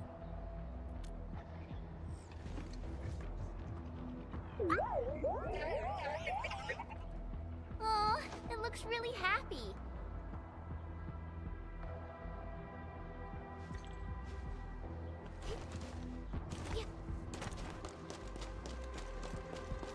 Wonder how long it would take to clean up this mess. Does it have the shape of one right? Yeah, I'm not tripping, right? For the first time I saw him, man, I was like, dude, I need to ride that. Ooh, you know? Quick, get over here! You give it a go. Direction set. Perfect. I spotted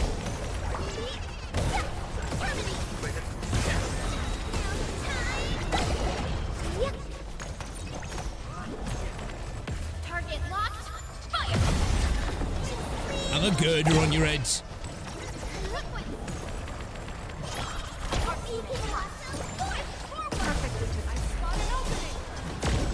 To Serenity. I like this they squad. shall I like return. this team. New knowledge. Gonna run this team for a little bit, I think. We're definitely gonna try some different ones like that. We usually bottle them to give light.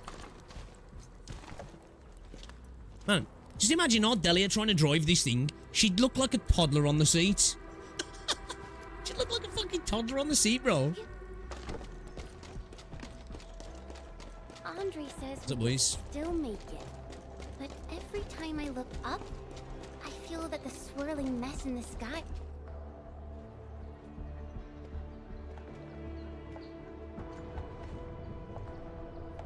This path is blocked. We might have to find another An way oversized around. ghost, yeah, like kind of stretched. Yeah. Do we have another way around to start with? He's in behind us. Can't believe it has taken hold so quickly. He's cute though. Don't get too close. They're extremely dangerous. The rift above the She turned power around then plateau like she got a seems bad to be neck. exerting rather horrendous effects. What is that? These scars upon the land can only be inflicted by violent ether activities. The area will be continuously exposed to ether energy. The survival of all living beings will be jeopardized. So, how are we supposed to get through this place? Where's bro going?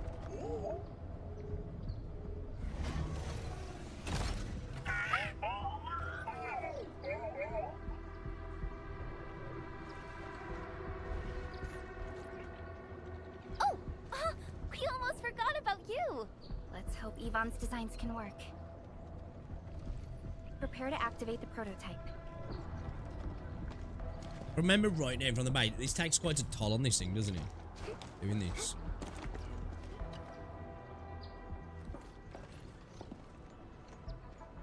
Go for it, Tata. We're all counting on you.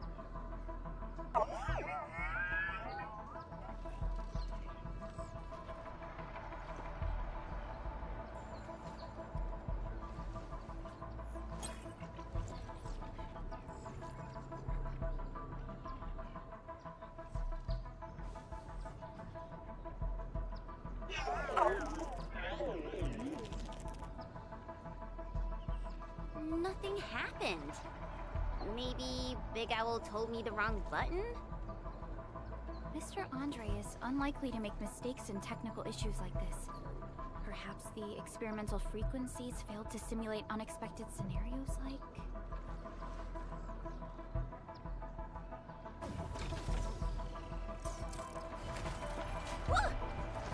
It worked! Prilica, take a look at this!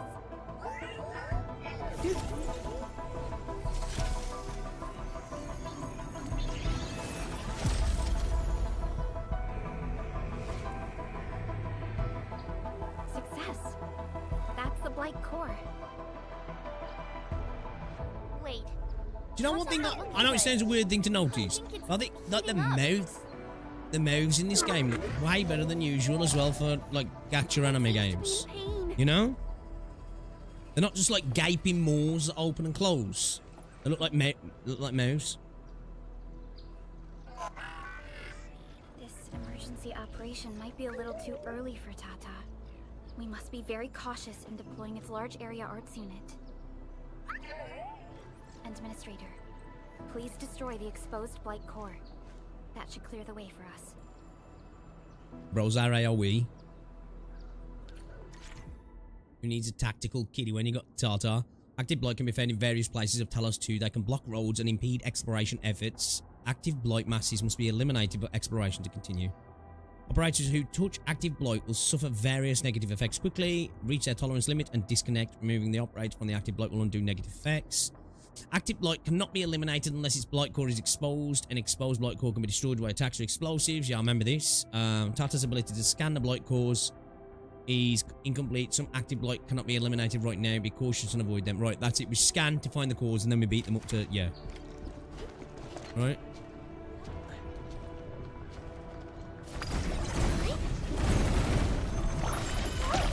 The Blight's gone! Finally, some help has arrived! Good job, everybody. Oh, I thought I was done for. Thank you so much. Oh, that was rough, right? They were rough. We're the Endfield crisis team. Endfield? They were literally just gaping maws that I guess you people were got not tied to what you were saying at all. Like a badly dubbed right? Chinese kung fu movie from the 80s. Thank you, but I'm totally alright. In fact, I'm planning to take our wounded to the sentry post. By the way, I'm Elisa Collins, UWS. Like, why does she look so good for an NPC? Collins? We just met someone from the security bureau called Fabian. Victorians! Fabian the Stinkface. That's my brother. He always calls me his colleague for some reason. Probably because you call him Stinkface. I'm guessing you're taking this road to reach the Ether test site. That's right. We actually wanted to keep going down the road, but I can't wait to see some of the characters. It's like, don't get me wrong, I would like to, you know, because I do like the reconvener thing, right? I don't want them to overuse it. Not just because I want to see new units, just because I want it to make sense. Right, I hope we get some really cool new character designs. Because just looking at the design chops for things like NPCs, it's like, man, it makes me excited for upcoming 5 and 6 star characters. And 4 stars as well. Because just look at the 4 stars. You know what I mean? They're fucking... They look good, man. Let's get closer to the cliff edge and take a look. No, I haven't got it yet, no.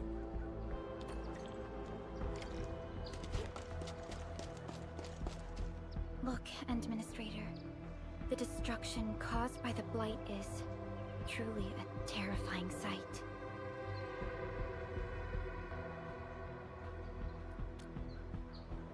I like the variations in the faction clothes too, not just their facial and hair designs, yeah. Yeah. So I keep saying, man. Keep saying. Can you read me? Attention to detail with this game, right? Loud and clear, Supervisor Prilica. Feels like it was a real important thing to them. The road has been swept away by a Blight flood. We need a new... Damn, that bad. Shit. Do you have any details on the situation at the Originium Science Park? That'd be scary to see. Hold on. I'm accessing the information. It's mad enough when you see water doing that, right? And landslides, but Blight. Your new path starts at this point. You'll move through the Transport Nexus, then the Originium Science Park, and finally arrive at the Research Center. But be cautious. We've received I like these little briefings as well. Oh, actually, that moves when you move around. Stay on high alert inside the Science Park. Once you reach the Research Center, head to the back and take the mountain trail. It leads straight to the logistics area at the Origin Load Spring. And just a heads up, Supervisor Prilica, There's a vital ether site scientist still in the research center. That's Yvonne, yeah. Communication. Yvonne. Yeah. We'll try to get in touch with our scientist. Don't worry. This piece of art of Perlica looks like she's like, it's got so 80s coded. Getting out of control after the blight eruption. We really need the help of every expert on the ether side. Agreed. By the way, is Mr. Andre still at the control tower? Yeah, I'm right here. What do you need, Yeah. Supervisor Perlica? Just We followed the involve message me. you told us and got rid of a blight core. However, the prototype is now overheating abnormally. We might have overloaded its systems. Overloaded? That shouldn't be happening. Wait, perhaps the large area ARFS unit is not fully adapted to the blight-specific parameters. Depth readings must have changed drastically after the rift appeared. The figures seem way beyond our theoretical simulations. What is that there? In the schematics? Yvonne, right? Yvonne might know what to do. But, could you maybe hold Like a back person on the prototype? inside of like At least until it's been inspected and a repaired. four-wheeled wheelbarrow? We don't want any permanent damage to happen. Understood. We'll try to avoid that. Okay.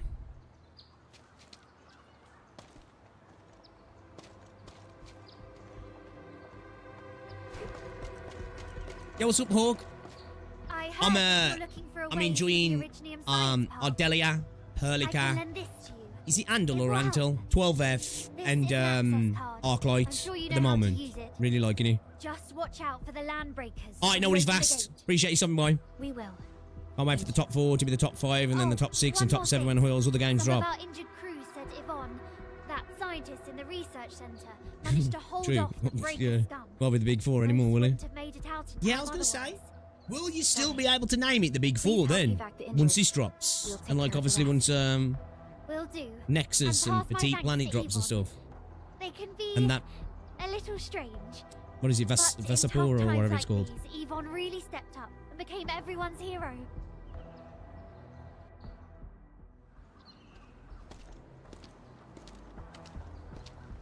This time, end of 2026, it'll be the Big 10. Right? These buildings are incredibly tough. The research center is the most conspicuous one in here. I shall sweep. Direction set.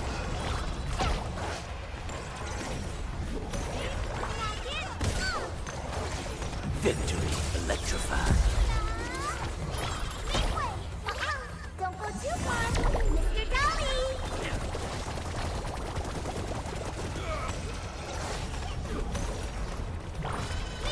Give it a go. It's got a decent amount of defense. Perfect for this. We are united as one.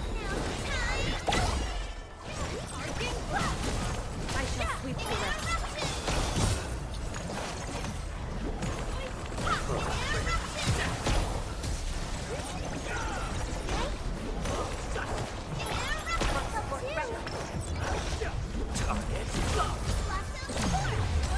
I shall sweep the rest. Commence L7. Annihilation! Like a flash, it struck.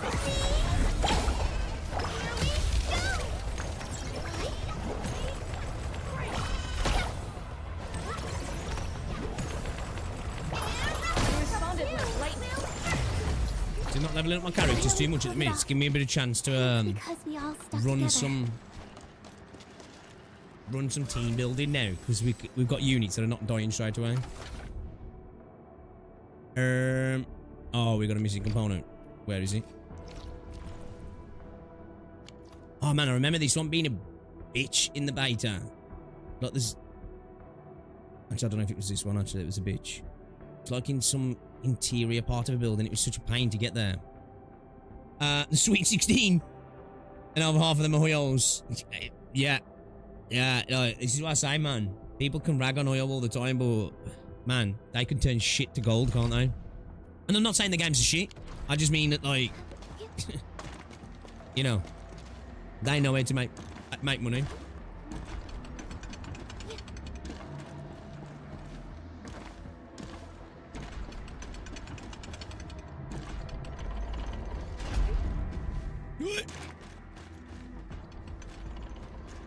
See, this is the sort of stuff. This is the first time I played the beta, right? In CBT1. When I was like, I really like the exploration in this game. And obviously, playing this time again, just going around the quarry, hits it again with me. I've like, seems a simple thing, right? See that over there? Playing it like Wuthering and Hoya and Genshin. And I'm not ragging on them games because that's how they do exploration and it's fine. But I'm just saying why I particularly like this. None of this is required because we run over there, we jump over the wall, right? Or we just climb up the wall, or we run up the wall, or whatever. Or we jump on there and we glide down and we're done, right? All of these, none of these matters. We just grab that, we're done. But because of this, you know, like I say, it adds that, you know, it adds that bit of a feeling to the exploration. It's a bit more consequential, you know? The environment matters a little more. We should take a look at that key discovery. We almost missed that. We usually bottle them to give you light. know?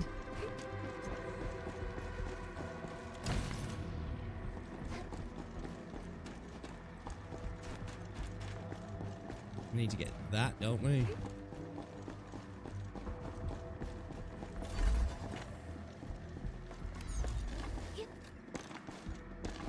And like I say, to me, it just takes me back to some action-adventure games. Old-school action-adventure games. You know what I mean? Can I... Hold on. Let's go get this first. Can I pull that off?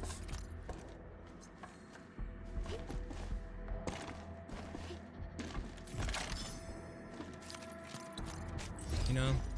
The fun of enjoying old-school platforming and adventure games and stuff. I don't know if I can pull this down. Yeah, I can. Because then we can take that through and... Oh, there's one here as well. Climb up, yeah.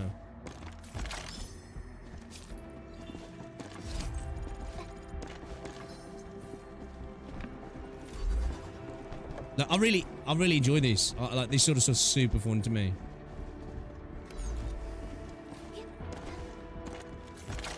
So I think they made the right decision in going semi-open world hub stuff.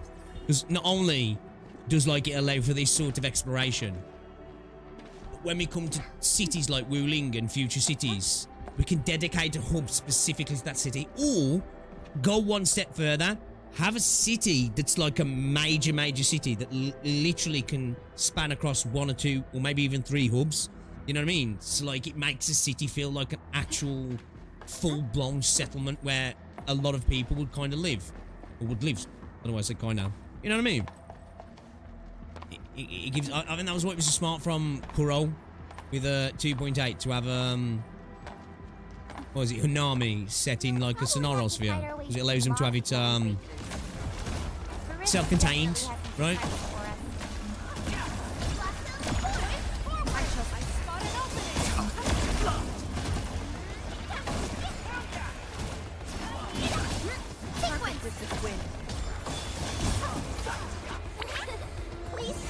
Multi-level exploration, yeah.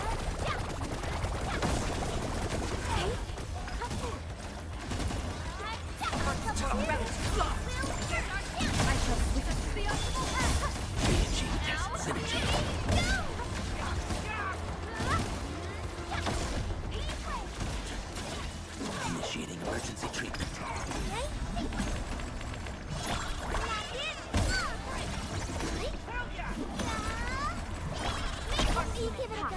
Direction set. Perfect distance. I spot an opening.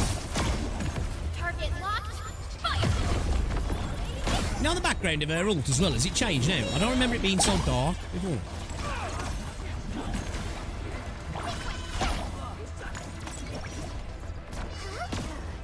I love that plunge attack.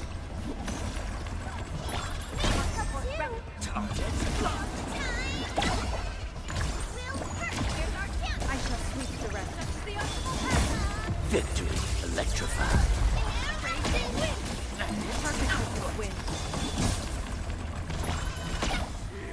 Our results are optimal, despite the unexpected variables of combat.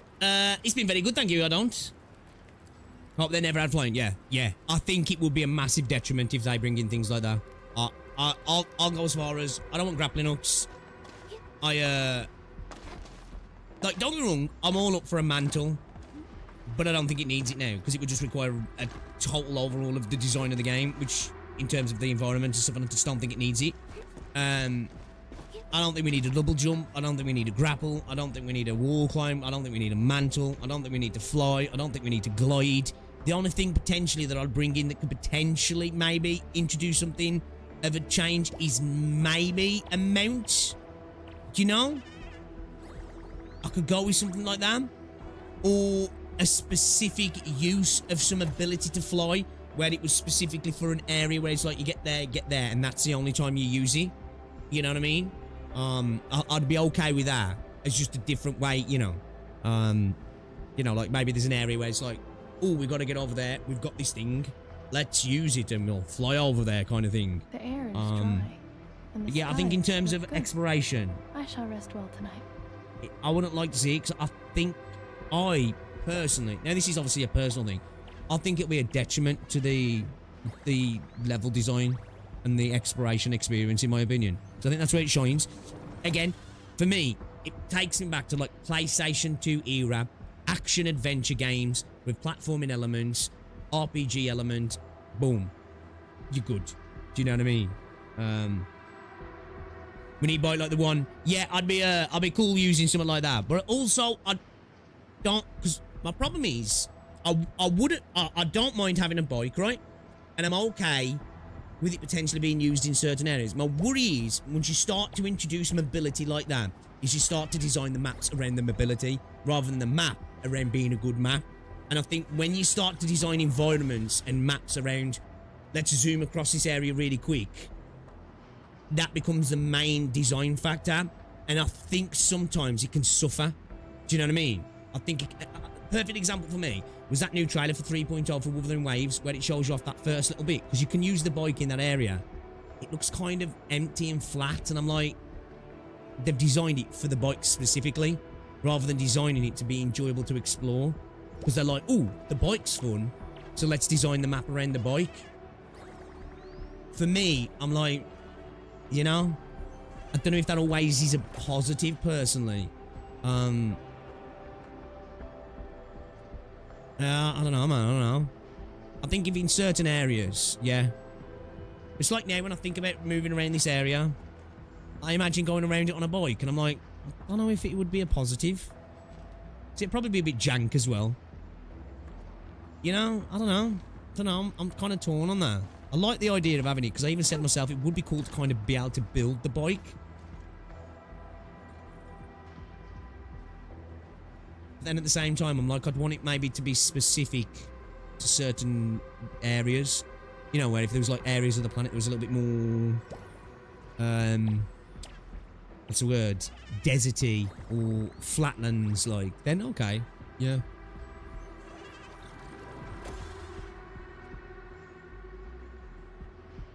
Bit rappelling down a cliff. Have a glitch in the game, the agree on terms is hidden behind the words that I can press you.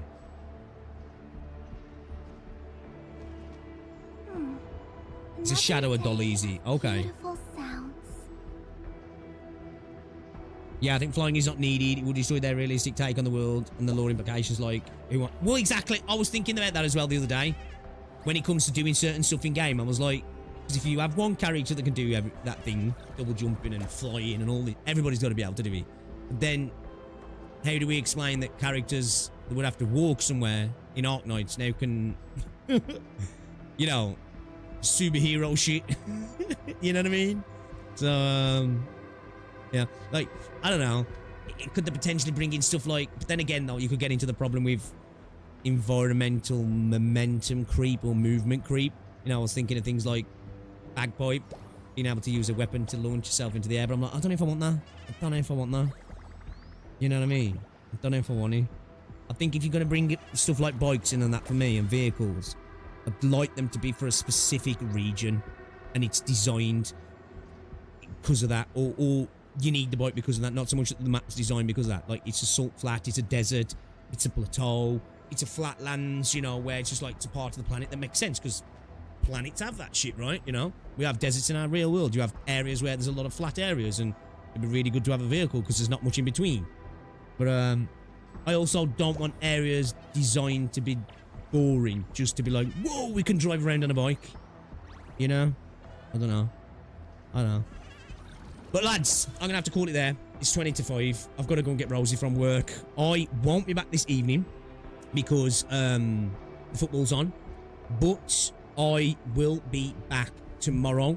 We're going to lock in because as far as I'm aware, Rosie's going to her work due right after work. And I think she might be getting a taxi back. But either way, I won't have to finish so early, you know? So I'll be able to go a bit later. So yeah, tomorrow, more Endfield. We're gonna lock in. I'm really enjoying this team, so I think we'll play with this team a little bit and we'll level these guys up, and then we'll try some other teams as well. But we're gonna play over the weekend as well. We are gonna crack on a little bit further into it now over the next coming days, but I'm not gonna rush it as well. I don't want to rush it, guys. I'm having too much fun to rush it. I don't want to just be at the point of a week into the beta, although I won't because I've took it slow, and be like, I'm just trying to find things to do now. I just want to enjoy it, man. I just want to enjoy it. And so far, I'm absolutely loving it. That's my opinion. Game fucking sick.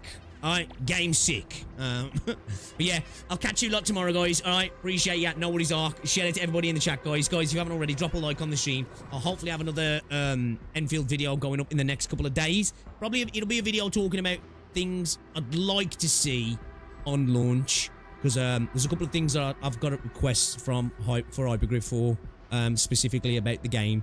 Nothing to do with gacha. One's gacha adjacent, but it's more about just the game itself. And I wanted to talk about those things as well. So yeah, guys, appreciate ya. I will see you all a little bit later. Well, tomorrow. For more. Yeah, man. Enjoy the rest of your day, guys. All right, catch you later. Ta-ra.